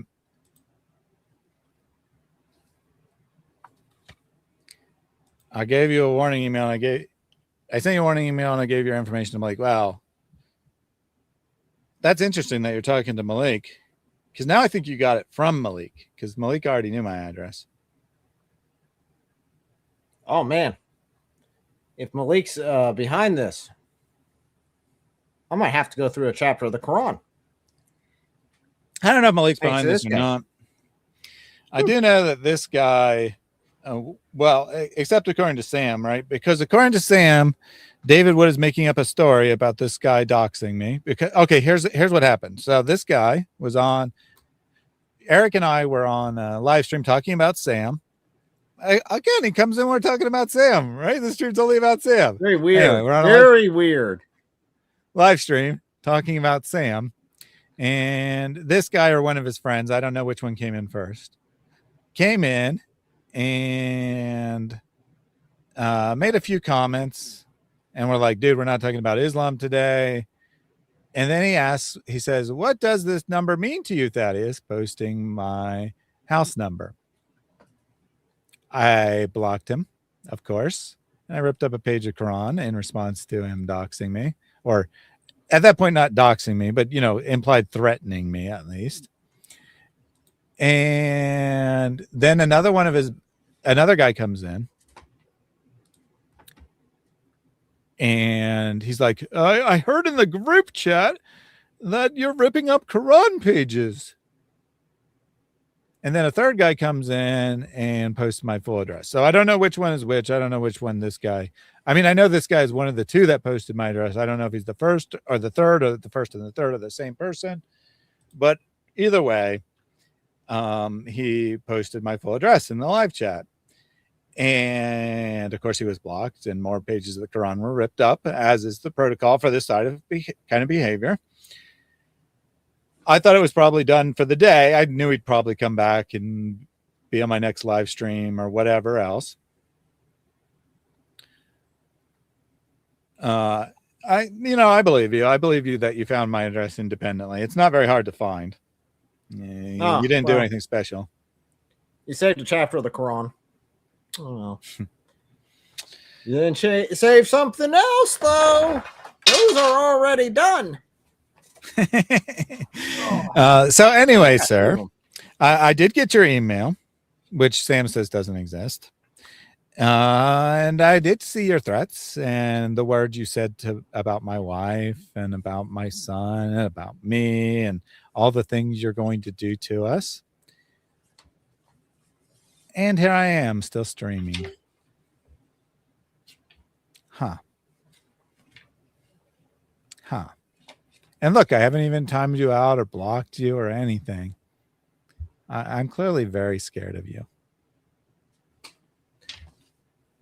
Did you share my email on your live stream? No, I haven't shared it. Why on earth would we do that? That seems stupid. I don't know. Maybe I will. Because that seems like you just want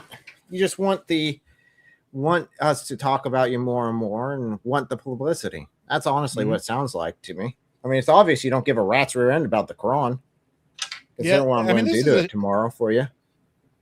This message is a shame because I was thinking about doing a standalone video, which would be watched by way more people than a live stream, where I read your email. I would have to censor it. Unfortunately, I would have to censor large portions of it because, man, there's a lot of YouTube policy violations in that email. Not that that cares you. Not that bothers you. Obviously, you're not a YouTuber. But I'm bothered by that because I don't want to get a policy violation for reading what you said about me and my family. However, I was considering it. And I have, I've had in my back pocket an idea. I'm not going to specify, but an idea. An idea that would make I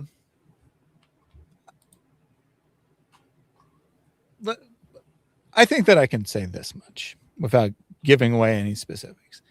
It would make if Mr. Beast was a Christian opposing Islam,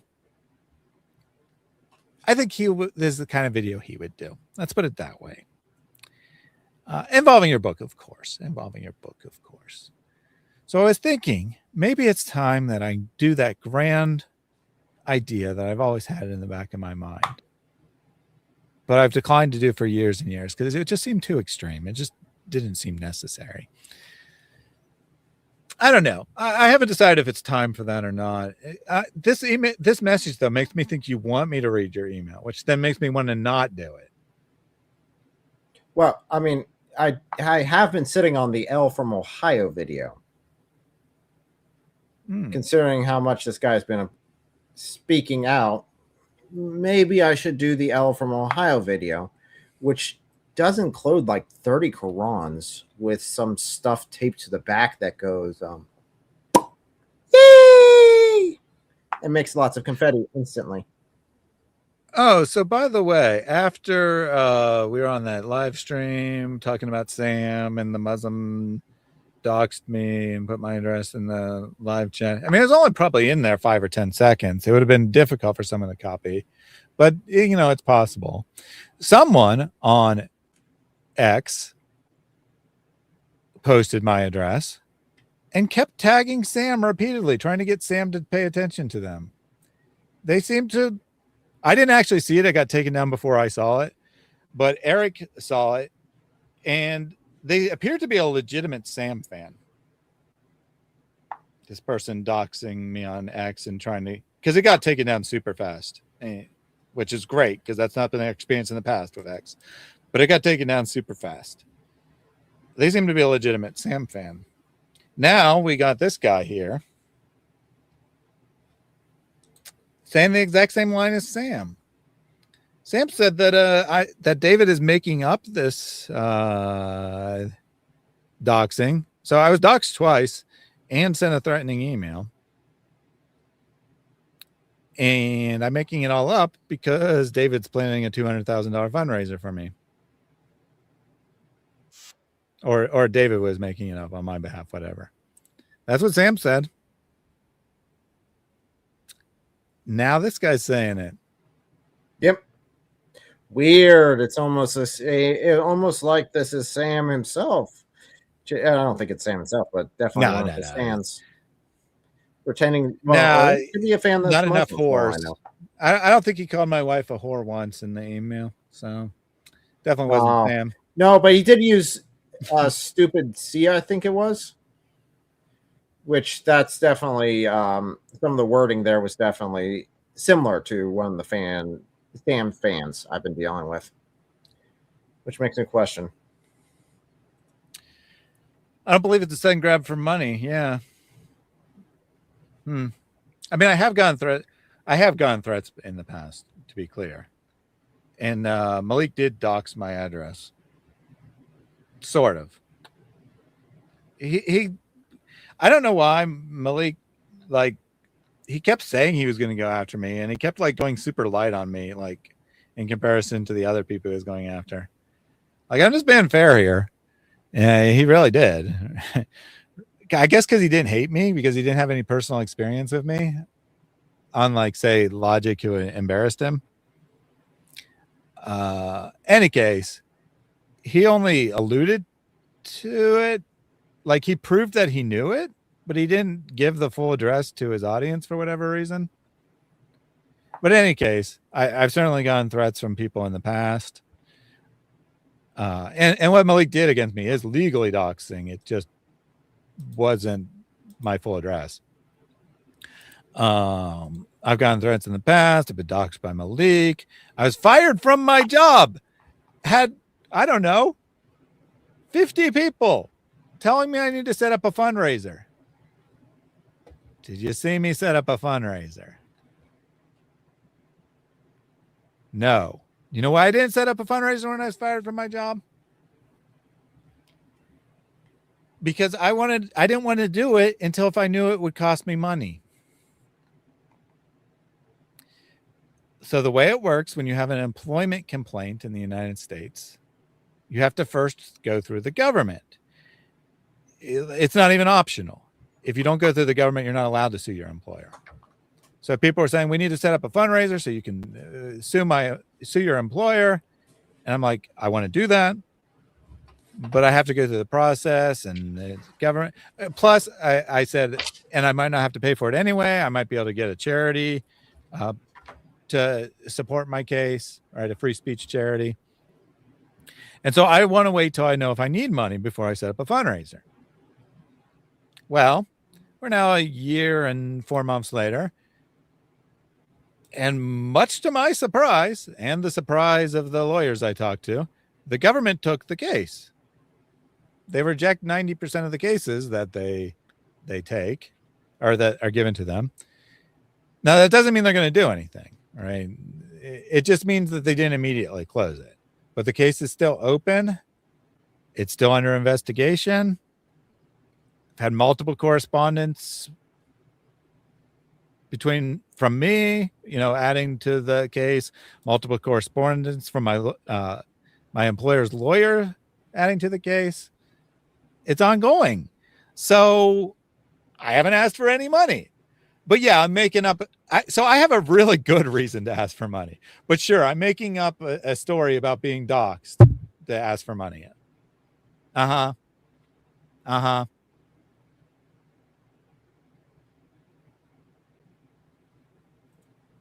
How cute. How cute. Sent the similar messages on the email to Hussein Mashni, and he started crying on his live stream. Not out of fear. I mean, I know Hussein. He didn't cry out of fear. No. He was probably crying about how heartbroken he was that you are worshiping the devil straight to hell. That's probably what he was crying about. Assuming you're not even just flat out lying. I mean, he's a really cool guy. He definitely can be emotional. He may have cried. I'm not saying that didn't happen. I'm also a kind of guy who is pretty emotional. See me crying, buddy? Do you see me crying? Do you see me asking for money? Do you see me doing anything but ripping up more of your books?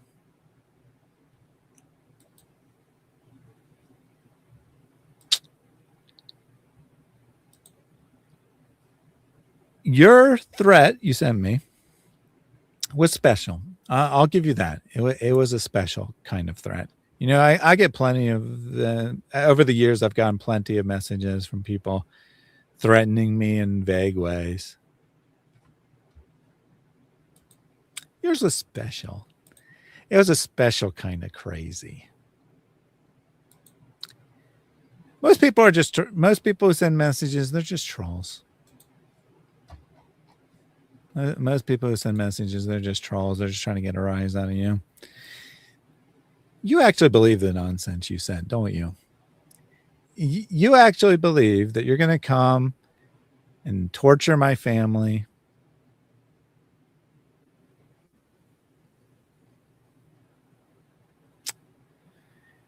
I'm just glad I don't live in the UK, because you might be able to get away with it in the UK.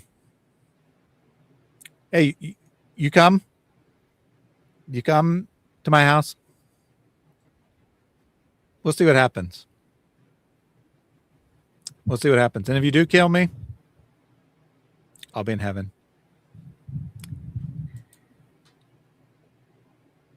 You'll have only made me get to heaven faster.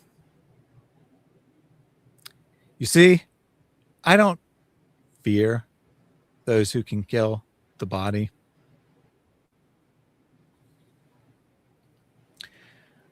The only one I fear is the one who can kill the body and soul in hell. And that is your master. I don't follow your master. I'm not going to hell. You are. There is literally nothing you can do to me that matters. You can come here and maybe you can succeed. Probably not, but maybe you can succeed. Maybe you can end my life in the slow, torturous manner you promised to do. it will mean nothing.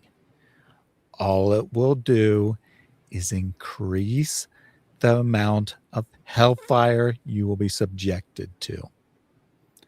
Do you understand me? You cannot intimidate me, you complete and total loser.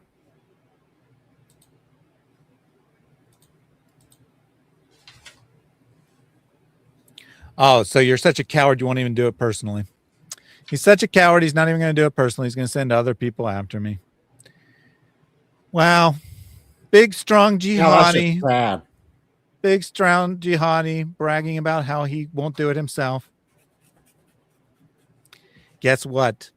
Your connections are also cowards.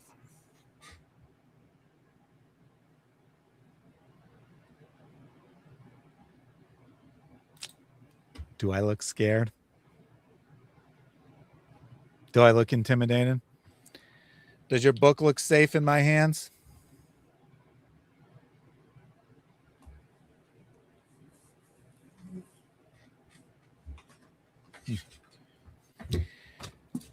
This one I don't want to be definitely accused. I don't want to. So, Abiasa, I don't want to be like accused of targeting anyone, so I'm not going to name any names. But there are plenty of Christian YouTubers in the United Kingdom. Why are you threatening me, who you can't get access to, because you're too poor to fly to the United States or whatever? Why aren't you threatening one of them? Because you're a scared, cowardly baby hiding behind your keyboard who would never do anything in reality. You are nothing. Nothing. And when you die, hopefully from natural causes, while you rot in prison, maybe, but still from natural causes, when you die, you will be in the FO stage, my friend. You'll be in the finding out stage. You're doing a lot of FAing right now. You'll be in the FO stage one day, my friend. And Allah is just a demon, if not Satan himself. And that demon will enjoy torturing you the way you want to torture other people. Not this one. This one's a good one. Where's my other one? There's my other one. Oh, look, he admitted the connection. I said, you know, Hatun did a video talking about how the threats she got recently. I assumed it was the same group. He admits it for us. It's the same group. My friends are going after the ones in the UK. Ask Hatun. She's seen what they have sent her. Your friends are not very bright. That's all I'm going to say about that. Your friends are not very bright. That's a given. But notice, he said he's in the UK.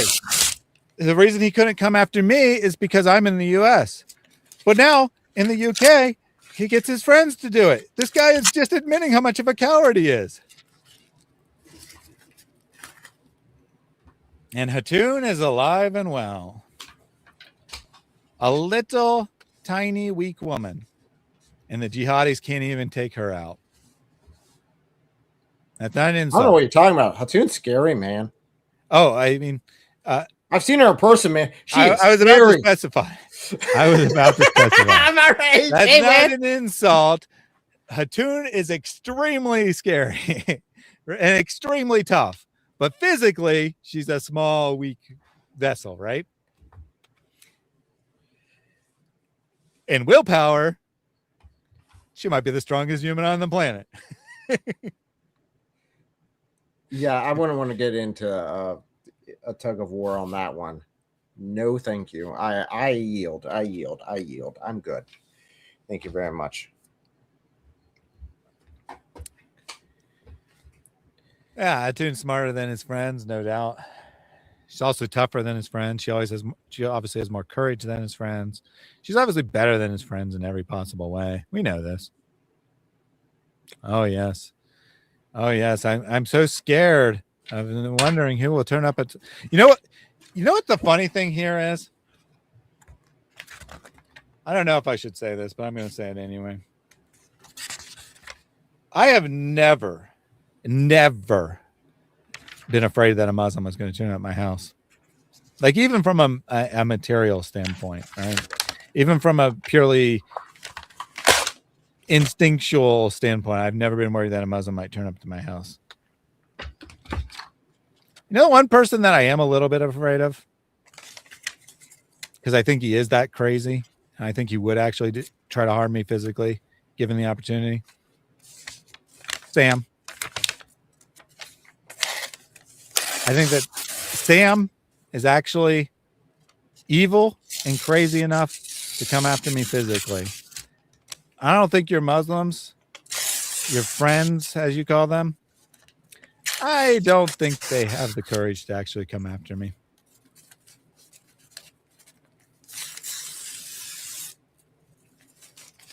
Mary guessed it. Mary guessed it. And I'm not kidding. Like, I'm not kidding. All right. I think that Sam would be great if something happens like Sam's permanently banned from YouTube. I think that he's crazy enough to show up at my house and try to kill me. And yet here I am opposing him anyway.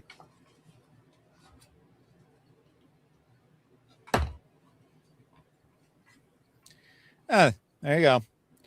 Testimony from the literal terrorist. Testimony from the literal terrorist. Sam is a great man, and many Muslims admire him. That is not a good thing. For obvious reasons. I just let you know a 12 gauge does a nice hole. It's about perfect for this. See? I might need something smaller tomorrow. But yeah, I'll work on that tomorrow. That's tomorrow's playtime. Sam only hits women. I don't know. Like, I mean, I'm not saying for a fact that Sam would. I'm just saying it's an actual concern of mine. It's an actual concern of mine. Mary said that she took out the trash. I assume that means that she blocked the guy, which is fine. I wasn't going to engage with him anymore anyway. I mean, he'll just come back with another account. It doesn't matter. I wasn't going to engage with him anymore anyway. I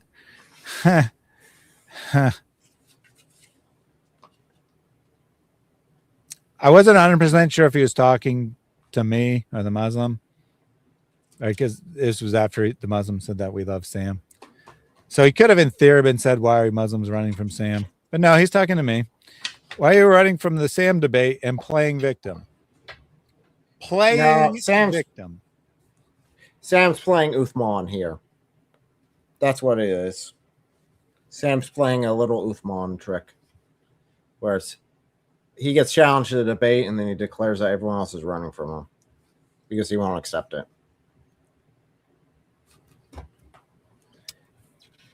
Yep. First of all, I was the one who made the debate challenge, not Sam. Second of all, Sam has been running from it for months and months and months and months. And then he finally does a video saying, I'm running from him. And just like the dumb Uthman followers, you bought right into it. You bought right into it that I'm running from Sam. And now I'm playing victim. You literally saw the Muslim in the chat threatening me. You were here at the same time, and I'm playing victim. What? That was my second account?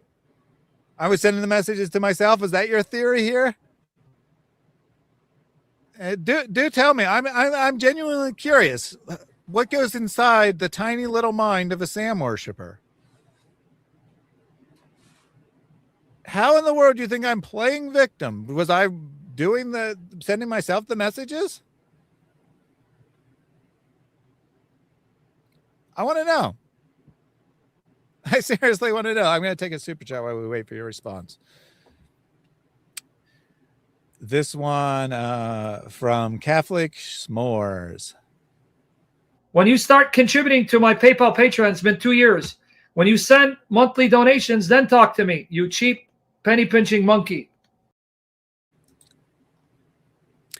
Thank you very much for your donation. I watch Catholic Answers live a lot, and sometimes they get aggressive callers. The way they treat those callers versus the way Sam treats normal callers is night and day. I'm not familiar with that particular channel, but I'm sure that's true. I have never seen anyone engage with people the way that Sam engages with people, ever in my life. Not even from Muslims, right? I don't even see Muslims act the way that Sam acts. And keep in mind, I'm the poor sucker that listens to hundreds of hours of Malik, who's probably the most vile Muslim there is. I don't know. Libiano might be worse. They're pretty close. Libiano's pretty bad. And I've never seen him treat a caller the way that Sam treats callers. Just I've saying. seen Libiano treat a caller about as bad as Sam does. Yeah, Libiano might be worse than Malik. Malik's kind of cowardly. Like even online. Like there's you know, plenty of people who act tough online and be cowardly in real life. Malik's kind of cowardly even online, let alone real life. So he doesn't get super aggressive with callers. Libiano's probably worse. But anyway, Sam does it every day, not just like one random caller who really set him off. He does it every day. He does it to people who make comments in the chat. Uh-oh. He almost cursed someone out because they said, please be silent during prayers, but they accidentally hit O instead of P, and Sam thought they were calling him obese. Yeah. That was so bad. He's like, oh, it's a good thing I recognized your username or I would have cursed you out.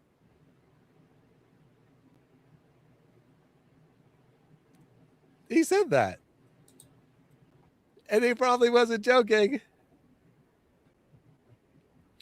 Yeah, stamina. I have the strength of 30 men as far as watching Malik goes anyway.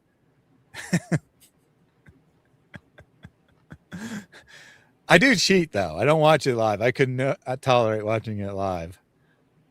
I watch it on replay where I can skip through the silence. And when it's obvious that he's, you know, just telling some random caller, or, well, not telling some random caller. His strategy is completely different. Sam just tells random callers that they're whores. Malik's strategy is that when he gets a random caller is to ask them all kinds of personal questions about their dating life so that he can determine whether they're a whore or not.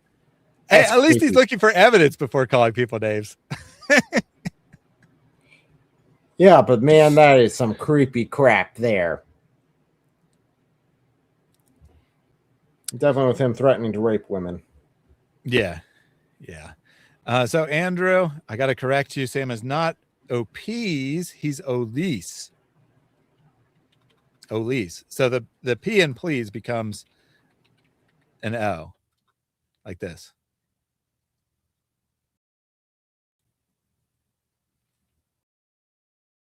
Just to clarify. No, Sam is not permanent banned yet. Yet. Hey, remember how I was talking to that terrorist a little while ago? Yep. Sam made the same mistake that terrorist did. He thought he could intimidate me. Eric can testify to this. In private, I've said, I don't care if my channel gets banned as long as Sam goes down. I said, I'm willing to make that sacrifice. And keep in mind, I don't have a better job. I don't have another source of income. I'm willing to take the sacrifice if necessary. I don't think it'll be necessary. But if I ruin my ministry and ruin my career and get banned from YouTube, it was worth it if it gets Sam out of ministry.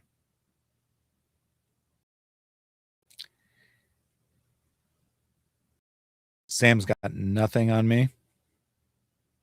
And I got resources. I got resources up here, right? I don't go around bragging about what a smart guy I am. maybe people have heard me say it, maybe they haven't. I don't know.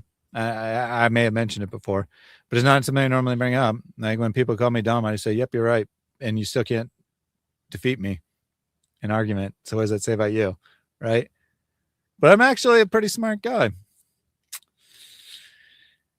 And more importantly, for purposes here, I don't back down. I don't let things go. I've determined, at least not, I mean, certainly I will drop things if, you know, there's a reason to drop them. But what I mean here is I don't allow myself to be intimidated. All right. I don't let things go. If the reason would be letting it go is because someone came after me. In other words, I have the will and determination to take Sam down. YouTube censors when Sam flags this. I'm not asking anyone to do anything to Sam. I'm stating my personal goals. Thank you. My personal goal is to get Sam banned from YouTube because he constantly violates YouTube policy. I don't see how that could possibly be considered harassment to say that. It is my goal to have him banned from YouTube. And I have the intelligence, the determination, and I got financial resources as well. I will do what is necessary. I will do what's necessary to get. So, I mean, this is going to end in one of two ways. This is going to end with Sam off YouTube, or it's going to end with me irrelevant and no one paying any attention to me. I'm not saying these are the only videos I'm going to do. I'm not saying that I won't make other content as well, but I am not letting the Sam situation go. You notice what Sam's done year after year after year after year, whether it's James White or Anthony Rogers or Kelly Powers or now David, countless other people along the way. They've opposed him. He's attacked them. They've said, I spoke my piece. I don't need to say anything else, which is fine. I'm not criticizing any of those people. They moved on. Sam, in his mind, won. But notice what he didn't do. He didn't stop attacking them. He still attacks Anthony Rogers all the time. We just saw today how he's still obsessed with James freaking White, who probably said, I'm not even sure he said anything public, but he certainly said some stuff to Sam's face about his inappropriate behavior between 15 and 20 years ago. As far as I know, James White hasn't spoken to Sam since then or said anything about Sam publicly since then. And Sam still brings him up. So he's not going to stop talking about people.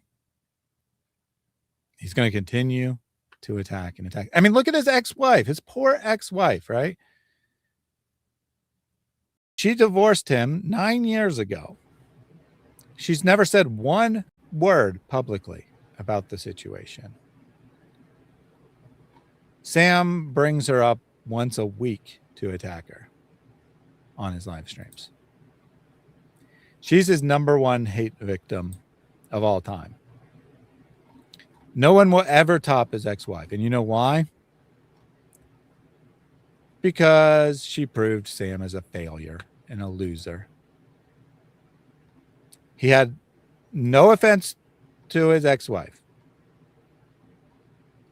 I need to make this very clear. I am not attacking her in any way. She is a victim. She is beyond her control, but she was a perfect victim for Sam. All right. She was extremely vulnerable.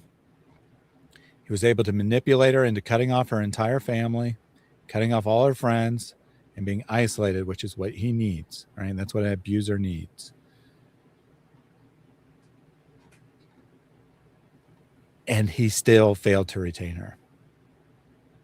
If he can't retain a perfect victim, he will never have property, which he calls a wife.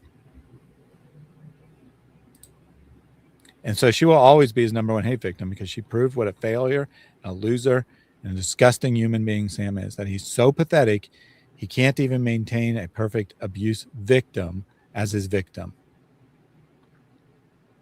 Again, no way to attack on her, right? It's not her fault that she was vulnerable and susceptible to his manipulation. But make no mistake, Sam took advantage of that situation repeatedly and continuously for years. And then she had enough. She got out. Most victims never get out. And it's extremely hard for women to get out of abusive situations. She got out. And now Sam continues to prove what an abusive and hateful person he is all these years later. And for some reason, an absolute moron, Joan of Arc, wants a part of it. But you know what? Right now, it's honeymoon, right? It's honeymoon phase. He's mostly good to her. You saw the little bit of harassment and abuse in the stream, or you heard it anyway. But right now, he's good, right? He's good. He can control. That's the best you're going to get. This is the best Sam you'll ever get. Yes, this is the best Sam you'll ever get. And it'll just get worse and worse and worse. The way the cycle of abuse works is that originally it's mostly good with some abuse. The good gets less and less, and the abuse gets worse and worse over time, because the victim becomes more and more susceptible to it, and the abuser is no longer on their guard to protect the situation, right, to protect their access, and it just gets worse and worse and worse until one of two things happens. The victim escapes, which is rare, or the victim dies. Not always killed, of course, right? They could live their whole life as a victim of abuse and die of natural causes. But that's the only way it ends, right? It ends with the death of the victim or the victim running away. I mean, I suppose it occasionally ends with the death of the abuser when they're shot by the victim or whatever, but that's the way it ends. It ends with someone's death, or it ends with running away. This is the man I'm dealing with, right? This is my conviction for this man. I believe it is my God-given mission to end the abuse of this man. All right, obviously, I can't end all his personal abuse in his real life, but to end his public abuse of the body of Christ, it is my God-given mission to end it. So that terrorist guy who was here earlier, you better send your buddies to get me soon if you want Sam to survive. Because I will succeed. I will succeed in getting this man removed from YouTube. He violates the policy on a daily basis, and he violates it in extreme ways periodically. He doesn't violate in extreme ways every day, but he violates in extreme ways that get him actual bans, like the one that we're talking about today, periodically. And I will do whatever it takes to get YouTube to actually give him those bans. And when he gets 3 of them within a 90-day period, he is gone. He is gone. And when he tries to evade the ban, because he'll try to evade the ban, he'll be gone real quick for that. Real quick for that. You think this man is smart enough to be able to avoid a YouTube detection of his second account, third account, whatever? No.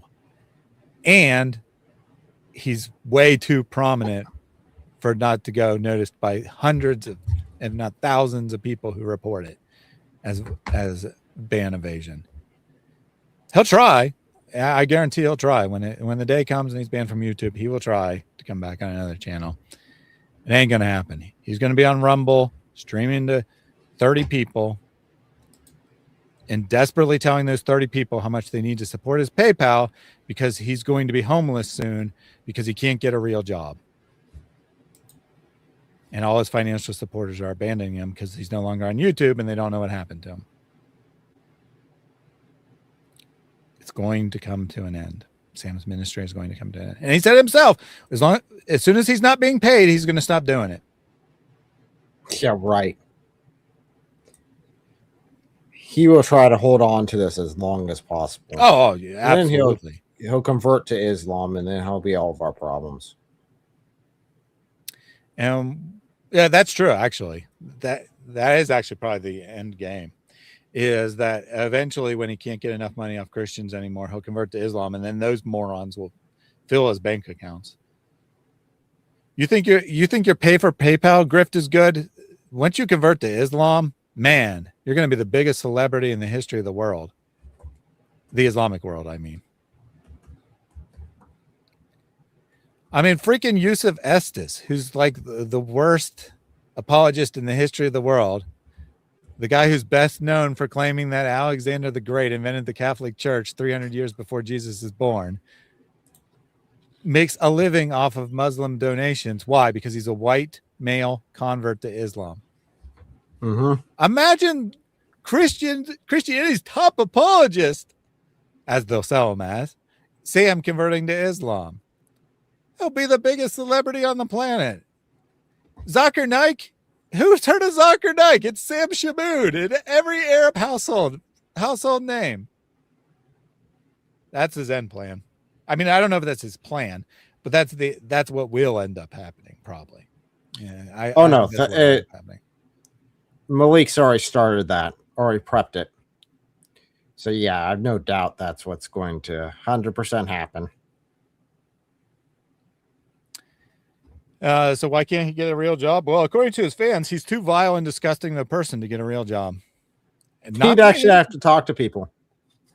That's what his own fans say. They're like, how do you expect Sam to get a job with his terrible behavior? Therefore, he has to do YouTube and abuse the church. No, the church doesn't get the worst leftovers of society that can't get any other job. What are you going to say next? Well, that guy was just released from prison for molesting children. No one's going to want to hire him, so he should be the priest.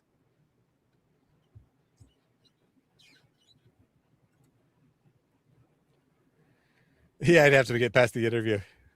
The interviewer would be like, it says here that your name is Hasimo Shamoun. Your mother is a whore. Don't ever call me Hasimo.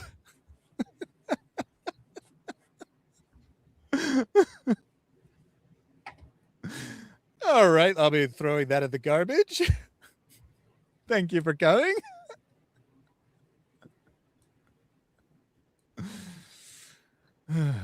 All right, let me take a couple of super chats and then finally wrap this video up. From Doc Holiday, just a super sticker here. You better seek out God's interpretation. Brother, it's PayPal and Patreon. Thank you. Guys, pray for PayPal. I have 2 more weeks for it to catch up, and I pray by the grace of God it'll catch up. Do you understand the implication of these words, how much meat there is? Yep, very meaty. Keep it up, Doc Holiday says. Thank you for that. And then a second super chat, this one with an actual message from Doc Holiday. I have a financial need this month. Ask the Lord to bring in additional support because my oldest daughter is in need because she's playing volleyball and she has expenses that are kind of hefty, but I trust the Lord to provide through me and that I never prostitute myself for money. I needed several $1,000s and may the Lord bring it in. You can't fool anyone. Inspiring philosophy, changing your name to Eric. I'm not sure what this is in reference to, but thank you for the donation nonetheless. Couple non-super chats that use the special ways to highlight comments here. First with happy birthday condolences to the YouTube trust and safety team. It can't be an easy job. I mean, in all seriousness, it can't be an easy job. You not only do you have to like constantly review potentially vile material or pornographic material or whatever, right? Because there's a variety of things could be flagged for. You also then have to deal with people like cursing you out for banning them and stuff. So can't be an easy job. I appreciate YouTube trust and safety team in principle. Like, let me rephrase that differently. I have sympathy for your job. I strongly object to you automating basically everything. And I don't think you enforce your policies fairly and consistently, but I have sympathy for how difficult the job must be. John 3:16 used highlight to say, did he threaten that one man he debated that had debated God logic before? Nasser, do you know if he threatened Nasser personally? You talk about Sam? Yeah, Sam. I know they talked about Sam's mother. That's why when they had the debate, Nasser was like saying that he had to apologize for it. And Sam had a complete and utter meltdown, which my wife saw that and it's like, man, that shouldn't happen. No, you don't act that way. But yeah, Sam almost called off the entire debate because Nasser had the audacity to ask him to, just apologize for something he said. That being said, I don't know if they did. If there was any other insults other than that, there's back and forth, just the same. I'd say the same normal Sam thing. So, Apologetic Jaws said, I only need $2,000 to play volleyball. Send your money to me and save Banklink. It's unclear how much money Sam actually. Well, first of all, he didn't. Obviously, it wouldn't be obvious even to Sam what a donation was for, whether it was for volleyball or something else. It's not even clear how much that he begged for, but it seems to me that it was probably either $5,000 or $6,000 that he asked for volleyball. And then completely and totally coincidentally, he goes live. Well, yeah, no, actually, it's probably the primary purpose on that particular day. He goes live, shows pictures. You saw these in my video on Sam doesn't love his daughters. I don't think I put the actual picture up. Maybe I did. Whatever. Anyway, Michelle apparently sent him pictures, probably passive aggressively, probably to upset him, of his daughter playing volleyball and hugging her actual dad and stuff like that, because he had never sent the money. And you know what he said on the stream? And now she's asking me for $5,000. Oh, you mean the amount of money you promised? And hell, if I'm ever given her any money, right? So it was money he raised for her. So the money he for more than a year, he constantly begged his audience for money for volleyball. And like, I got 1,000, I need another 1,000, I need another 1,000, I need another 1,000. And then when Michelle, his ex-wife, has the nerve to ask him for the money that she's been spending on travel volleyball and stuff, right? He says, hell, if I'm ever giving you any money. I thought it was his daughter, right? That's why he won't pay child support. That's literally why he won't pay child support. You know why? Because when you pay child support, the mother, or, if it's the woman paying to the man, the parent gets the money. It doesn't go into the bank account that is a trust fund for the child. And so he won't pay his child support because he doesn't want to give money to Michelle.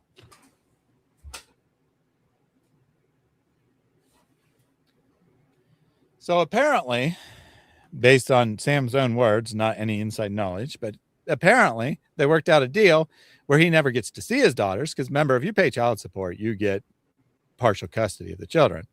They worked out a deal where he never sees his daughters in exchange for not having to pay his child support. And you know why she did that? Probably because she was tired of trying to drag him to court all the time to get him to pay his child support. So she's like, fine, you don't want to pay for your daughter's support. You don't have daughters anymore, basically. is the gist of it. And he talked about how he did not see them for 6 years or 7 years or something like that. They've been divorced for 9. Only recently did he start to get to see them again, probably because, you know, they are in their mid to upper teens now. And, you know, they don't necessarily need financial support anymore. So Michelle, for some reason, has allowed him to see his daughters occasionally over the last couple of years, but he still barely ever gets to see them. And doesn't have a problem telling his audience he needs all this money, but then he never gives it to them. To the extent he gave it to them, even though it was for volleyball, was that he put it in his savings account. And I assume his will probably really does say that when he dies, his daughters get the money. That's not saving for your daughters. Seriously, dude. It's your personal savings. You know, I mean, if I were to die right now, of course, my wife would get all of the family money. I don't even want to call it my money because I don't view it as just mine. But I mean, I was the one who received a paycheck, right? My wife hasn't worked since like the first couple years of our marriage. But she would get the money now, right? She'd have full control of the money. But if she and I were to both die, my son would get the money, obviously. I wouldn't go around saying I'm saving money for my son because I have money in my bank account. That's insane. My 401k is really by suds. Yes, you see. So stupid. So stupid. All right. I really do want to wrap up, though. Shameful music with a super chat. As long as you send me 10% of your million to my ministry so I can pay off my back taxes, right? We're Chaldean. I'm going to give you a year. After a year, if I don't see a penny from you guys, I'm going back to being a Syrian because you guys are cheaper than Divine Mercy Apologetics. Why let the left hand know what the right is doing? Thank you very much for your support, Shameful Music. Shameful Music has written a Pray for PayPal song. I haven't had time to complete the music video, but that will be out soon. Look for Pray for PayPal by Shameful Music with the music video by yours truly. Speaking of music videos, Agnostic with a super chat. When you start contributing to my PayPal Patreon, it's been 2 years. When you send monthly donations, then talk to me, you cheap penny pinching monkey. Do a live reaction to Snake Walrus, please. That'd be really weird. Why would I react to my own video? But isn't that kind of what happened yesterday, right? On David's live stream. Watched it there and reacted to it. I don't know. You know, maybe someday I go through it. It wouldn't really be a reaction, but I could go through and like, you know, explain like my editing choices and stuff like that. I could do a live reaction on my channel on it. There you go. Get posted everywhere. Maybe when he comes out with the next section. Maybe when it comes out with the next section of it, then I'll do a full review. Oh yeah, that's what you do. Obviously, I can't really do a live react to a video that's going to be on my channel, but other people could. Eric could do a live react to it. So Agnostic X, when you get me part 2, Eric is interested in doing a live react to that. John 3:16, sir, I'm very sorry for begging you not time me out, and that was very rude. You made sound touchy. I know that. Is this a joke? Because I always took your comments as jokes, and I was joking back. If this is true, no, I was never bothered by any of your comments. Apple was triggered by potato, and our Zek, happy birthday from Potato Sandwich, saying pray for PayPal and the Netherlands. Absolutely. Well, maybe the second part anyway. I don't think I'll really pray for PayPal. Incidentally, one of my, you know, I was talking about plans. One of my plans involves PayPal. Well, maybe more than one of my plans, but the one I was referring to involves not literally PayPal. but offering Sam a substantial sum of money. So we'll see what happens. We'll see what happens. It's lower on my list now. Things have escalated. It's lower on my list, but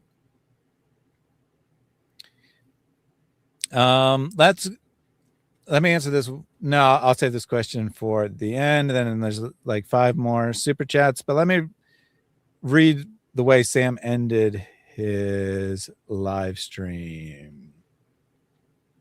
I know it's been a while since we talked about the live stream. Again, he goes on and on, Greg Stafford, blah, blah, blah. I guess eventually he briefly touches on the topic that his video is titled. But as always, he has to bring it back to his real concern at the end of the stream. All right. Geez. I thought I wouldn't have to scroll back very far to find the start of his. This might not actually be the start of it, but I'm going to start with here because it's perfect. Pray for provision. PayPal, Patreon. Pray my Patreon supporters don't drop. And if it stays that way, I'll be good. And PayPal always picks up closer to the end of the month. And if a provision comes there, so ask for money. Without even finishing asking for money, transitions. So if the provision comes there, Greg Stafford can manifest like an effeminate, censored, because he's a man behind the screen.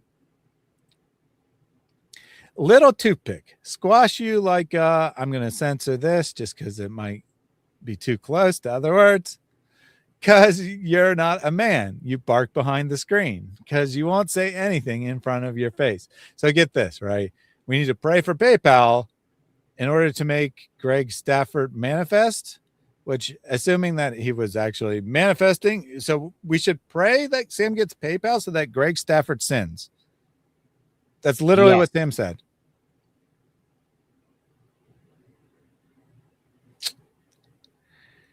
Thaddeus. He actually said Thaddeus, not Thaddeus, but Thaddeus, because he has a real issues with TH sound. Thaddeus and David win. I'm guessing that's a transcription error. I don't think he called David win, but I'm failing to see what's close to that it could have misheard. Anyway, probably, one of his something about Israel or whatever. And David and their cults can all manifest like censored. And by the way, I mean spiritual censored.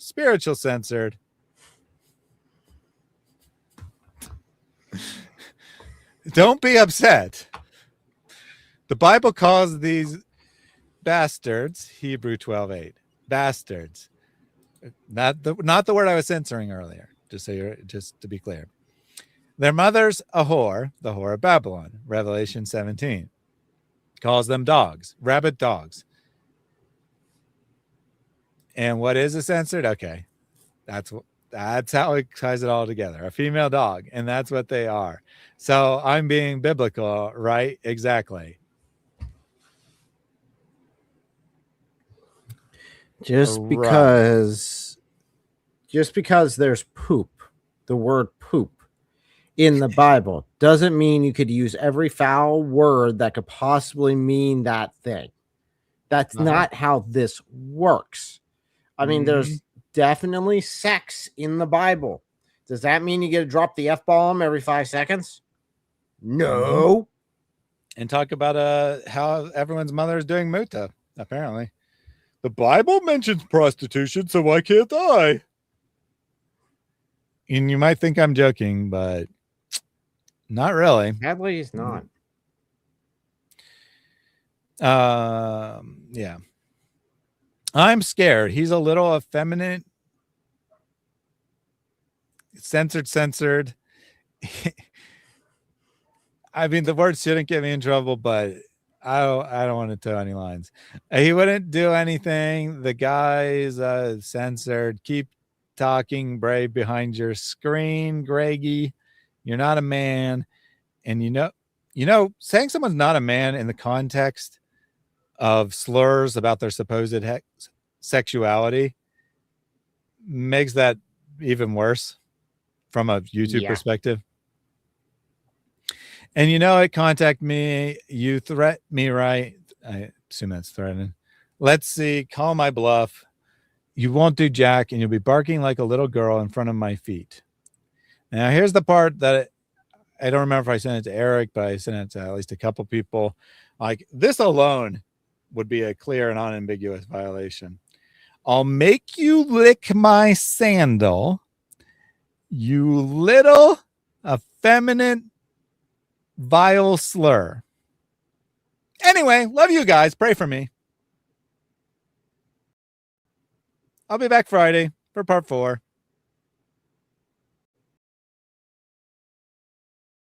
And then he goes on and talks about how people should pray for him and stuff.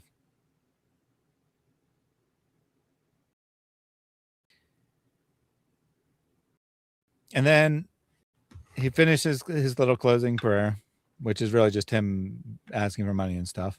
Oh, I'm sorry. I missed this. In the middle of the prayer, he randomly starts calling Greg Stafford slurs again in the middle of his prayer. And then he says, Christ is risen, risen indeed. Name of the Father and the Son and the Holy Spirit. Amen. I don't care what you say about Protestant believer. He's still my number 2 in my book. Take care. So someone in the comments while he was praying said something about Protestant believer, I guess. Probably saying like you should disassociate with him because he's a Protestant, but he's also a top Sam Glazer. So Sam still loves him despite him being a Protestant. In fact, he's the number 2 Sam Glazer in Sam's book. I'm sure Joan of Arc is number 1. So Protestant believer, I know that you comment on my channel sometimes. You're not here today, but I would say it to your face even if you were here. Know that you are Sam's number 2. I don't want to say whore. Know that you're Sam's number 2 love desire behind Joan of Arc. Take care. And why? Because you glaze him almost as much as Joan of Arc does. Protestant believer, I think, is still a moderator on his channel. You just saw him saying, I don't care. He's my number 2 guy. Yep. But everyone that's Protestant is evil, according to Sam. Mm-hmm.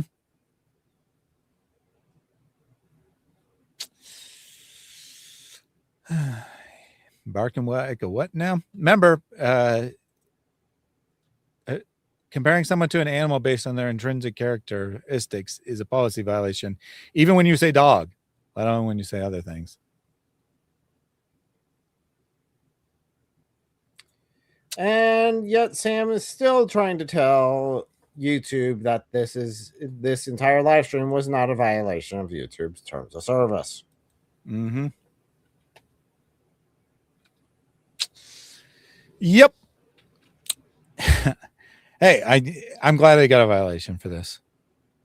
I don't know why he doesn't get a violation for probably 3/4 of his streams. Every once in a while, there's a stream where there's only mild insults. There's never a stream without insults, but sometimes there's only mild insults that wouldn't be policy violations, even by the letter of the law. I understand why, half or 3/4 of his streams don't get taken down because they don't really cross the line of what's acceptable, even if they technically violate the policy. But some of them do. Some of them absolutely violate YouTube's policy. There's others that are just as vile as the one that we looked at today that I got a policy violation up, or that are up on YouTube and have been reported and are still up on YouTube. There's streams where he attacks little children. Those are up on YouTube. You saw the policy. Any insult whatsoever to a minor is a policy violation. Any comment made to a minor to make them feel bad is a policy violation. And yet Sam spoke in vile sexual terms to little kids. It's been reported by multiple people, and it's still up. YouTube, please enforce your policies. That's all I ask, is that you enforce your policies. Look, I'm not asking YouTube to remove Sam because he's a heretic. That's a good reason to oppose him, but I'm not asking YouTube to do that. That would be silly. I'm asking YouTube to enforce their policies on speech, especially vile, disgusting speech directed and minors. All right, last couple comments here. And then I'll get your closing thoughts. Bull Shark with a super chat. And those of you who are monthly supporters via PayPal and Patreon, the Lord knows you. The Lord, may he bless you and reward you, because you don't need me. But thank the Lord that he's moving you to support me. There's one sister in particular. She's very generous. And I know she knows who she is. I don't like to mention names because I don't want to mention some and not mention the others. And remember what our Lord says. Do not let your left hand know what your right is giving. So the Lord is your reward. She's very generous. Very generous. I mean, she's giving constantly on PayPal. Wait, I got a question, Thaddeus. Based on that last one, real quick. What's the term for someone that you pay money to and they do stuff and then they get sexual favors for it and they just keep giving you more and more money? What's the term for the person who's so depending on if it's a formal arrangement or not. If it's a formal arrangement, that'd be prostitution. If it's not a formal arrangement, then we're just going to have to call you, a whore, say, for example. So we're not calling Joan of Arc that. No. That would be Sam. Not at all. Actually, by that definition. Yeah. Right. He's the one being paid. He'd be the whore. He'd be the whore in that situation. Okay. Well, maybe that's his obsession with horrorism then, using that term, because he realized he actually is one by the definition. Yeah, that or one time he paid a prostitute and was not satisfied. And now he's seeking revenge 20 years later. Just saying. That's the kind of thing you would do. Red Letter with a super chat. Oh, sorry. I didn't read this one. And I wanted to comment at the start of that. It's something we don't really touch upon. But Sam constantly says, you don't need me. He constantly says, God will make it clear if I should quit ministry. When something bad happens to someone else, it's always God's judgment. When Sam gets banned from YouTube, which should be a clear signal from God, according to his own theology, what does he do? He goes and has a vile meltdown on Rumble. We didn't even look at that. It's not even relevant, right? We didn't even look at his vile meltdown after the fact. We only looked at the one that was up on YouTube, in which he blames everyone and their mother, except God, of course, or himself, right? I mean, he's obviously really responsible. He blames me. I don't remember if he blamed Eric or not, but he was just starting to figure out who Eric was at that time. He knows now. I bet you Eric's going to be in a lot of things coming up. Blames Inspiring Philosophy, blames David Wood, blames Greg Stafford. He probably blames Anthony. James White probably did it. I mean, everyone did it to him. But not God, and certainly not Sam. Certainly not. Certainly not Sam being responsible for getting a policy violation for violating policy 50 times in one video. Super chat. Thaddeus, remember to take some time to decompress when repeatedly diving into the stuff for your own health. Thank you both for all you do. Don't worry about me. I take plenty of time off. Honestly, I probably don't do as much as I should, given that people are donating and supporting the ministry and stuff. I'm good. My mental health's good. I get up. I'm a human. I have emotions. I get upset when I have to watch one of Sam's videos, but I don't dwell on it. I'm angry for a while. Then I do something with that anger, and I never think about it again. Right? And believe it or not, I don't think about how Sam attacked my family at all. Like, unless I'm doing a live stream and it comes up or something, like it's not part of my daily thought. I don't think, oh, Sam harassed and doxed my family. I need to get back at him. It doesn't enter my mind, right? Unless I'm actually doing something with it, then obviously it does. But if it was not for like moral reasons and for because I believe that I'm doing what's right and what Scott ordained, I could never mention Sam again and it wouldn't bother me at all. Right. Which is, you know, and in fairness, that's what James White did and Anthony did and others did. And that's fine. You don't have to oppose Sam for the rest of your life.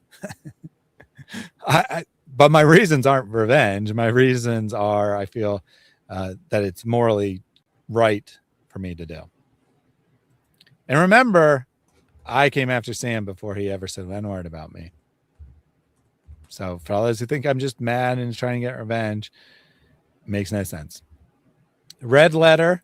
Same with Eric, by the way. He went after Sam before Sam ever said one word about Eric. Didn't even know who Eric was, I believe. I don't think so. Red letter with a super chat. Sam was my internal rat all along. I think this was a joke, but I never made that connection. That's actually true. I never made that connection, but it might be true. Oh no, I made that connection when Malik was talking about his internal rats way back in January, long before anyone knew that Sam was connected to Malik. He might have been talking about Sam already. Mm-hmm. Why Sam is publicly saying, "Oh, David, we can be friends. We can both go after Malik together." He might have already been giving the information to Malik in the first place. Oh no, so that David would be attacked. So that David would be attacked. So that Sam could come and play savior for David. And when that didn't work, he's like, fine, I'll just actually work with Malik then. Yep. That's why you have videos of Sam talking about working with Malik back in, I believe it was beginning of February. Very beginning of February, like February 2nd. Where he's saying that he'll get Malik to dox people if they don't do what he says. Yeah, so, which is super weird because no one had accused him of anything at the time. No, I didn't publicly accuse him of any of that. No. Yeah, and it doesn't fit his normal pattern, right? Like, okay, so Sam like makes weird, stupid threats all the time, but it doesn't fit his normal pattern. I'm saying I'm going to get Malik to dox you, right? Yeah, that statement doesn't normally, but manipulating a situation where David's going after him right now. Okay, now I'll get Malik, give him a bunch of information, be the internal rat here, hand over a bunch of information so that Malik starts going after David and then come alongside. Oh, we're buddy. David, I'm on your side. If you pay attention to Sam's posts, immediately after Malik started attacking David, Sam began to defend him. It was immediate. It's just too, and even the timing of Malik going after David, too convenient for Sam. Way too convenient. Yeah, that's kind of what I was getting at. That Sam makes up threats all the time, right? He makes up threats that don't actually mean anything. So in principle, he could make up a threat about Malik, but it doesn't seem to fit the normal pattern, and it does seem to fit with the evidence that we have available that wasn't a joke. I guess it was probably a joke in that he wasn't planning to dox some random person who asked him a question, but it was revealing of what he is actually doing, right, to other people. Very interesting stuff. Ben Jaming didn't give enough the first time, so felt he needed to give another large super chat. Thank you very much, Ben. As long as you send me 10% of your million to my ministry so I can pay off my back taxes, right? We're Chaldean. I'm going to give you a year. After a year, if I don't see a penny from you guys, I'm going back to being a Syrian because you guys are cheaper than Divine Mercy Apologetics. Well, Ben sure is not cheaper than Divine Mercy Apologetics.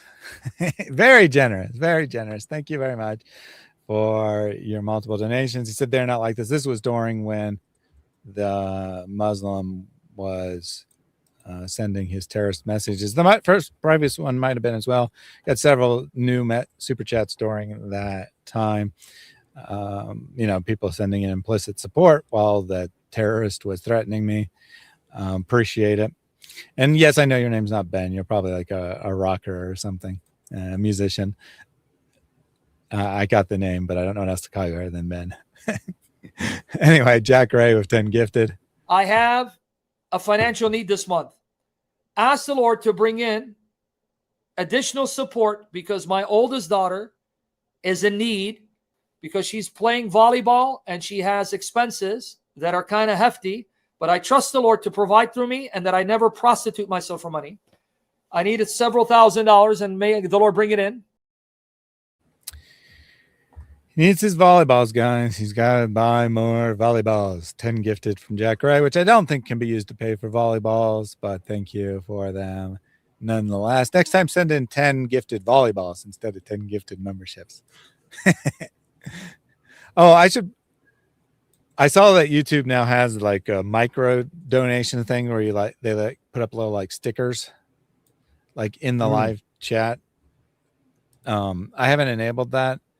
But I think it was IP had it enabled, and Apostate Prophet kept spamming the chat with micro donations. They're like 10-cent donations or whatever. But maybe I should enable that. So I bet you there's a volleyball. The reason I said all that is there's probably a volleyball or at least some sort of sports micro donation you can make. And I think the way it works is you like buy $10 worth of credits or something, and then you spend them 10 cents at a time. I don't think they, put a 10 cents charge on your credit card. But anyway, they're copying TikTok there. TikTok has those micro donations. So that's what those are. Luther with 5 gifted. This was also during the terrorist. You better seek out God's interpretation. Brother, it's PayPal and Patreon. Thank you. Guys, pray for PayPal. I have 2 more weeks for it to catch up, and I pray by the grace of God it'll catch up. Do you understand the implication of these words, how much meat there is? So thank you, Mr. Terrorist, for helping us all bring in all those donations. It was at least those 3, but I think it was a couple more as well. Those were just 3. I was certain that we're doing that time. Because unlike Sam, I don't constantly read the live chat for approval. I don't necessarily see what's happening when I'm talking. But appreciate his help there. You're still not as good as your good buddy Malik, though. Right? He said that he's in contact with Malik. Malik brings in hundreds of thousands of dollars. You only brought in like $100 a donation. So you gotta work on upping your game there if you want to get us paid like your Mossad agents want us to be. Got to up your game some. And thank you, Lothar, for the 5 gifted.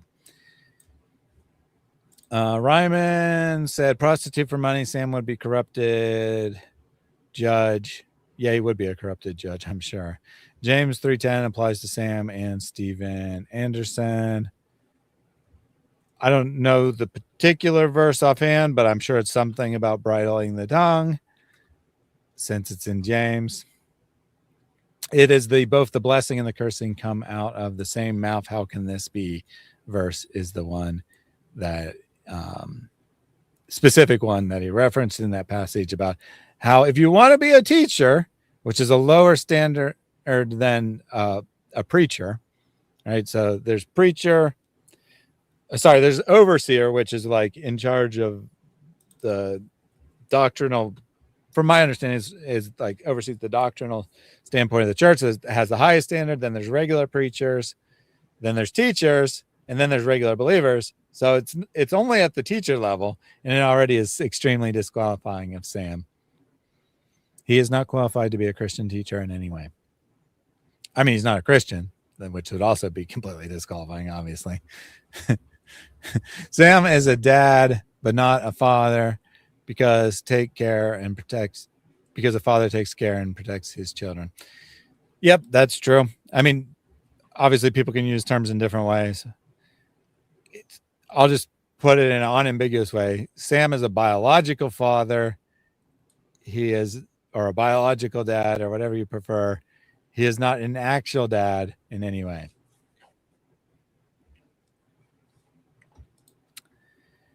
Last super chat, this one from Here the Rod. And those of you who are monthly supporters via PayPal and Patreon, the Lord knows you. The Lord, may he bless you and reward you, because you don't need me. But thank the Lord that he's moving you to support me. There's one sister in particular. She's very generous. And I know she knows who she is. I don't like to mention names because I don't want to mention some and not mention the others. And remember what our Lord says, do not let your left hand know what your right is giving. So the Lord is your reward. She's very generous. Very generous. I mean, she's giving constantly on PayPal. The Lord may not want you to tell your one hand, tell the other, do it, keep all your donations a secret. But Sam, Sam's very happy to brag about the very generous donor. And they know who they are. They're getting all the credit, even if no one else knows it. Interesting. Very interesting there. I made a comment while I was going. I forgot that you can't hear my comments while it's going. But I said, yeah, it's too much effort to thank them all. Why would he do that? I mean, it's only his full-time only source of income, as far as I know, is to do YouTube. But to thank people for donating to him? I mean, that'd be too much effort. But Thaddeus, he just deserves all the donations. I mean, that's just like natural. So why would he thank anyone for like breathing? It's the same level, according to Sam. I don't know how many super chats we had today. It was a large number. Is unlike Sam, I'm not like counting up the donations or whatever, but it was probably like 30 or 40. I mean, granted, Sam has more than 30 or 40 monthly donations, but today was one day, and I thanked every single person. I didn't just read their super chats. I thanked them, right? What live stream software do you use? Says Here the Rod. Thank you, Here the Rod, for your donation. So it depends on what you mean exactly.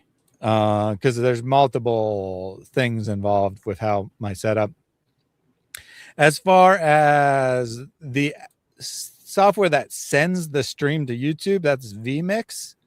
If you're familiar with OBS, it's a commercial program that's similar to OBS, but it has some features that OBS doesn't have.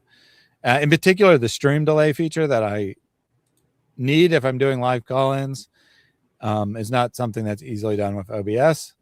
So I use vMix for sending the actual stream, which is commercial software, which I pay for every month. Pray for PayPal so I can afford it next month. I actually spend money on my streams. I don't know if Sam ever spends any money on his streams. I mean, the guy like is supposedly like the top apologist, top YouTuber, or whatever in his mind. And half the time his audio is garbage because he doesn't put any effort into it at all. Probably doesn't own a quality microphone. Not that that's a huge amount of money, but probably doesn't even own a quality microphone. For years and years, he was like streaming in 480p because he didn't want to buy something other than the $5 webcam he had. He doesn't put anything into this. Everything goes into his pocket that comes in. Anyway, that's not the point. I was trying to answer your question. Got distracted. As far as like being able to talk to Eric or other guests, I do that through a service called Video. So video, but VDO.ninja. So it's the Video Ninja program. That is completely free. Although I choose to make a monthly donation to the creator of this software because it's amazing software, and other places would charge you for that, right? StreamYard charges you for that service, for example. So because I believe in the software, I choose to make a monthly donation, but it's free to use, and obviously most people don't donate anything. I also have multiple helper programs going on that, you know what, I didn't even use any of my buttons today. That's how distracted I was by Sam's vile speech, but I didn't even This guy's scum, and he's a son of Satan. So that's the interaction between the Stream Deck and the vMix software that is programmed. That I programmed the particular interaction to pull that up for the appropriate number of seconds and whatnot. The bot that gives you points and like plays some of the animations automatically, like the Apple animation or whatever, or the cat or whatever, that I programmed. There's another free software that I use minorly called streamer.bot that aids with some of the animations. Like I said, it's only a minor part of my setup, but using that as well. And then the comments are related to Video Ninja, made by the same guy, but it's actually a separate service called Social Stream Ninja, which allows me to pull up the comments on the screen. So obviously you're getting that from StreamYard as well, or wherever where you're able to pull up the live comments. Some bad news. I don't think this is breaking news, but an Australian Prime Minister wants to silence people in Australia speaking up against Islam. Well, I mean, it's certainly not news that someone wants to do it. Now, if it's plausible that the legislation he's proposing will be passed, that's a different story. But people introduce legislation like that even in the United States, and it's illegal. Like, even if they passed the law, it would be ruled unconstitutional and would never be enforced. So I'd need to know like how serious this threat is against criticism of Islam before commenting further. And no, I don't use Zoom. A long time ago I used Zoom, but I haven't used Zoom for years and years.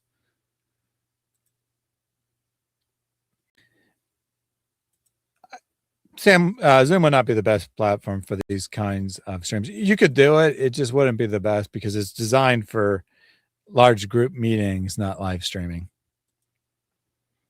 Anyway, a couple new things came in. Is gambling a sin? So Sam is in habitual sin. I don't think that gambling in and of itself is a sin. It's not wise. Well, first of all, it's certainly not wise, even from a secular financial standpoint, because everyone's a long-term loser.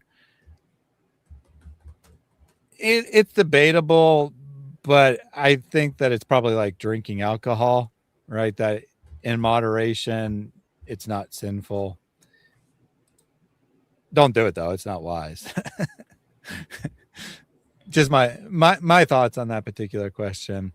And I also don't know for a fact that Sam is a gambler, but he is in habitual sin. He's in habitual sin of abusing people. He's in habitual sin of teaching heresy. He's in habitual sin of lust, according to him. He's in habitual sin of gluttony, according to him. So lots of habitual sin Sam's way. Oh, sorry. I wanted to do that very last. Close on that thought. Ephesians 4:29 applies to Sam as well. I mean, lots of Bible verses apply to Sam. I mean, my personal favorite is, and many will come to me saying, Lord, Lord, did I not do mighty works in your name? And I'll say to them, truly, I never knew you. I think that that's honestly the best description of Sam, because I think he is actually self-deluded. I think he does actually think that he's doing God's will, but he's not. And Ephesians 4:29 is use your speech to build up others. Sam does not do that. Two more. Real quick, I believe it's First Corinthians 13:1 would be mine. That's where it's talking about a resounding gong. If I speak with the tongues of men or of angels, but do not have love, I am only a resounding gong or a clanging cymbal. That is Sam. Oh, there is no love in him at all. Yeah, I mean, we joked earlier about him being in a relationship with himself, and that being the only person he actually loves. I'm not actually sure he even loves himself. He might actually hate himself too. But certainly, there's no love for other in him.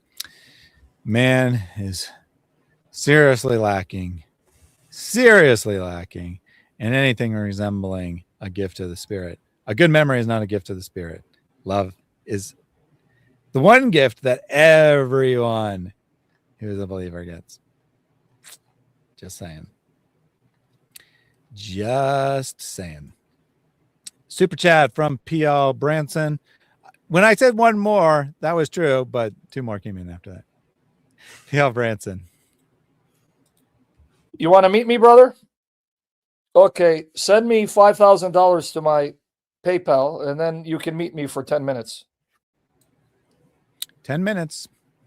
10 minutes. A joke in the words, but a serious thought from Sam. He doesn't want to meet his fans, that's for sure. Like, dude, the comment on screen, which you can't see because, you know, the super chat covers it up. But the guy's like, hey, you doing any conferences soon? I'd love to come meet you. And that's Sam's response. Anyway, Sam is a hypocrite and a wolf in sheep's clothing. His pride is his worst enemy. Jesus would have rebuked him. I hope he comes to true repentance with God before it's too late. Me too. Honestly, I mean, in a sense, Sam is definitely my enemy.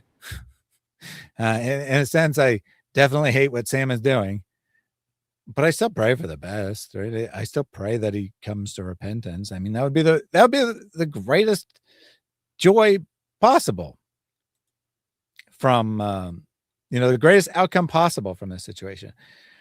Secondarily, it'd be great if he's kicked off YouTube, but it'd be against his will, but it'd be much better if he comes to repentance and does it voluntarily. I'd much prefer that. Sadly, I don't think he has any interest in that. David is live now and Anthony's live now. Man, who should I send people to? Anthony or David? Let me know in the chat. Anthony or David? David's been live for quite a while. Him and Jai and DOC, I think, are all together. Oh, he's had a 5 o'clock stream, huh? Yeah, he had a 5 o'clock stream. So he's been like for 2 hours, I guess. Thank you again for that donation. Amir says that essentially in the U.S., you can use your Second Amendment rights to protect your home from these Muslims who are threatening to well, they're not threatening to dox me. They are doxing me. They're threatening to show up and torture me and my family. I mean, I'm not exaggerating. I'm underselling it quite a bit. The guy described in very vivid terms what he wants to do to us, and it's not kill us. Let's put it that way. I still undecided. I might read it. I might not. We'll see. I'll censor all the bad words he put in it, of course. You might not have much else other than the bad words. I know. That's the problem. And my address. I'd obviously censor my address too. So it's my address and a bunch of bad words. And of course, I'm well aware of my Second Amendment rights. And I'm not a convicted felon. So those rights are active. Let's leave it at that. Agnostic X with super chat. Oh, because of the birthday thing, it won't play until the birthday's done. It's your world. I'm a squirrel trying to get a nut. If you don't send monthly support to keep me in ministry to do the work of the Lord, I will pray judgment on you, and I will pray that I see you and lay hands on you and bless you. Just because you're taller than me, 6'4", and you can throw down, don't think I'll back down, right?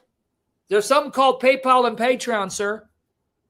You know, man, no wonder the Bible says a prophet is without honor among his own countrymen. Look.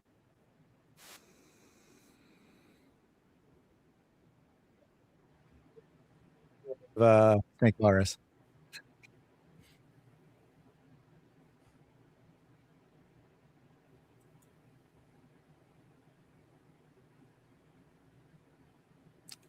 Did you reply? I didn't hear you. Oh, sorry. What did he say? Is it okay if I include you, Eric, in part 2 of Snake Walrus? Oh, I don't care. Yeah, whatever. I'm all good. I'm good with whatever.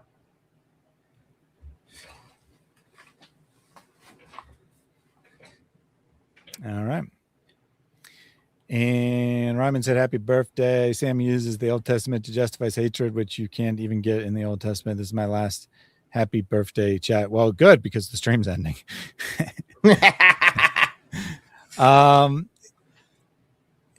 Sam will use whatever, right? He'll use any random verse. It doesn't have to be Old Testament. And he'll just use it like Revelation. He loves to talk about Revelation.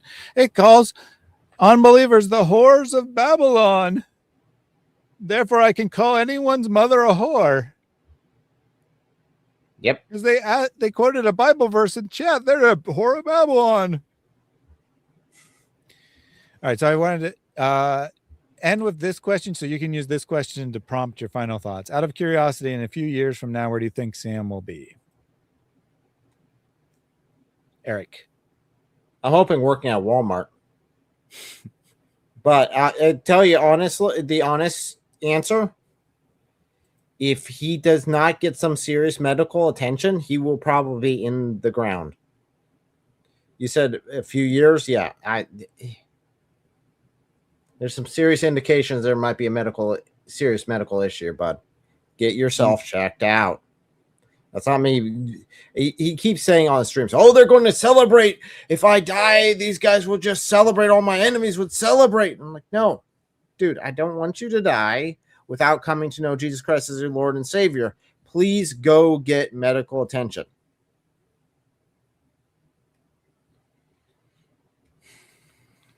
Yeah. That's interesting. He does seem awfully obsessed with death for a healthy individual, that's for sure. Assuming he's alive, which I hope he is. I mean, I'm not wishing him to die. I hope he's alive, but assuming he's alive, I think that he'll probably be relegated to streaming on Rumble, where they have no rules. And he'll have 30 live viewers, and there'll be the same 30 that watch Malik's stream. Or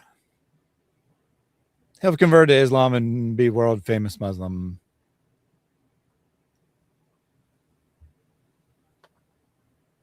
Because I don't think that he's going anywhere in Christianity. I think that the trajectory is quite clear, and I think the trajectory will continue, and that Sam is becoming more and more irrelevant and will eventually completely and totally burn out. It's taken a long time because he was one of the OGs, right? He was one of the originals, and he had a great reputation. And it's taken a long, long time for the residual effects of all the things that he did because of David, keeping him under control. He says everything David touches turns to crap. The only reason Sam has a career at all is because of David. Right? If David didn't keep Sam in check, he would have burned out as quickly as he started. And he'd be like someone else who was mentioned earlier, C.L. Edwards, right? C.L. Edwards was on those shows sometimes on those shows with David and Sam, and back in the day, he wasn't like always on, but he was sometimes on Jesus or Muhammad. He was a convert from Islam before he was a convert from Christianity, before he was a convert. Like, he's changed religions many times, but at the time he was a Christian. He was a convert from Islam. He's now a Muslim. Again, he was off YouTube for many years, but he's now back on YouTube. I only know this because Anthony had a debate with him recently. And after the debate, because I was curious, I went and looked. He gets like 50 views on his videos. And that's when he's attacking Anthony or someone else. When it's not attacking anyone, and thus gets some small number of views from those people's fans, he gets like 12 views or something on a video. And that's Sam's future. All right. That's his future. I don't think he'll have 12 views, but he'll slowly whittle down to where he only has people who like the vile behavior, right? Who are watching specifically for that. And even those he'll slowly alienate over time if he's not getting more people in. And I do want to correct myself. While I was not wrong, his more recent videos have a couple hundred views. See how I just went to his channel now. His videos where he posted like 50 videos of Anthony, which is the ones I was thinking of. One of them literally has 12 views. I wasn't even wrong on the exact number. But his more recent videos have between 1 and 600 views. Still, that's Sam's future, right? 1 to 600 views, which is great if you're a brand new YouTuber and you have 1,000 subscribers. Not so good if you've been doing it for 20 years and you have 400,000 subscribers. Because I'm taking 350 and adding, because it'll just keep going up. The subscribers will keep going up until he's banned. Because most people never unsubscribe. They watch a video once, they like it, they subscribe. They watch another video, they hate it, they never watch the channel again, but they don't bother to unsubscribe. Or, in many cases, they forget their password, never log into YouTube again, and that subscriber stays there forever. Well, maybe not forever. YouTube does eventually purge dead accounts, but it takes years and years and years before YouTube will purge a dead account. So if any creators watching this and they're wondering why they're constantly, we'll see their subscriber count go down by 1 or 2. That's YouTube purging dead accounts and or spam accounts, because a lot of times spam bots will subscribe to you as well, because they think that will help their spam stay on your channel or whatever. So purging bots, duplicate accounts, long abandoned accounts, whatever. That's why your subscriber count will go down. A few people unsubscribe, but they're very rare. Like, the first video I did attacking Sam, I probably had like 100 people unsubscribe because of that. But normally there's not like more than 1 or 2 legitimate unsubscribes from even a controversial video. And what you see on the daily basis, where it'll go up and then down and up and down and up. It's YouTube purging dead accounts. All right. That's what we think about Sam. Any final thoughts from you, Eric? What do you got coming up? Well, I got a couple things coming up. First of all, I've got a little bit of surprise for Malik. If Malik ever goes over to X or opens up his YouTube, he'll find that, or even TikTok, because I was posted on TikTok, but I'll leave it there for him. I'll be covering a couple other things throughout the week. I have the special video for our friend coming up tomorrow that I've got to get these sticks ready for, so I'll be definitely hitting that. I have the Seek and Share Truth Conference coming up in Cleveland, Ohio on the 30th through the 2nd. That will be coming up very soon. And finally, I am in a fight with my wife. Because of how long the stream was? My bad. Nope, nothing to do with the stream.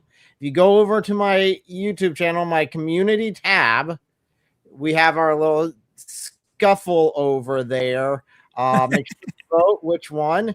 The question is, looking at the numbers, which one of these videos, video A or video B, my pick or her pick, will hit 1 million first? So she has got a video on her channel that has gone a little crazy. I've never seen numbers that big. I've never seen numbers that big, and I have larger channels than either of you. That video is going insane.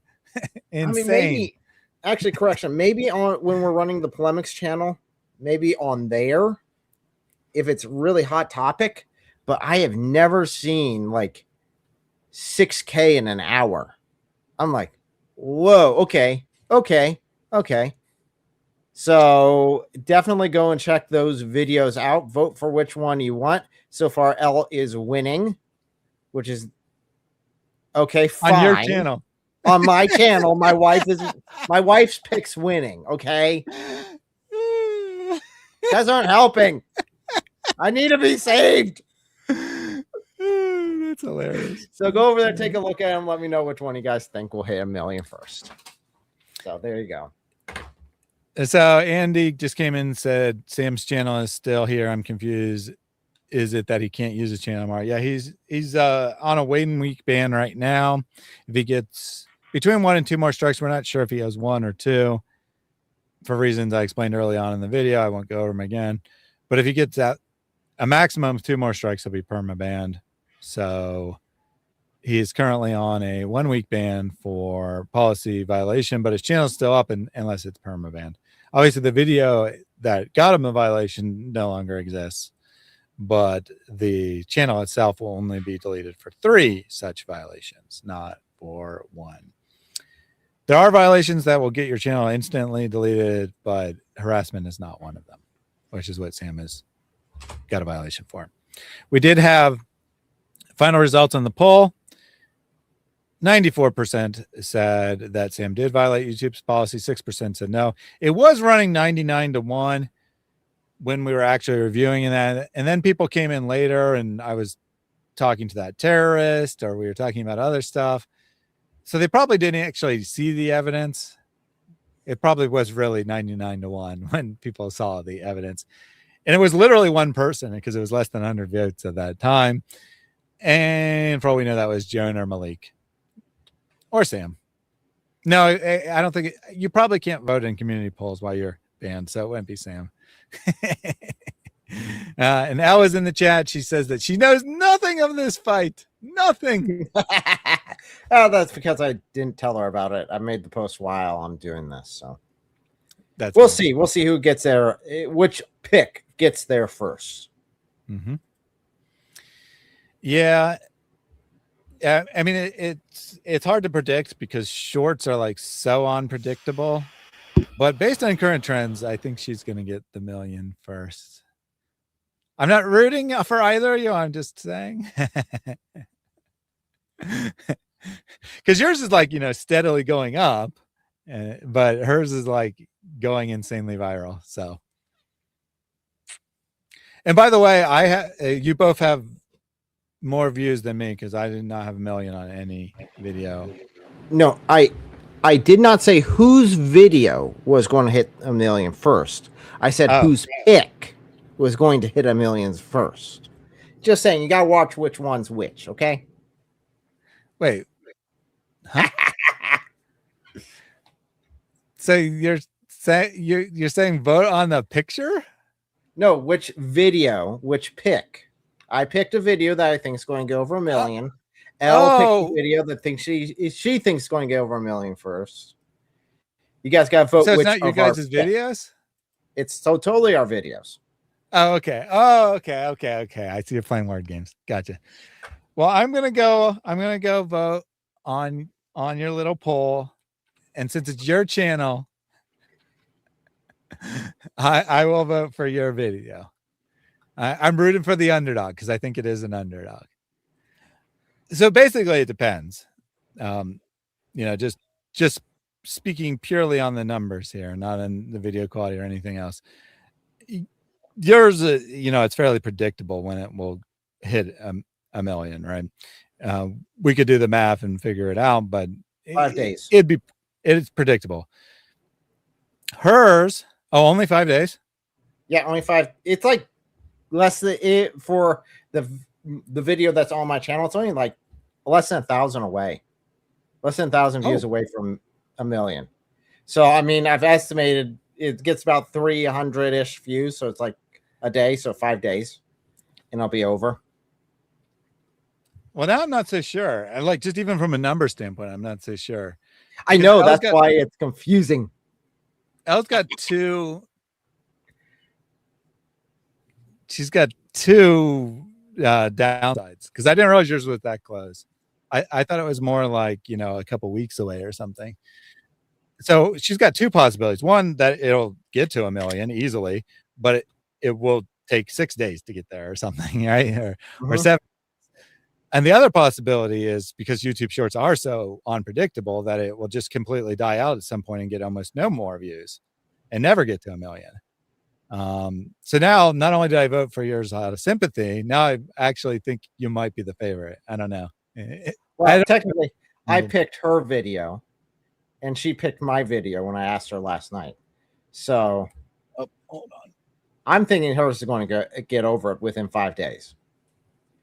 We'll see if I'm right. I don't know what Eric is saying because my headphones died.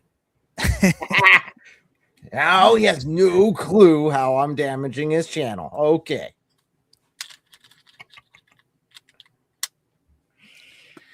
All right. Well, whatever Eric said, I don't know what it was. I'll check on review. I don't see where my wired headphones are immediately, and my wireless headphones just died. They ran out of battery. So we will wrap it up there. I can't hear anything. Definitely a good time to end, because we're ending anyway. We'll close out with Pastor Jake. Pray this ceaselessly. Lord Jesus Christ, Son of God, have mercy on me. Lord Jesus Christ, Son of God, have mercy on me. Lord Jesus Christ, Son of God, have mercy on me.